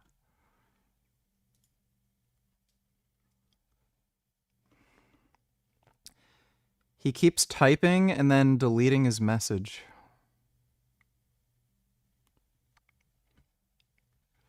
Benjamin Netanyahu's son, is very salty over the fact that Joe Rogan allegedly refused to have his daddy on his podcast. Now, maybe Rogan just isn't interested in having war criminals on his podcast. Who knows? But I thought it would be a great opportunity to get to. So he's fine with having Trump on his podcast, who's a supporter of Israel, but he won't have Netanyahu on? Like, does that not show you that this probably has something to do with his friends being anti-Semites? Whatever. My name is Ian Runkle. I'm a Canadian criminal defense and firearms lawyer. Today I want to talk about the SIG P320 handgun and why I think it's basically cooked as a design. Now, a bit of background here, the P320 is a very popular handgun model. It's sold very well. It's manufactured by Sig Sauer. However, in recent times, there have been reports that the gun may fire without pulling the trigger. This is a big deal for a gun because while you want it to fire every time you pull the trigger, assuming it's properly loaded and so forth, you also want it to fire no times when you are not pulling the trigger because that's a major safety issue. But there have been reports of it going off without anyone touching the trigger, including it's been implicated and it's been suggested that this is at fault in the death of an airman. So all of this is a big deal. Additionally, there have been sort of online researchers who have done tests, and one of the most sort of viewed ones is one by the Wyoming Gun Project, who have graciously allowed me to use a little snippet here, but it shows the SIG P320 going off with just a little bit of trigger depression, not enough that it should be able to fire, and some manipulation of the slide. This gun is factory all the way post-voluntary upgrade. So we're going to see if we can get it to set off a primed case. Okay, folks, so we're out here in the garage. We have our P320 firing sequence through the sear. Tried a couple times. It might be working, but action, this is not ideal gun behavior. However, this doesn't establish that any of the reported instances of a gun going off without somebody pulling the trigger happened like this. It just doesn't. It illustrates a possible failure mechanism.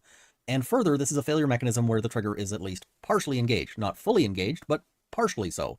And the issue is that some of these have been reported to be no engagement. Like a proper holster should cover the trigger entirely, so there shouldn't be any trigger engagement at all. It's also been reported by some other people that other firearms can do the same thing and don't have this sort of reputation. This is part of the story, but it's not the full story. And so I appreciate the heck out of this reporting. There's also more to be discovered, and there's more to whatever's going on, or maybe less to whatever's going on. This isn't the thing that I think is most concerning. In fact, the thing that is kind of the biggest news to me, as a lawyer, is a court case that, ironically, SIG just won. Now, you might be saying, wait a minute, how is a case that SIG won that concerning? And I can explain, because if I was SIG or a gun store that sells P320s or somebody who owns a P320, I would be very worried about this particular ruling. So let's have a look here, or at least, sorry, rather than this ruling, this finding by a jury. This, I should be more specific here. Okay, so let's have a look at this case. So the plaintiffs in this case are a police officer and his wife, and the police officer is the primary plaintiff here, but they're both suing Sig Sauer. Now, the plaintiff, Jacques Desrosiers, resides in the Commonwealth of Massachusetts and has 24 years of service with the Cambridge Police Department, but has not returned to active duty following the incident described below. You might be saying, well, what happened to take him off of active duty? Well, it's kind of horrific. So, in October 2019, Officer Desrosiers is a police officer for the CPD. At this time, the CPD were using P320 Sig Sauer firearm models. On October 10th, 2019, Officer Desrosiers was on active duty with the CPD. Upon coming back from his lunch while on duty, Officer Desrosiers parked his car across the street from the CPD building. While walking towards the Cambridge Police Department, Officer Desrosiers had his department-issued P320 service firearm securely under his department-issued belt when the gun unintentionally discharged. At no time did Officer Desrosiers touch the trigger, and no other item touched the trigger when the gun discharged. These are the allegations, right? Nothing has been established here. This is from the complaint. The bullet impacted Officer Desrosiers' scrotum, left inner thigh, and exited his right knee, causing devastating injury. So, this is a bad injury. And in fact, this is the reason for why there's one of the claims that's made. So he claims for all sorts of things about his personal injury, but if you're wondering why his wife is in this claim, well, that is answerable when we get to count 6. Count 6 is a claim you don't see all that often, but here it is. So, plaintiff Yolette Desrosiers' loss of consortium claim against defendant. Now, loss of consortium includes lots of things. It includes all of the things that sort of a husband does for a wife, or vice versa, including specifically what you're thinking. So, because he suffered a catastrophic injury, yeah, that one, because he suffered a catastrophic injury, he was severely and permanently injured and has been rendered disabled. Now, they note here, before suffering these injuries, Jacques Desrosiers was able to and did perform all duties of husband and did perform all these duties, including assisting in maintaining the home and providing love, companionship, affection, society, sexual relations, moral support, and solace to plaintiff Yolette Desrosiers. And from the date of the injury to the present time, he is unable to perform the duties of a husband, and so she is deprived of his spouse's consortium. Yeah, That's pretty much exactly what you think it is, and so had they won, the jury would have had to put a dollar figure on that. Jeez. Like, what exactly is the value of his eggplant? So, just saying. Yikes. That is fucking horrendous. Sometimes courts are weird, and sometimes jury duty involves some weird things. But we have a ruling from the jury, and we have a verdict. Let's have a look at the verdict, and why this verdict should make Sig and various others a little bit nervous, why this is sort of a bad sign. So, verdict form, July 28th, 2025. We, the jury, unanimously return the following verdict. So, question 1. Did plaintiff Jacques Rosier prove by a preponderance of the evidence that defendant Sig Sauer Incorporated breached the implied warranty of merchantability by defectively designing the P320 pistol? And the answer to that from the jury is yes. So this jury found that the pistol was defectively designed. If you answered yes to question 1, did plaintiff Jacques Rosier prove by a preponderance of the evidence that defendant Sig Sauer's defective design of the P320 pistol caused him injury? Answer to that, also yes. Question 3. Did plaintiff Jacques Rosier prove by a preponderance of the evidence that defendant Sig Sauer breached the implied warranty of merchantability by failing to give adequate warnings regarding risks associated with a P320 pistol? Also yes. And then 4, if you answered yes to question 3, did plaintiff Jacques Rosier prove by a preponderance of the evidence that defendant Sig Sauer's failure to give adequate warnings regarding risks associated with P320 caused him injury? And they said no to that one. But then they have to carry on because the next question says, if you answer... Dodo donated $2. Let me see. If you say that evolution began at the origin of life, then you're discounting all of the chemical and cosmic complexification that brought us to that point in which you could have the first living cell. How did it get there? I always had this unsettled feeling that there was something missing from the laws of nature, because none of the laws explained all of the wonderful complexity of the universe around us. For us, all evolving systems are conceptually equivalent, whether they're the evolution of atoms and isotopes, the evolution of minerals, or the evolution of life and technology, and so therefore may be described by a single unifying natural law. So the law of increasing functional information is an effort to describe a kind of universal characteristic of the cosmos, the idea that systems Did over you hear time... about the court case on Tory Enright? Or, what did you think about that?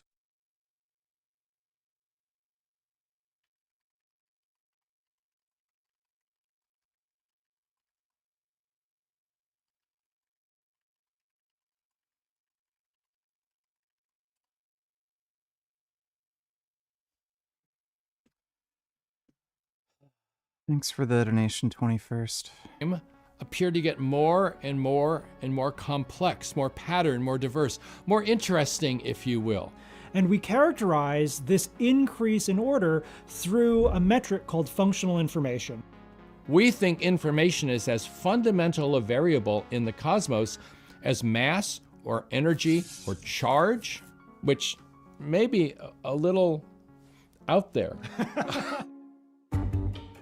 So over the last 400 years or so, scientists have come up with a set of 10 laws. That's the canon of physics, and that it describes virtually everything we experience in our day-to-day lives. The motions, the forces, the energy, electromagnetism, the law of gravity. That's it. The only law of those 10 macroscopic laws of nature that has an inherent arrow of time in it is the so-called second law of thermodynamics, which says that over time, a closed system's entropy should increase. Basically means that the disorder of the system should increase over time. But we see the second law manifest in our daily lives. Our new shoes get scuffed. You can break an egg and scramble it, but you can't unscramble an egg. As I'm thinking, as electrons are moving, as molecule bonds are formed and broken, every one of those activities causes an increase in entropy. But that doesn't mean that entropy is driving complexification. There is some extra description that is required to explain the marvelous creativity of everything that we see around us, and also the forces of complexification in everything else in the cosmos. Go back to the Big Bang. There was really no structure of any kind. And then you started forming protons and neutrons. And then the protons and neutrons formed atoms. And then the atoms formed molecules. And the molecules formed stars. And the stars created planets and minerals and atmosphere. Jasmine, I'll give you two options. You can keep responding to emails and texting and not even watching the video or paying attention to your stream at all, and I'll shut the stream down. Or you can stream. You're acting like Jasmine ATM. What's your choice?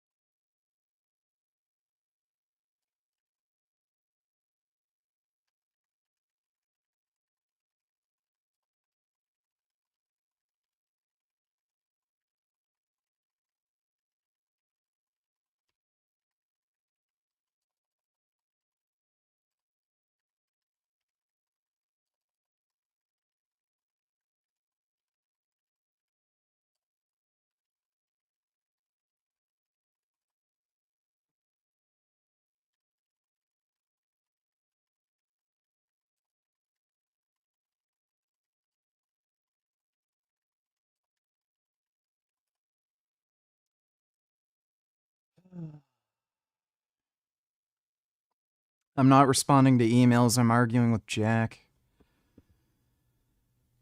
Thanks for the donation, CDG.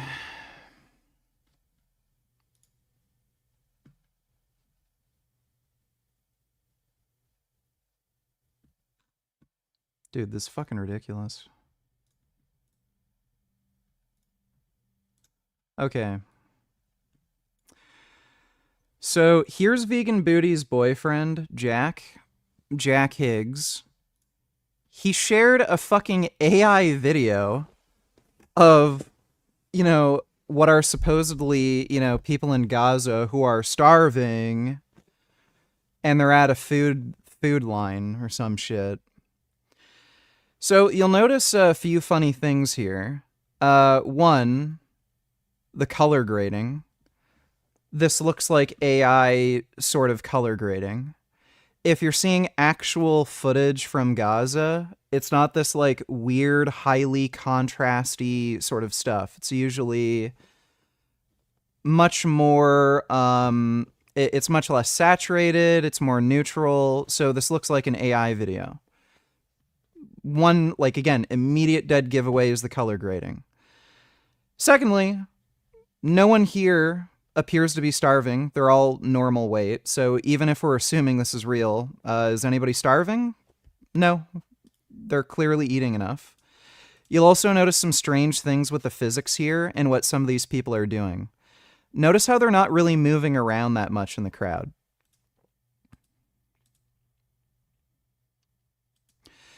So notice this woman here has an outstretched hand.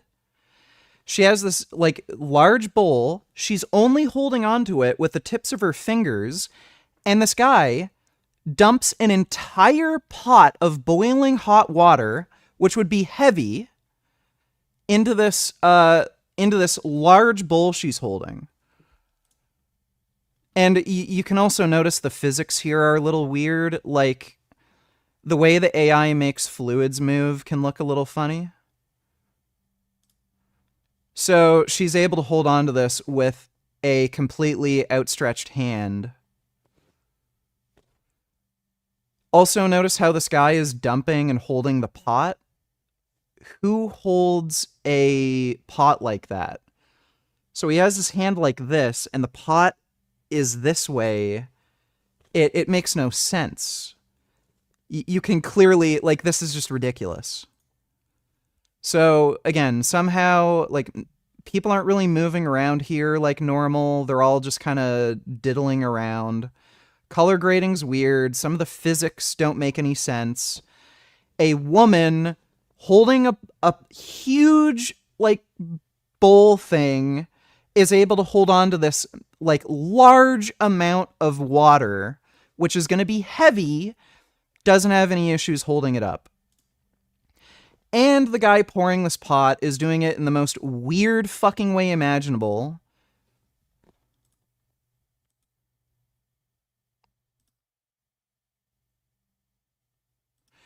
Then it cuts to this person, and it's this very narrow angle shot, and it's made to look as if this is the guy who's filming it.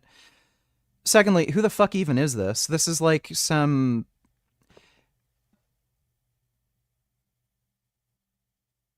This says Canon EOS.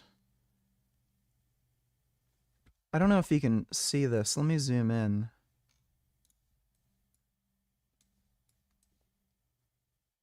So you can see it here. I don't even think...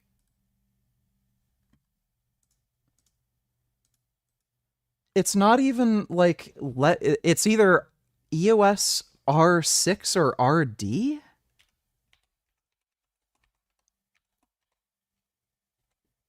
That either says R6 or RD.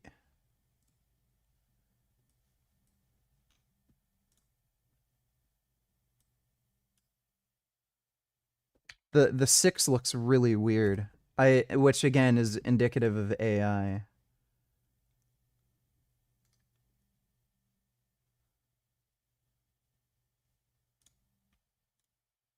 So there is a Canon EOS R6.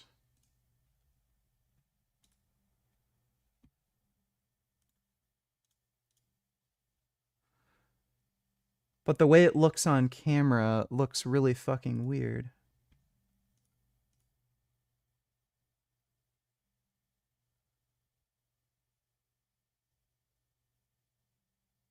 That might...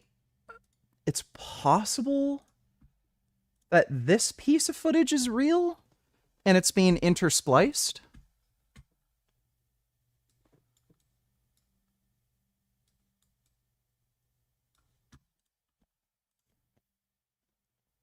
Yeah, and he says, this is just fucked. So, clearly AI, fake, and let's be super generous. Let's assume that wasn't AI. Who's starving? And like, what is Jack claiming here? Is Israel doing something wrong by supplying people with food? Like, it's just ridiculous. And he keeps coming up with excuses not to debate me on Discord right now. Keeps asking, well, why would I do that? Why? Why do I need to do that? And oceans and ultimately life. And now life's creating language and art and various kinds of social structures and technologies. And now we have computer programs that themselves evolve. I mean, that's an incredible range of evolving systems, but they all share these 3 common aspects. First, it must be composed of numerous diverse interacting components. They could be atoms, they could be molecules, they could be cells, they could be individual people. And those different components can be arranged in just countless, vast numbers of ways. Second, it has to have mechanisms for generating numerous configurations of those components. You have to have a way. Can you call Jack on stream and talk to him about it? And also, can you call Lavi to and talk to about him his pro-Hamas propaganda about Gazans starving? Can you do it? Also call Jack first. Also VG, we can't hear the audio, but that's usually a dead giveaway for AI video.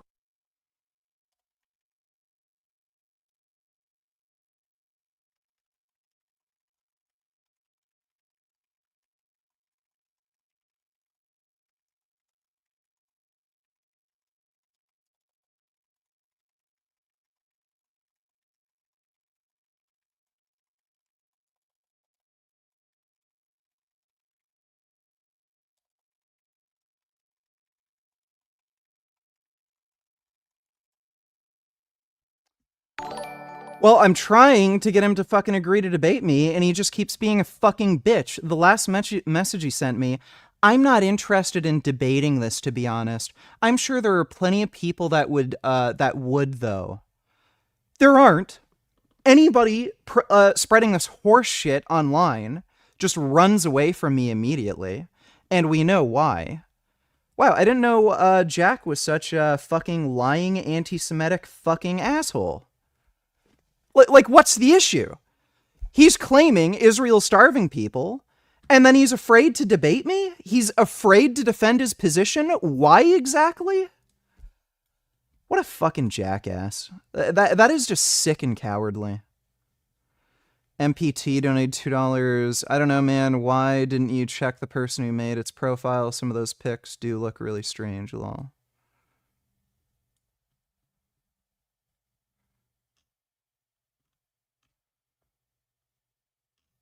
So this is the guy. Oh, yeah. Yeah, there's the starving Gazans. Yeah. Man. Isn't that a shame?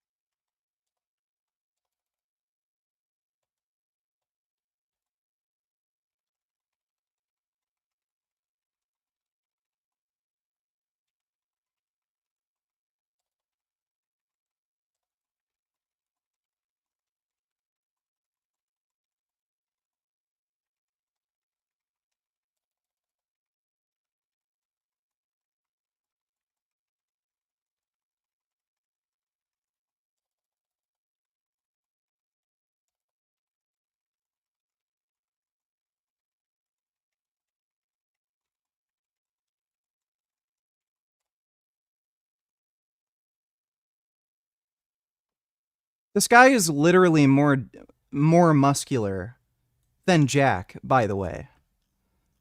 So let me see if I can find a photo of Jack Higgs, like with his shirt off or some shit.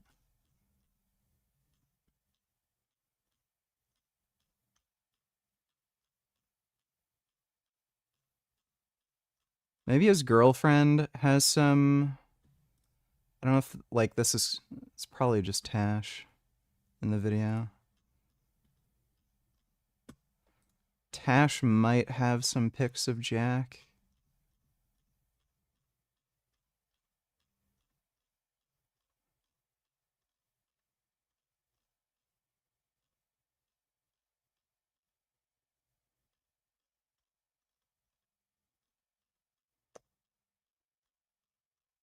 Just want to find one fucking video with the guy's shirt off just to, like, make the point, because it's hilarious.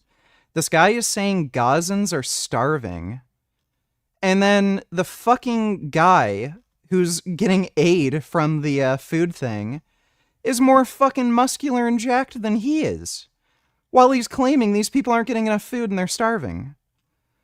Whatever. There's Jack. You can just tell by his shoulders. And there's this guy. So apparently, he's starving, but, you know, Jack, he's getting enough food. So, buddy, if Gazans are starving, like, do you have anorexia? Do you need help? Do we need to call somebody? Like, should we call the police or, like, I don't know, some agency that deals with anorexia? Because if this is starving, and you look like this, well, clearly you're in need of a fucking intervention, buddy. Fucking ridiculous.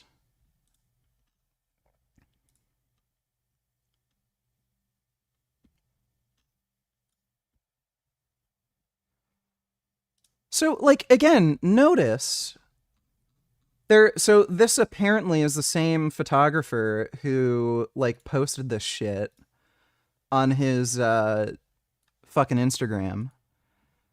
The color grading is totally different. Why is the color grading so fucking different? And notice, these people are collecting boiling buckets of piss. They're, like, that's literally just water. But, like, you can actually see food. This is like macaroni or something. So why are they getting food there, but in this video that looks completely different, totally different color grading, they're not getting any food? It's Like, this is a fucking joke. And again, yeah, so this is the original source. Like, again, the color grading's totally different, and they're collecting buckets of piss.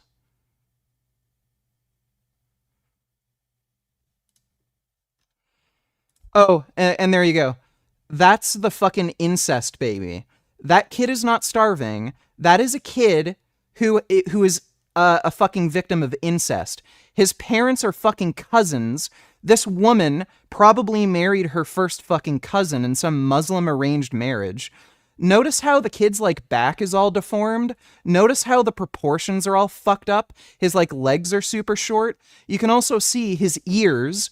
That's another dead giveaway. He has these weird fucking orc ears. This kid is inbred. Like, why is his stomach so weird and fucking bulging? Like, this isn't a kid who's starving. This is a fucking genetic defect retard baby. So, look, more photos. Does that look like a starving kid? No. Looks like a normal fucking kid. Look, more normal fucking people just doing normal people fucking shit. Nobody's fucking starving. And look at this. Look, they're more muscular than Jack. So again, Jack, buddy, I think the vegan diet isn't working out for you or something. You're not getting enough protein. Like, this is just fucking ridiculous, and this fucking pussy is still fucking ducking me.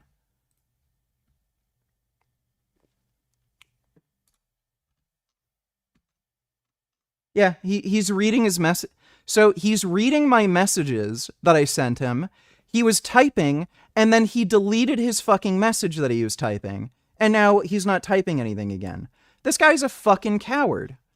So, again, like Jack, if you're gonna post, like, this sort of fucking political content on your fucking Instagram, where you're promoting anti-Semitic fucking propaganda, oh, the Jews are starving everybody, but you fucking post videos that are probably AI, and even being generous, assuming this isn't AI, who's starving here? Who is starving here? Do you see anybody who is malnourished and underweight? No, you don't.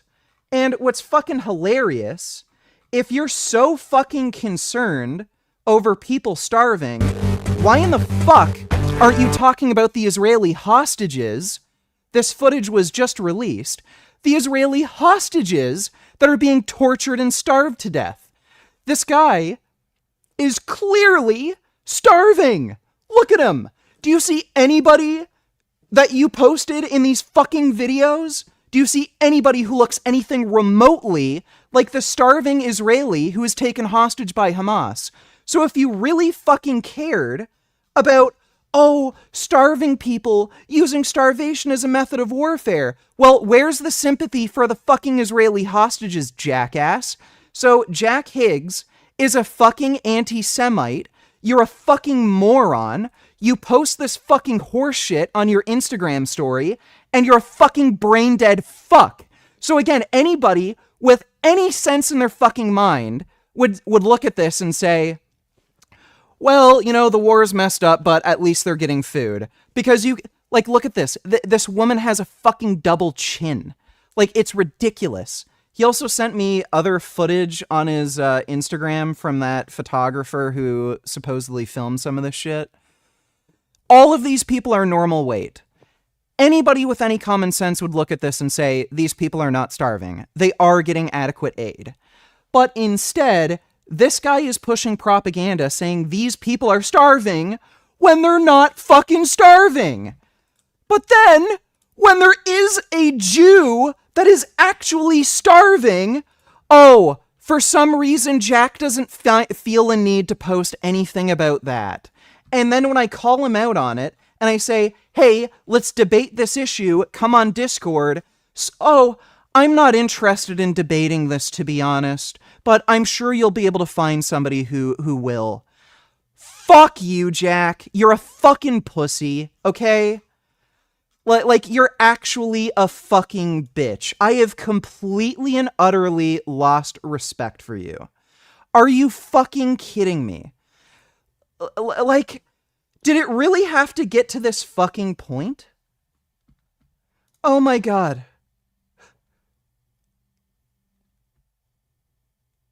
And then Tash messaged me, damn, Jack really triggering you, ranting and calling him names, so pathetic, whether or not this particular video is real.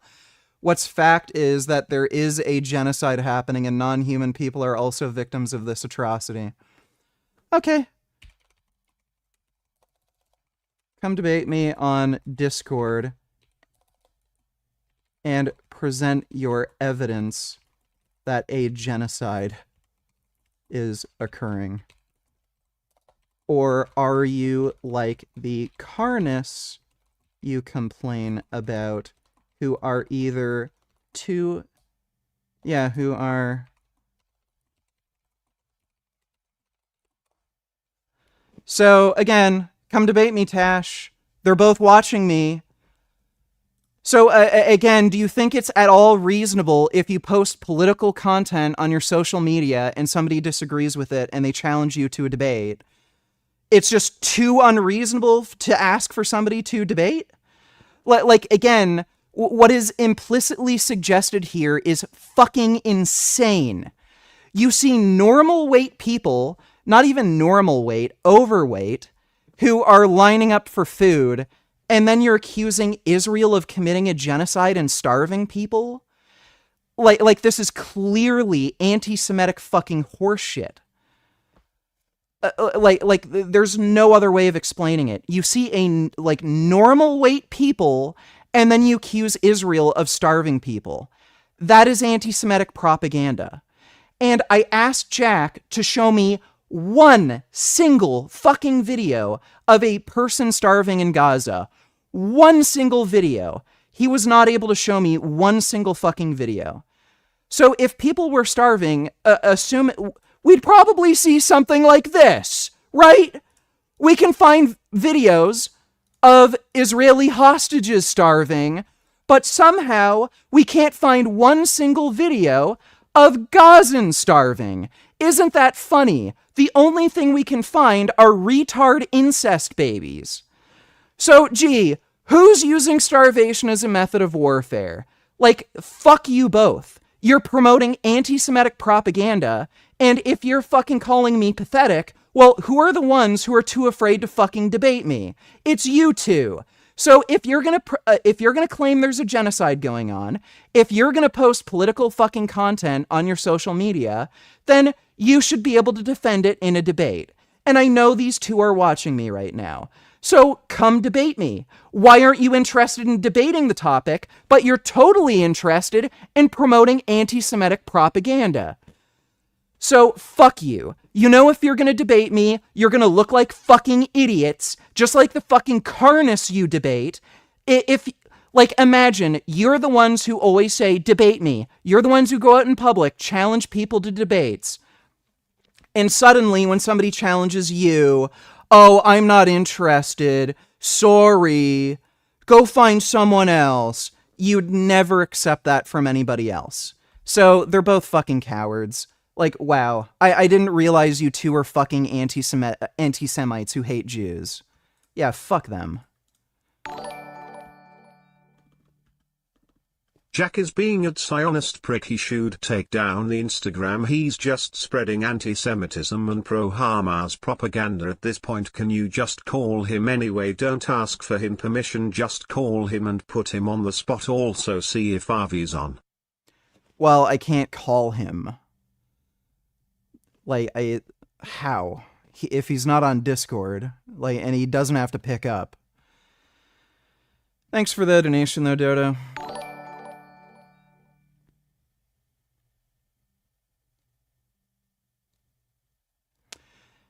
Dodo donated $2. Remember when Israel started airdropping food in and then Gazans said they don't want it because they're made to walk to get it and it's disrespectful? Yeah, they're clearly starving. Oh, why would you give us food this way?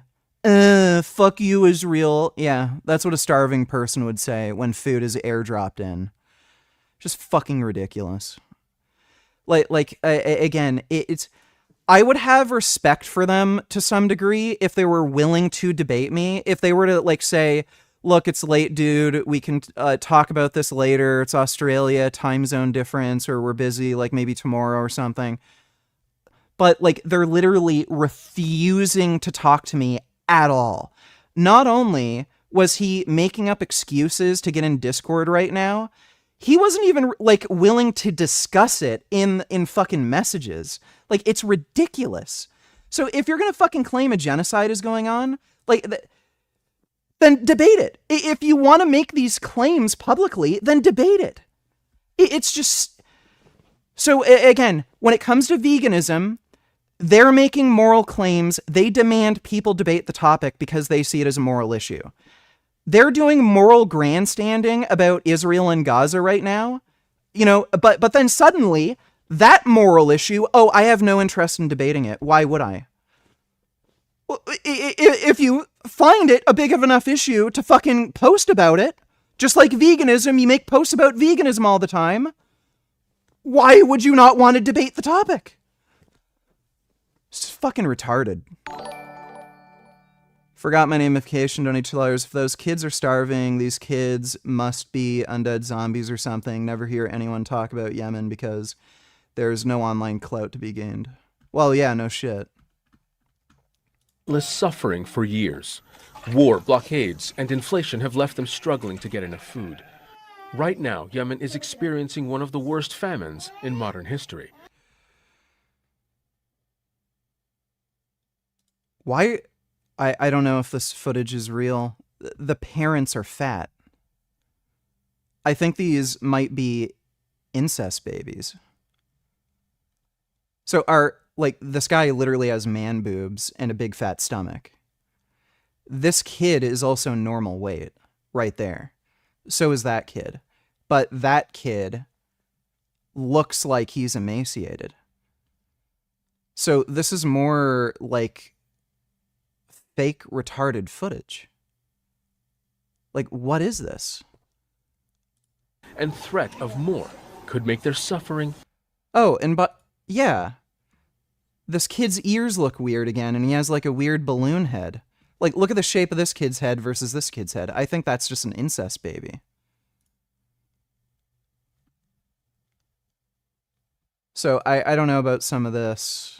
I know that there is a famine in Yemen, but I don't know where this footage is actually taken from.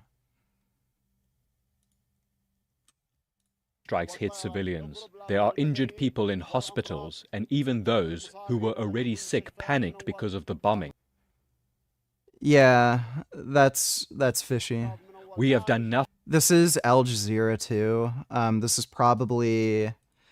So they're complaining about US airstrikes, and Al Jazeera is a pro-jihadist organization.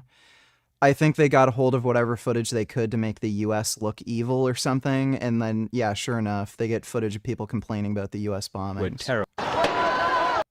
Of the intervention after the Houthis seized the capital, Sana'a. Thousands of people were killed, and those attacks stopped in...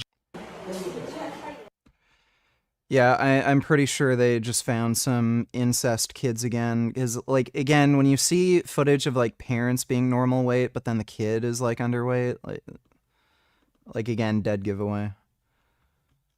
Thanks for the donation, though. Forgot my namification.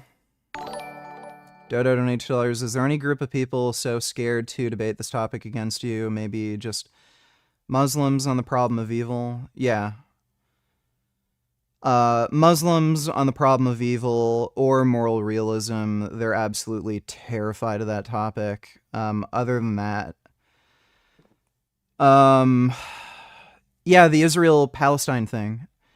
Every single one of these pro-Palestine fucktards refuses to debate me, and the only ones that are willing to, like, I prove they're fucking retards. Like, oh, why don't they do the Call of Duty thing, right? Where they get the kill streak and then you can just use a drone and kill all the bad guys. Like, it just results in that kind of shit. Or the fucking crazy anti-Semitic guy from Sri Lanka who thought it's okay to kill innocent Israeli civilians. Thanks for the donation, Dodo. Grey Knight donated $2. Did Tash ever debate you about mask wearing thing? A little bit, kind of. We did a Facebook call at one point. now come to think about it, any time there's like a disagreement, they don't want to debate or talk about it with me. Also, she shared the same thing on her egg story. Yeah, I know. That's why I also messaged Tash. Thanks for the donation, Grey Knight. Dodo donated $2. Let me see. I don't give two fucking shits about Lex Friedman. I don't care about anything he has to say. Thanks for the donation, Dodo. Hiking Faggot donated $2. Let me see.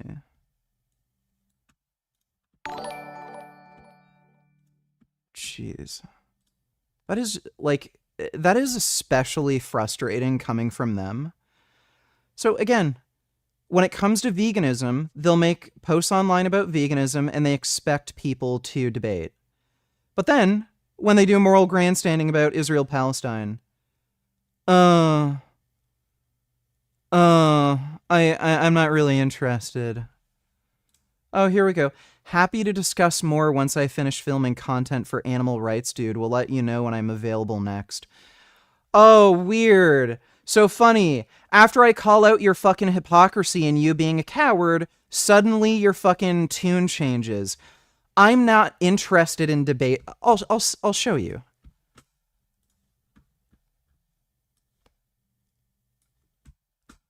There's the fucking message.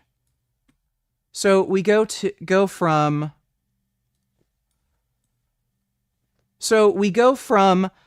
I'm not interested in debating it, to be honest. I'm sure there are plenty of people who would, though. And then after I go on my rant calling out his hypocrisy, oh, weird. Suddenly, oh, look what, it changed. Happy to discuss more once I finish filming content for animal rights, dude. We'll let you know when I'm available next. Well, right. I'll believe it when I see it. This guy is lying. So, yeah, I'll believe it when I see it. This guy is turtling like I've never seen anybody fucking turtle. So suddenly, yeah, well, I can debate it. For no tax on tips, no tax on overtime, and no tax on Social Security benefits for our great seniors. Okay, on tips, the president has said your tips will be 100% yours. Does this tax bill continue the payroll tax on people's tips? Yes, it does, Mr. Overtime. The president said your overtime will be tax-free. Does this bill continue the payroll tax on overtime? It does not exempt overtime from the payroll tax. The president has said he's going to remove taxes on Social Security. Does this bill remove taxes on Social Security benefits? The legislation provides an increased exemption amount. But does it remove taxes on Social Security benefits as promised by the president? Does not change Social. And it says that in the calendar year 2027, someone that's making less than $15,000 will see an increase in federal taxes by 18.7%. Is that correct? Yes, Mr. Gomez, that's a consequence of loss of that, premium tax credits, health care. Okay, so, and then in calendar year 2020, anybody making less than 15,000 sees an increase of 53.5%. Anybody who's making 15,000 to 30,000 sees an increase by 11.7%. Is that correct? What calendar year are we in, Mr. Gomez? 2029. It's the next page. 2029. Yes. And then we see the next page in 2031. Anyone making less than 15,000 sees a. Check this out. I thought this was a mistake. I thought I was not reading this correctly. An increase in their taxes of 74.3%. I'm calling. Dude, it's what the American people voted for. So, yeah, all you dumbass fucking brokies who voted for Trump, there you go. You got exactly what you wanted. You're even more fucking broke and poor. Fucking losers. This, according to Oxfam, of the world's 85 richest people, is equal to the 3.5 billion poorest people. It's fantastic. And this is... Yeah, I've already seen that clip a billion times. It's memed on like crazy, dude. So the secret to doing 30% more push-ups today is to literally have somebody stand over you with a sledgehammer when you're doing your push-ups and threaten to bash your skull in. So the secret to doing... That's good. Thanks for the donation, hiking faggot. Sego, donate $2. You can tell Frank is going to have a breakdown, his next reel, lol. Also, can you play me in SF6? If you win, I'll give you $10 per match. I'm not even good. I kind of don't like SF6. I don't even know if I have it installed anymore. I don't know. I don't know, man. Thanks for the donation, though, dude.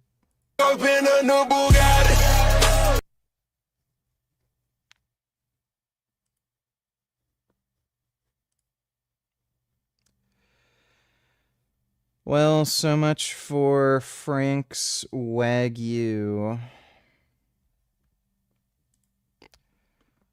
Oh, well, that explains it. Costco realized, oh god, Frank's gonna sell Wagyu. We better block his import. Oh no.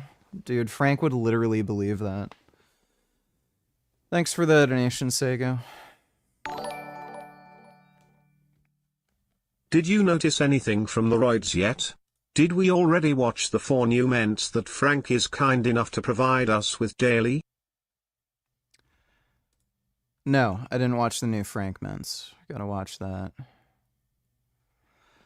I think I'm noticing shit from the roids. I feel like I have more energy. The growth hormone I'm on is definitely helping me sleep. Yeah, I love the way the growth hormone makes me sleep. Alright, we'll watch those. Thanks for the donation, PP. Name top 10 smart people states in your opinion. Why do you say California is dumb? Would you say Texas is smart? They don't have the inflation California does. TikTok.com. Are you videotaping yourself? ZTHP.5V. Californians and Texans are dumb and smart for different reasons. Like, buddy, you've got people like Seth Rogen saying carjackings aren't a big deal and getting held at gunpoint, getting your car stolen. It's not really a problem. Like, that's fucking Californians for you. So, like, I mean, yeah, they're retarded. And then, like, Texas votes Trump. They're retarded. Like, everybody is just fucking retarded. No one has any critical thinking skills, and they're just incidentally right or wrong.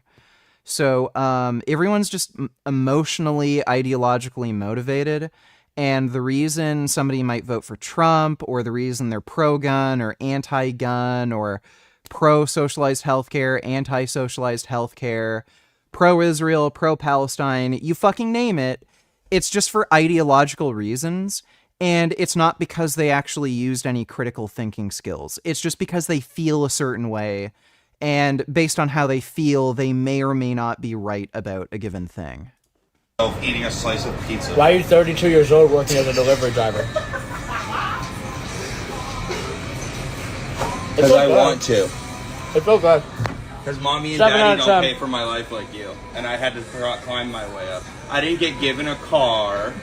I didn't get given a phone. I had to pay rent at your age.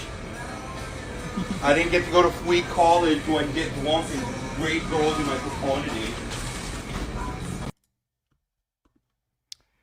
Alright, well thanks for the donation, pissed off.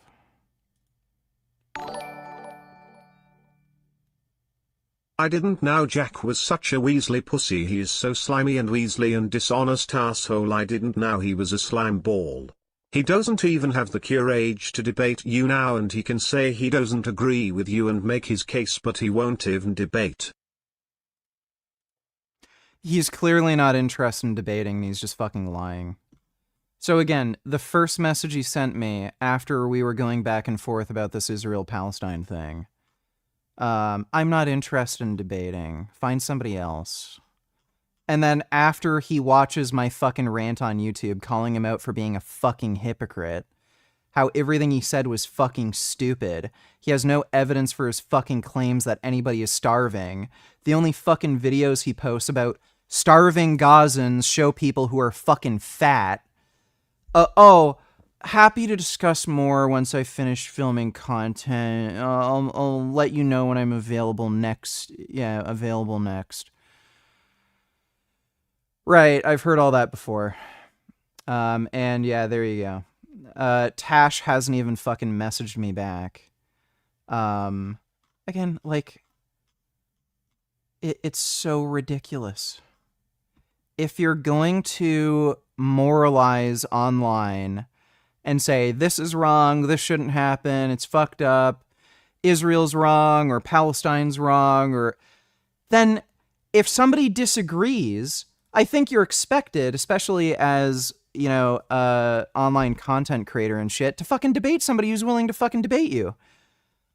Like, especially considering I'm not just some fucking random jackass in the comment section. Like, I understand not wasting your time on literally anybody.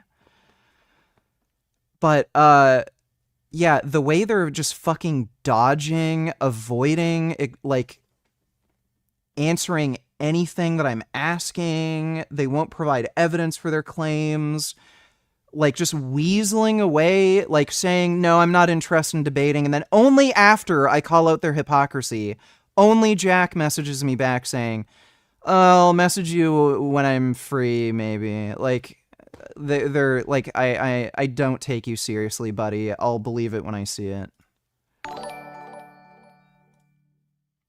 Richard had his first roid rage, everyone. Congrats, Richard. Hope you feel better about yourself now that you called Gazans who are lining up to receive food in the elements fat. They wouldn't be out there if they weren't desperate and hungry. Right.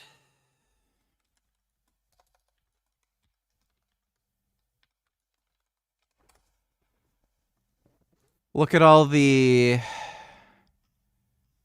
Fuck, where's the... Oh my god.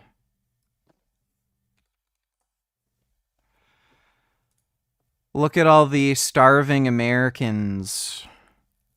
They're desperate and hungry, and they wouldn't be there unless they were starving. Yeah, meanwhile, who's that guy? Fuck, where's the stupid thing from again? Wait, I have to look through my history.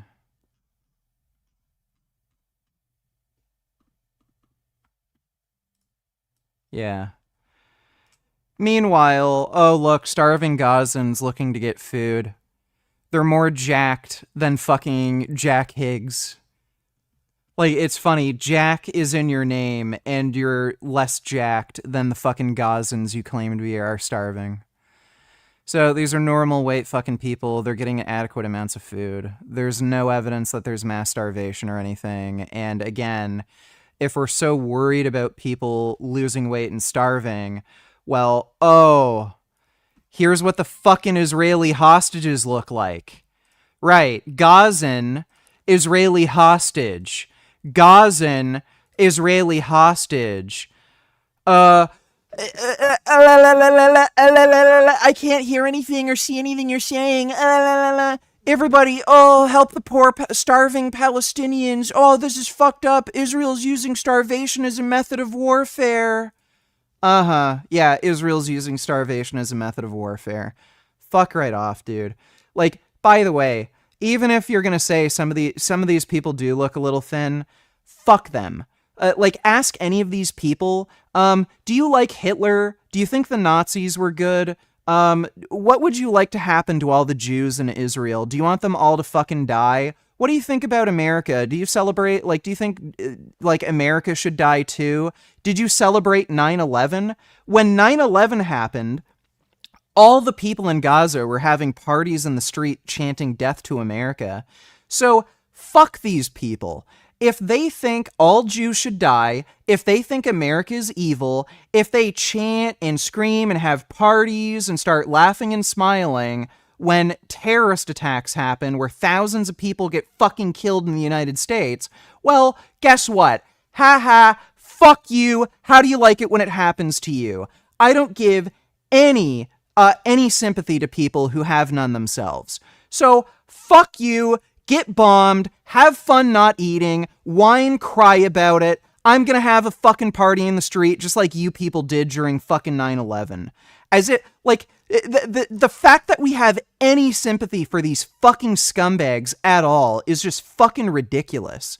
Like, yeah, we should be providing humanitarian aid and shit because we're better than them. We're not fucking disgusting scumbags who elect terrorist jihadists, who fucking murder gay people, who murder their own fucking civilians because they're crazy whack job Islamic jihadists. We don't support fucking genocide like they do. So yeah, we should be providing humanitarian aid because we're fucking better than them. But you know what? If any of them have anything to fucking complain about, well, how about you return the fucking hostages? How about you stop fucking trying to fuck with Israel and murder innocent people? So, all this complaining and whining about starvation, fuck you. You're the ones who brought that upon yourselves, so eat shit.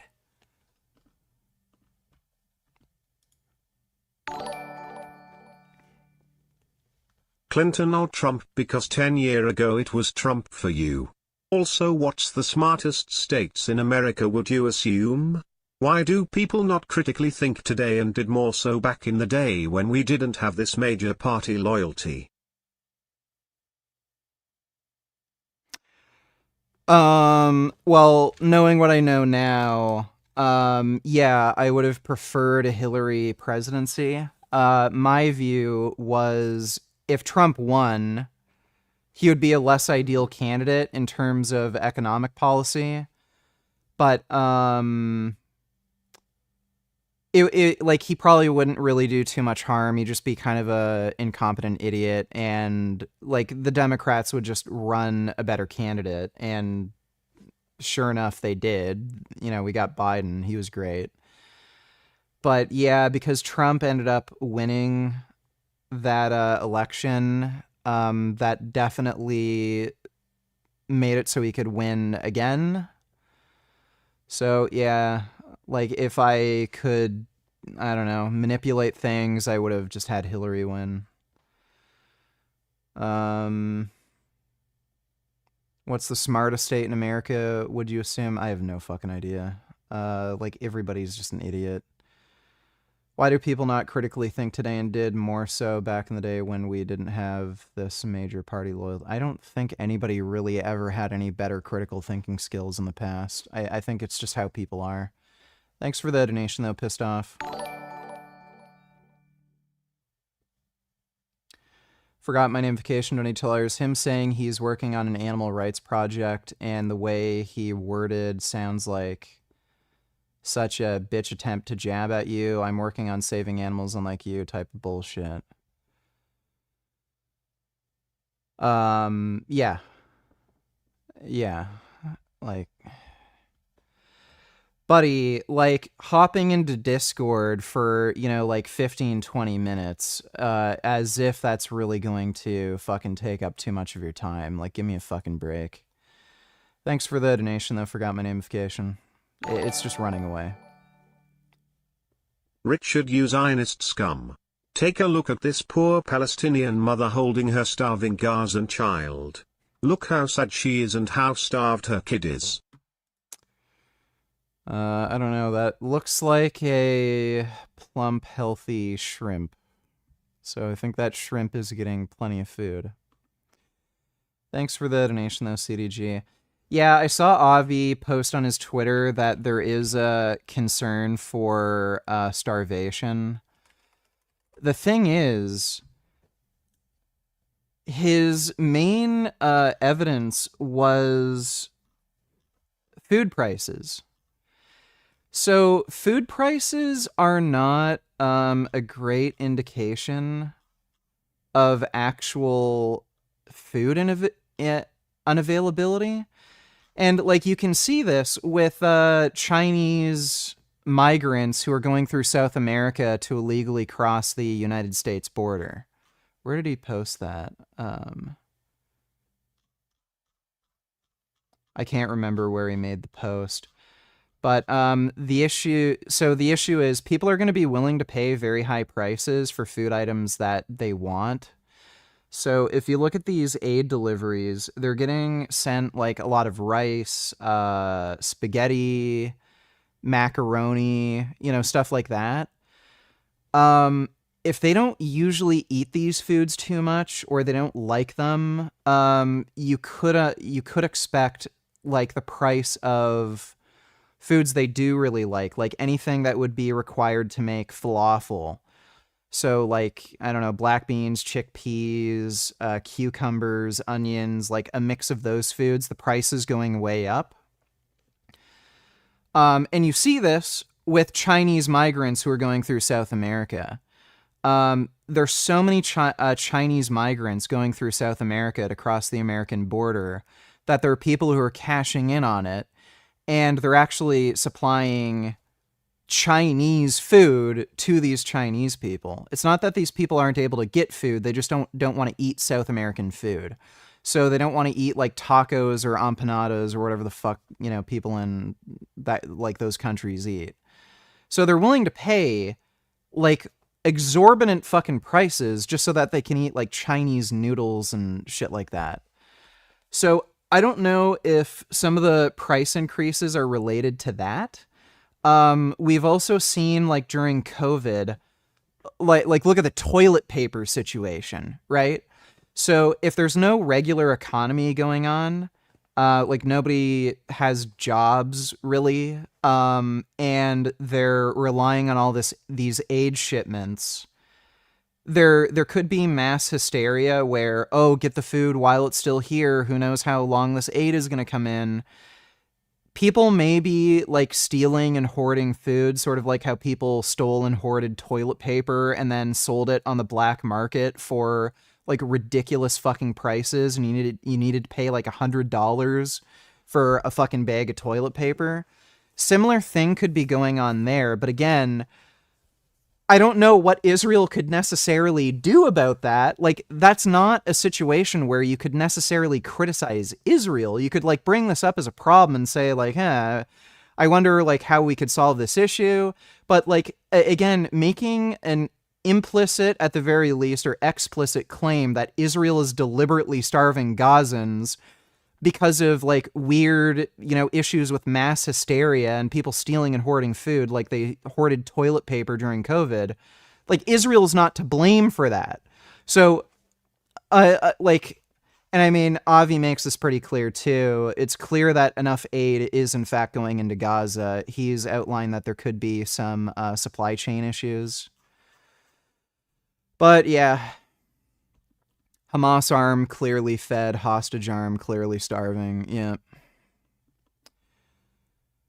While there is no denying the hunger situation in Gaza, there should also be no denying that Hamas clearly has more than enough food to appropriately feed the remaining hostages they have. The hostages are starved by choice, not by inevitable consequence. Yep. Like, I'm not denying that there could be food insecurity issues. Like, I'm sure there are people who aren't eating for like a day or two, but then they get like a big supply of aid or something. Like, I'm sure that's going on. But the idea that like when we're talking about starvation, no one in Gaza is in a situation like this. Some people might be tightening a notch on their belt, but they're nowhere close to anything like this.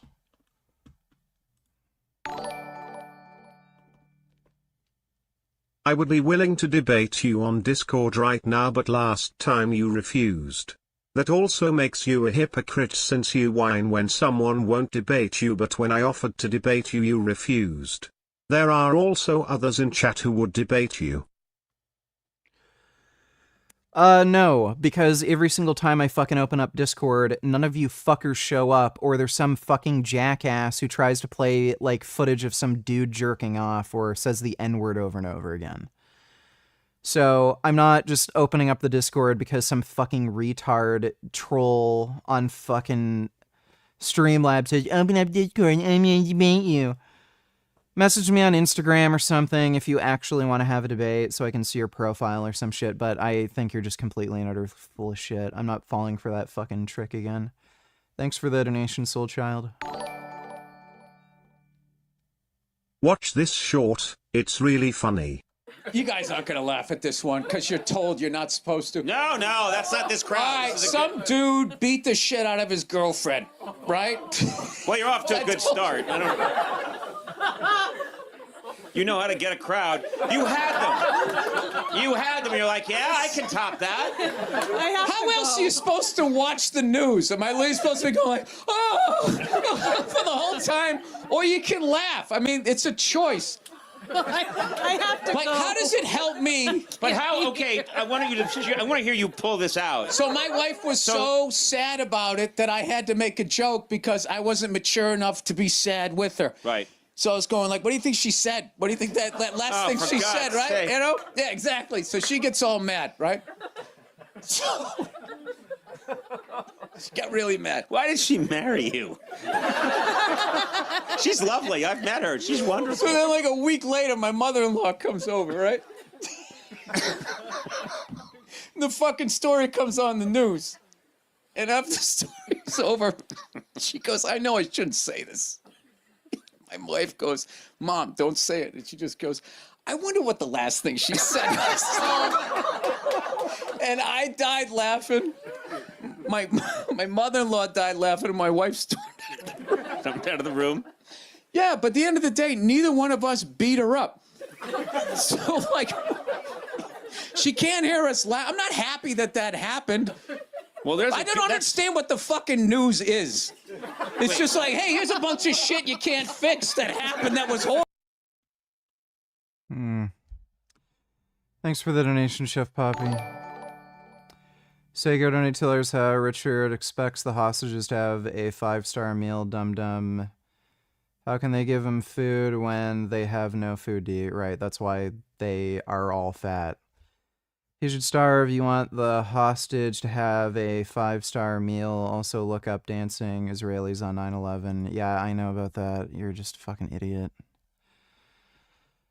Alright, let's watch this Frank Tufano thing. So recently, Based Body Works has been doing some pretty significant discounts on all of their products. However, all of my products are still 1/3 of the price of theirs. They're not. Have higher quality ingredients and minimal They don't. ingredients. Having less ingredients doesn't make your product better. So if you look at any single product on Based Body Works website, I have a matching thing. Like they have a hair pomade, I have a hair pomade. Their product will have a few more chemicals in it, and it will be triple the price. Weird. So it's almost as if the ingredients are in there for a reason and they do a specific thing to make the product better. So as a small business owner selling products for 1/3 of the price of these guys, it makes you wonder why they're ripping people off and why they're taking advantage of people. And they've been doing it for, how long now? How many millions of dollars has Based Body Works made off of taking advantage of people and ripping people off when you have small businesses like myself, Frankie's Naturals, offering higher quality products at 30% of the price? And here's a perfect example of Based Body Works price gouging. So they're selling a whipped tallow moisturizer for $45. Travel size, full size, Yeah, blah, blah, blah 45 size, complete kit, 64. $45 down here, whipped tallow moisturizer, 4 natural ingredients. Basically the exact same product on my website. It's a smaller container. Your container is clearly tiny compared to theirs. $10. And mine has 3 ingredients. So if anything, Yeah, mine has less things that make it good. it's more minimal and higher quality. Yet how come I'm selling the same exact product for $10? Yeah, show us how much you're selling by weight. This is just a joke, dude. When they have it for $45? It's simply because these people control the media. They can hype it up, set whatever price they want, and rip people off and take advantage of them. And even though they're doing these crazy sales, it doesn't even come close. You can buy every single product on my website, like all 15 products, and you'll only get like a hair care package from them. So it's really, really crazy how these people take advantage of small business and steal all the market share, manipulating these social media platforms. Now, when you compare the amount of ingredients in the Base Body Works products versus mine, most of the time I have a few less, but in the case of this shampoo, it's much less. So Base Body Works shampoo has 15 ingredients, and Frankie's Natural shampoo has 5. How is this a selling point? Can you rank your favorite muscle groups to train from most favorite to least favorite? I think lately, I've been having more fun training back. So probably back, then shoulders, then chest, then arms, then legs, something like that. 5 ingredients. Debate is a waste of time. No one changes their minds. Our 99% are bad faith. Why even bother? Do you debate your friends as well? How the fuck do you even have friends when you're such a disagreeable cunt? I don't think I've really argued with any of my close friends. I have debated Avi. He has changed my mind on abortion.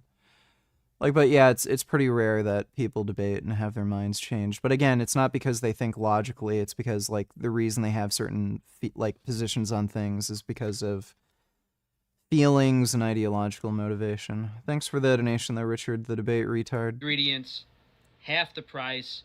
You know, the only thing additional they have in theirs is a bunch of chemicals and stuff because they... Donated $2. Why are these politicians all trying to pass mass surveillance and censorship on their citizens all of a sudden? Why now? Is there something bigger going on behind the scenes? Canada just joined the club that you do not want to be a part of. These orders are trying to force Canadian tech companies like VPNs, cloud providers, and app developers to build surveillance tools into their products. And if you think it's just Canada, we're seeing this all around the world. I've been covering privacy for about a decade now, and I've never seen these attacks be so prolific and so one after the other on a global scale. And so this is something we need to talk about. There could be some legitimate national security reasons for this. So there has been more foreign meddling in elections. There have been more foreign cyber attacks from Russia and China and North Korea. So some of this may have some legitimate national security basis for it. Aside from that,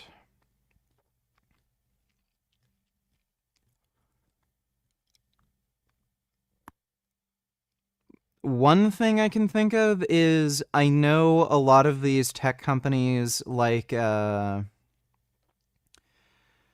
Netflix, Apple, you name it. Anybody who has, some sort of live service, streaming, shit like that. They don't really like VPNs because it hides user data and it also allows people to commit fraud or theft. So using a VPN to download a movie. So there could be some tech lobbying for some of this. And again, the tech lobbying angle, they want user data. And again, VPNs can hide user data, so... Canada is becoming really gay. Really gay. about, and I want to give you all the tools that you can use to pretty much be proactive and hopefully prevent any of this stuff from actually passing. The domino effect is that, it's easy.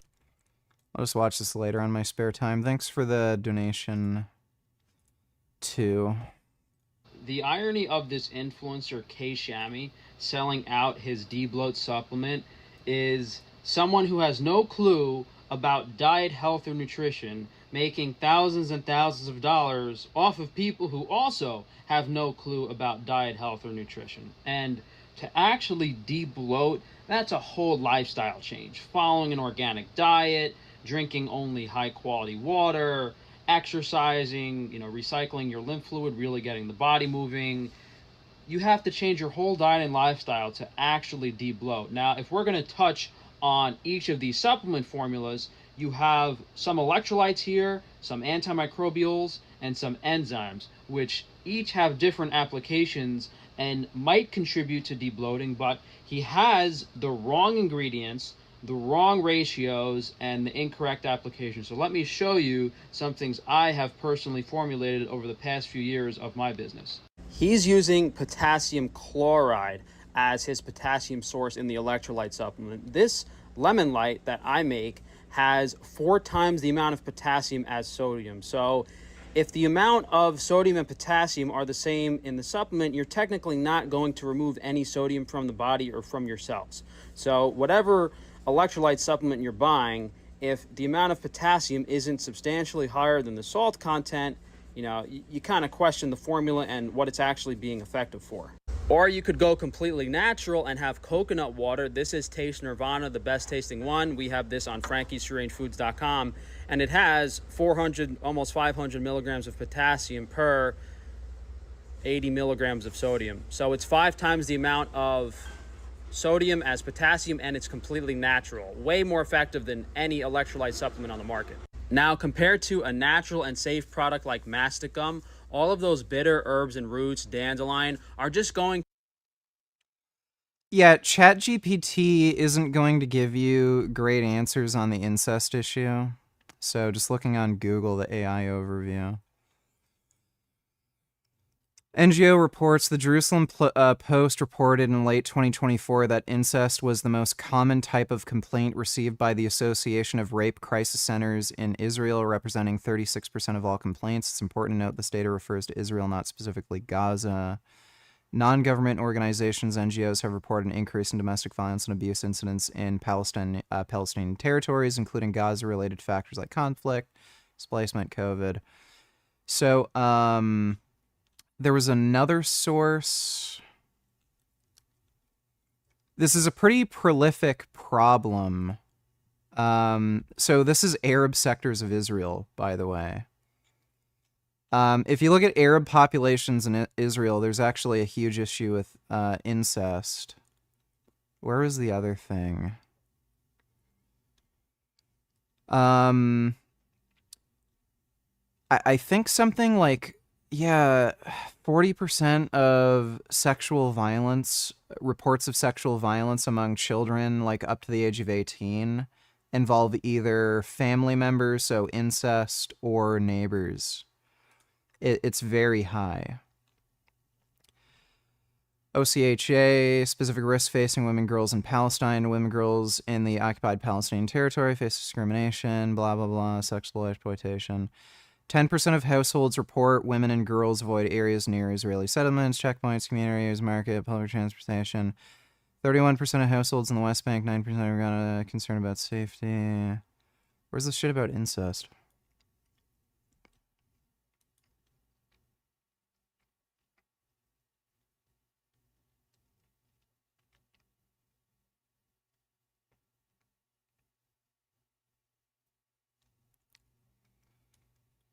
Prevalence of child marriage within the occupied territories is 24%. That's a lot. That's 1 in 4 marriages or child marriages.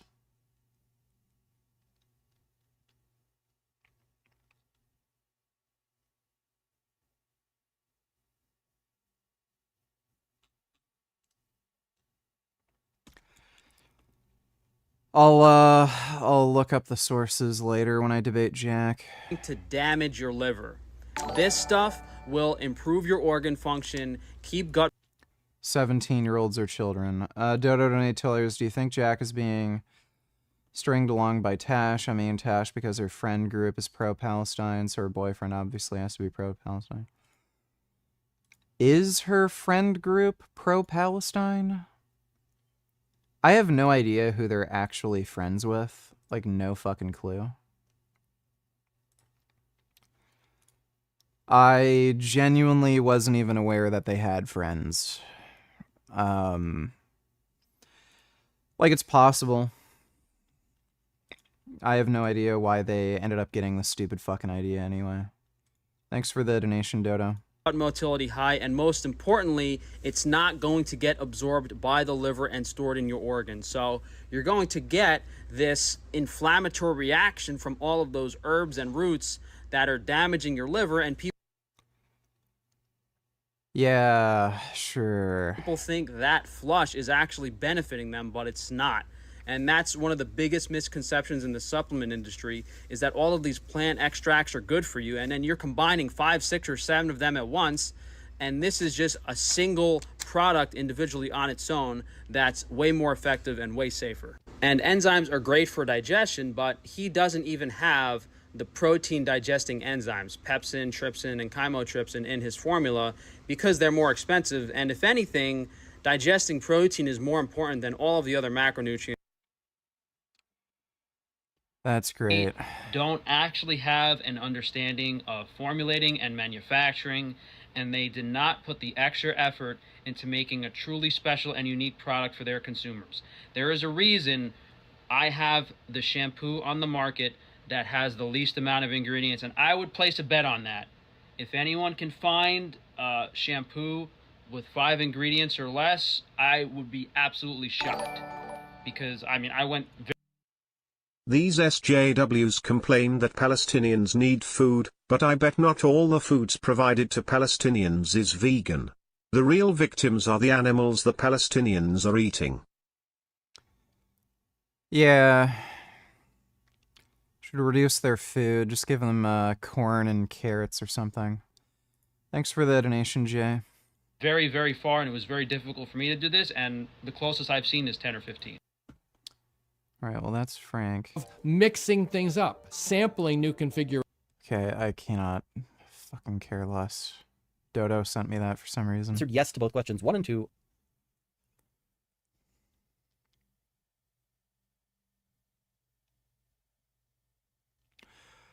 Oh. That's bad. Did defendant Sig Sauer prove by a preponderance of the evidence that plaintiff Jack Dosroy Sears voluntarily and unreasonably used the P320 pistol knowing that it was defective and dangerous and was injured as a result? So Sig admitted their pistol was in fact defective and they used that. Oh my god, they're probably going to get sued again. And/or both 3 and 4. Please proceed to answer question 5. Otherwise, your deliberations are complete. And the otherwise your deliberations are complete would be that if they didn't find yes to both 1 and 2 or both 3 and 4, then they have already found for Sig Sauer, and that's the end of it. But question 5. Did defendant Sig Sauer prove by a preponderance of the evidence that plaintiff Jacques de Rosier voluntarily and unreasonably used the P320 pistol, knowing that it was defective and dangerous, and was injured as a result? Answer, yes. And that yes means that he will not recover any money. That's the end of it. That's it. So, yeah, the next question would have been the amount of damages. And, if you answered no to question 5, please proceed to answer questions 6 and 7. Otherwise, your deliberations are complete. So for this jury, their deliberations are in fact complete. Now you might be saying, how is it possible that Sig is found to have made a defective gun and that defect injured this particular plaintiff, and yet he gets no money? Well, I don't know for certain because it's a jury trial. It's a whole thing. We don't necessarily get to know what the jury decided and what they thought, but we can mine the record for some clues. And I found what I consider to be a little wee cluey clue. And that is in one of the many documents that was filed. It's document number 72. And this is from defendant Sig Sauer's motion to exclude the evidence and opinions of the plaintiff's expert, James Turton. They're ultimately unsuccessful in excluding this expert, by the way, but we're only going to look at one little critical point, because there's one little bit where Sig tells us a thing that becomes a pretty essential little... Yeah, I like falafels. Falafels are great. Clue. So, here we go. This is the clue. This is a case in which the plaintiff police officer, in an admitted violation of police department policy, knowingly shoved an unholstered loaded handgun with no external safety into his waistband, and now seeks to blame the manufacturer of the gun when it was his negligent handling of the gun led to an accidental discharge. There's a little grammatical problem there, but that's not the big issue there. So basically what they're saying is that that the officer took the gun and stuffed it down the front of his pants without having a holster. Now, I mean, a gun down the front of your pants is a thing.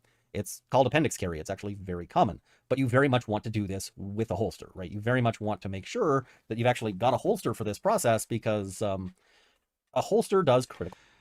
Appendix carries, I've seen way more accidental discharges with appendix carries. You have to be really careful when reholstering.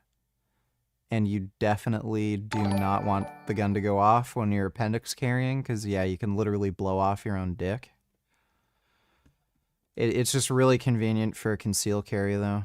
Kill me, donate tillers, plastic, be turning niggas gay and feminine nigga. Why are we still using plastic bottles? Having microplastics in our food. Would you be down to cut out all microplastics in your diet if we can? Would you take that gay chemical out? I mean, if there's some reasonable way to do it, sure. Like, you know, the tofu I buy is packaged in plastic. Like, I think it'd be completely untenable to use, like, glass or something. Like, I don't know to what extent plastics are truly a problem. There isn't really enough research on it. So if they're only like a little bit of a problem, but they have massive utility, and maybe we could use some sort of drugs or medications or something to counteract those issues with microplastics, then, like, who cares? So I have no idea how much of a problem microplastics are. The biggest health issue that seems to be potentially related to microplastics are the increased rates of gastrointestinal cancers, particularly in young people. There are way more, like, young people who are, like, in their teens getting gastrointestinal cancers. And it seems to be related most likely to microplastics. So, doesn't mean we don't, we can't use any plastics for anything, but, like, you know, it would be possible to say, like, ban plastic bottles. Like, if that alone would get rid of some of these microplastic issues, then whatever, you know? Just kind of depends. Thanks for the donation, though, Kill Me. CDG donated chillers watch from 015 to 21 and 147 to 153. Jill from Charles. No.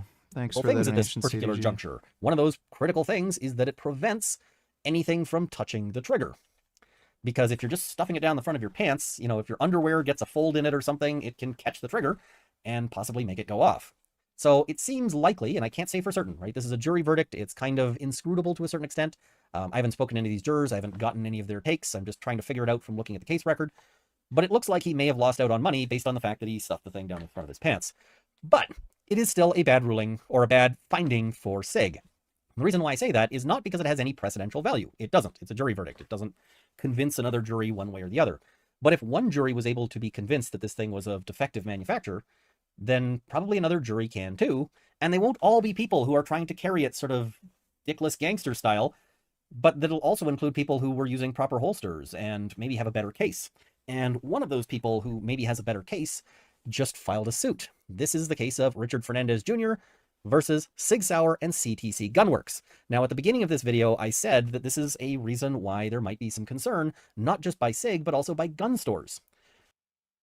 Dude, I don't know how the fuck they haven't recalled this pistol yet. Like, it is irrefutable. Everyone knows.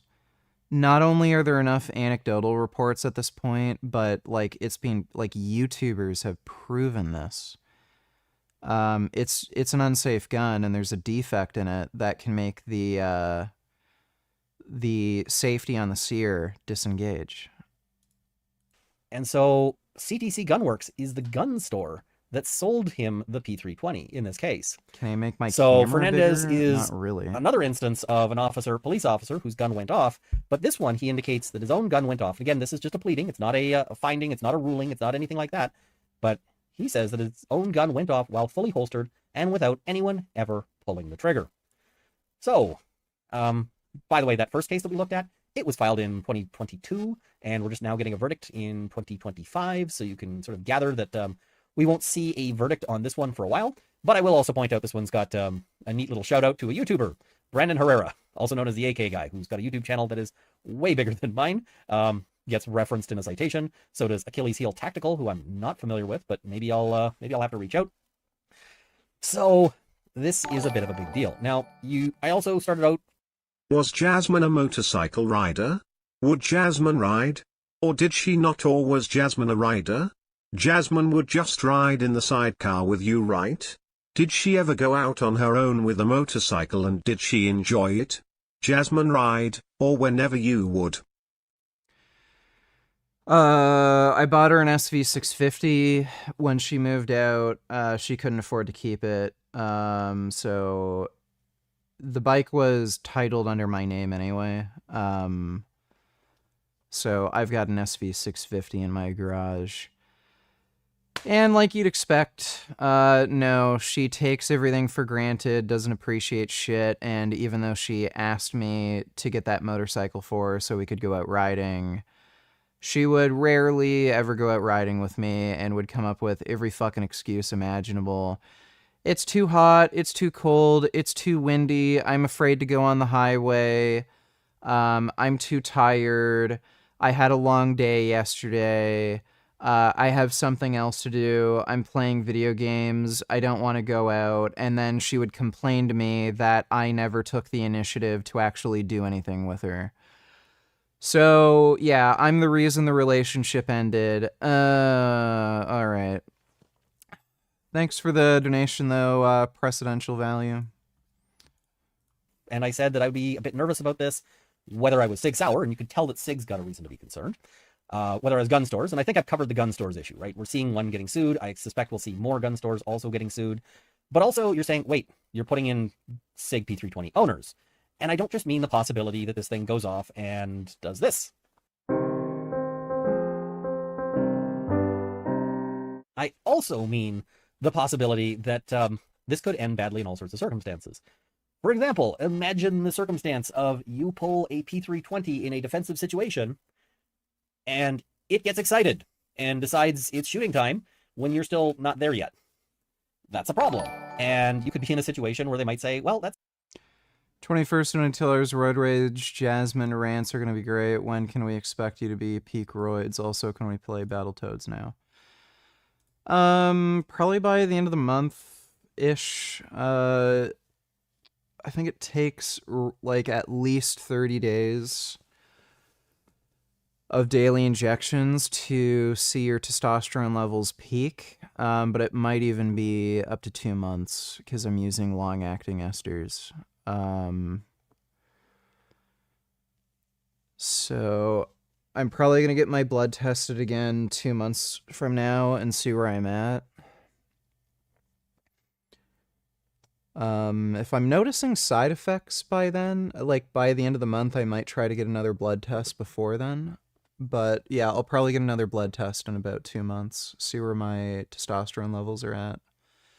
But yeah, it's only been 2 days. It's not really going to be it's not going to be a big difference, and I'm on Cypionate, so it takes a while for it to get broken down by your body. I don't know if I'm going to roid rage. Probably not. Can we play Battletoads now?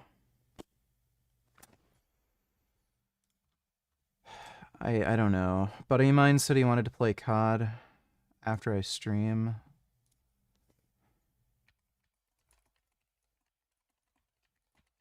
It's just that it's late, and I don't want to go to bed too late, so a friend of mine wanted to play Call of Duty with me after I stream. If I play Battletoads for an hour, it's going to be like 3 in the morning, then, you know. Thanks for the donation, though, 21st. I have to take a shit. That's still on you. You may not face, murder, but you could still face some serious liability. Similarly, what happens if you own a P320 and you've seen all of these videos and you're well aware of all of this stuff? And, you have... Huge liability. Huge liability. So, if this gun goes off and then you try to sue SIG or some shit, they can use this against you in court and say, oh, well, you were aware that our gun was defective. Why did you use it? Like, throw away that gun, dude. It's insane to me that they haven't done a recall. Like, they probably don't have the money for it or something, but, like, I mean, give me a fucking break. Are you gonna be able to beat your 410 bench? Maybe. I don't know. Depends if I can maintain tendon integrity. Like, that's gonna be the main problem. I'm on growth hormone, so hopefully that strengthens my tendons. But yeah, benching heavy, the main problem is just the risk of tendon strains or ruptures. Have your P320 and you put it, on the nightstand beside, the bed, and it goes off and it fires through the wall and into your neighbor. Well, you could potentially look at liability. There could be liability there, not just on SIG's end, but also on your end. So, yeah, I mean, I don't really want to... Now, I was about... Yeah, if you got a P320, throw it the fuck away. That is just a huge liability, piece of shit gun. I don't even know why people really like it. Like, it doesn't have the greatest bore axis. I get the whole modular design thing, but there's better guns. Like, the new Glock Gen 5s are better guns. I also don't like how it has a safety rather than the trigger safety. Like, just why? Stupid. I kind of understand the argument, for people who conceal carry, why they might prefer, thumb safety or whatever the fuck kind of safety you'd call this. Index safety, whatever the hell. But, it's just another thing that can go wrong. Trigger safeties are just superior. And what do you know? The gun that has the additional safety fucking goes off on its own. It's just silly. So yeah, I don't understand Glock haters. The trigger sucks. Like, the triggers on Glocks are not bad. Like, you're just a weenie with a weak grip. They're really not spongy. Like, I shot a Gen 5. They're not a spongy trigger. They have, like, a little bit of creep on the take up, but, like, you can feel where the break point is. It's very clear. Hey VG, how do you push yourself on a day-to-day after 30? Also, I agree a play COD, I wanna see a COD stream. Do you ever feel like life is just dull and you're not doing what you need to be? How would one conquer this? How do you stay motivated after 30? Same way you stay motivated when you're 9 or 15 or whatever. If you're noticing, if you've gotten older and you just don't have as much energy and vigor and stuff, you might want to get your hormones checked. Like, even if you're around 500 like me, you have no idea if normally when you were in your 20s, your testosterone was double that. You might have had 1,000 testosterone when you were in your 20s. And then when you turned 30, your testosterone dipped to 500. And even though that's technically normal, that is still very low for you. So if you can exhaust every other option, like, sticking to a clean diet, losing weight, stuff like that, getting better sleep, and that still doesn't improve things, and you just notice that you are kind of slower and not moving as well, and you have less motivation, then yeah, consider doing HRT and take some testosterone and see how that goes. Like, the option is available there for you. Drugs are pretty awesome. They actually do stuff. But, Yeah, I mean, I don't exactly know how to answer that question. I don't know what you exactly mean by what you're asking. Like, are you getting complacent? Are you not happy with your life or something? But do you ever feel like life is dull and you're not doing what you need to be doing? Just ground yourself in your desires and like look, just fight for what you want. If you want money, bitches, cars, then do what you got to do to get money, bitches, and cars. I think people get hung up on the idea that, oh, there's like these shallow things like money or having sex or fast cars. Why would you want that? Like, you should be thinking of more important things. You want what you want. You're the one who creates value. Your mind is what generates like meaning, and like you want what you want. Just ground yourself in your desires and just think about the things that you actually want. So if you don't like your job and you want more freedom, then can like just think of ways in which you can maybe change your career or get a different job and get the freedom you want. If you want more money, like again, you can just figure out a way to make more money. If you want things, like just fight for them, get them, and figure it out. It's that simple. So just ground yourself in your desires and do what you need to do to get them. Thanks for the donation, though. Life is depressing.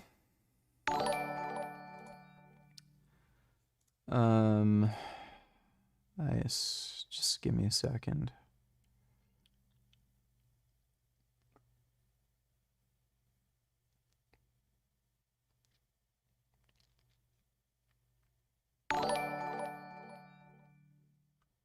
VG, would Jasmine ever go shooting with you? Was she a good shot? Did she want a gun?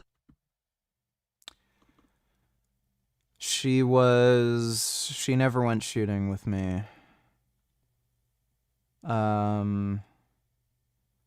She didn't have an interest in firearms. Thanks for the donation, Jay. Sengoku donate tillers, would you call this BBW or just thick?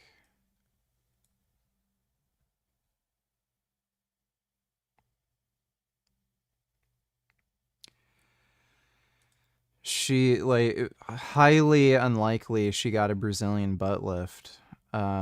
She's just, like, a bit chubby. And she stores her fat in her legs. These are photoshopped fucking hell, dude. That is crazy amounts of Photoshop. Like, when you look at the videos, you can see, like, the cellulite and everything. So, yeah, she just stores a lot of fat in her lower body. There's no way she got a BBW. Or, wait, I'm thinking BBL. BBW, what the fuck is a BBW?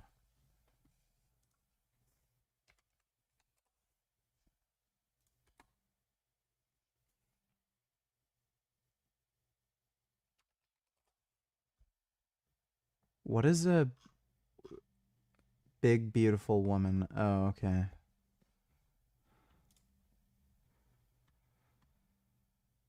Yeah, it's probably just the pants she's wearing. Like, again, she's just, like, chubby, and she stores her fat in her lower body. And she has pants that just make her butt look better. And she's just fat, like, just plain fat. Thanks for the donation, Son Goku. Well, the family... Is the woman convicted of trafficking teenage girls for Jeffrey? Okay, we'll look at some of this other shit tomorrow. Jeffrey Epstein shit, Andrew Tate, Mike Israel being a dumb fuck, John Bravo. All right, guys, we have... I still wanted to watch that too, the attorney thing. All right. It is late. I want to get to bed. I'm going to go inject my growth hormone. And hope you all had fun. Big thanks to everybody who donated Streamlabs. I don't have to train tomorrow. It's a day off. So there's a good chance early in the morning, well, not early in the morning, like afternoon, I'll probably do a gaming stream. So I want to do some more like sim racing. We'll play some Battletoads, you know, this and that. And then later we'll have a normal stream. We'll see how things go. I might just do one big continuous stream, but, you know, I'll probably just play some games in the afternoon. But thanks again, everybody.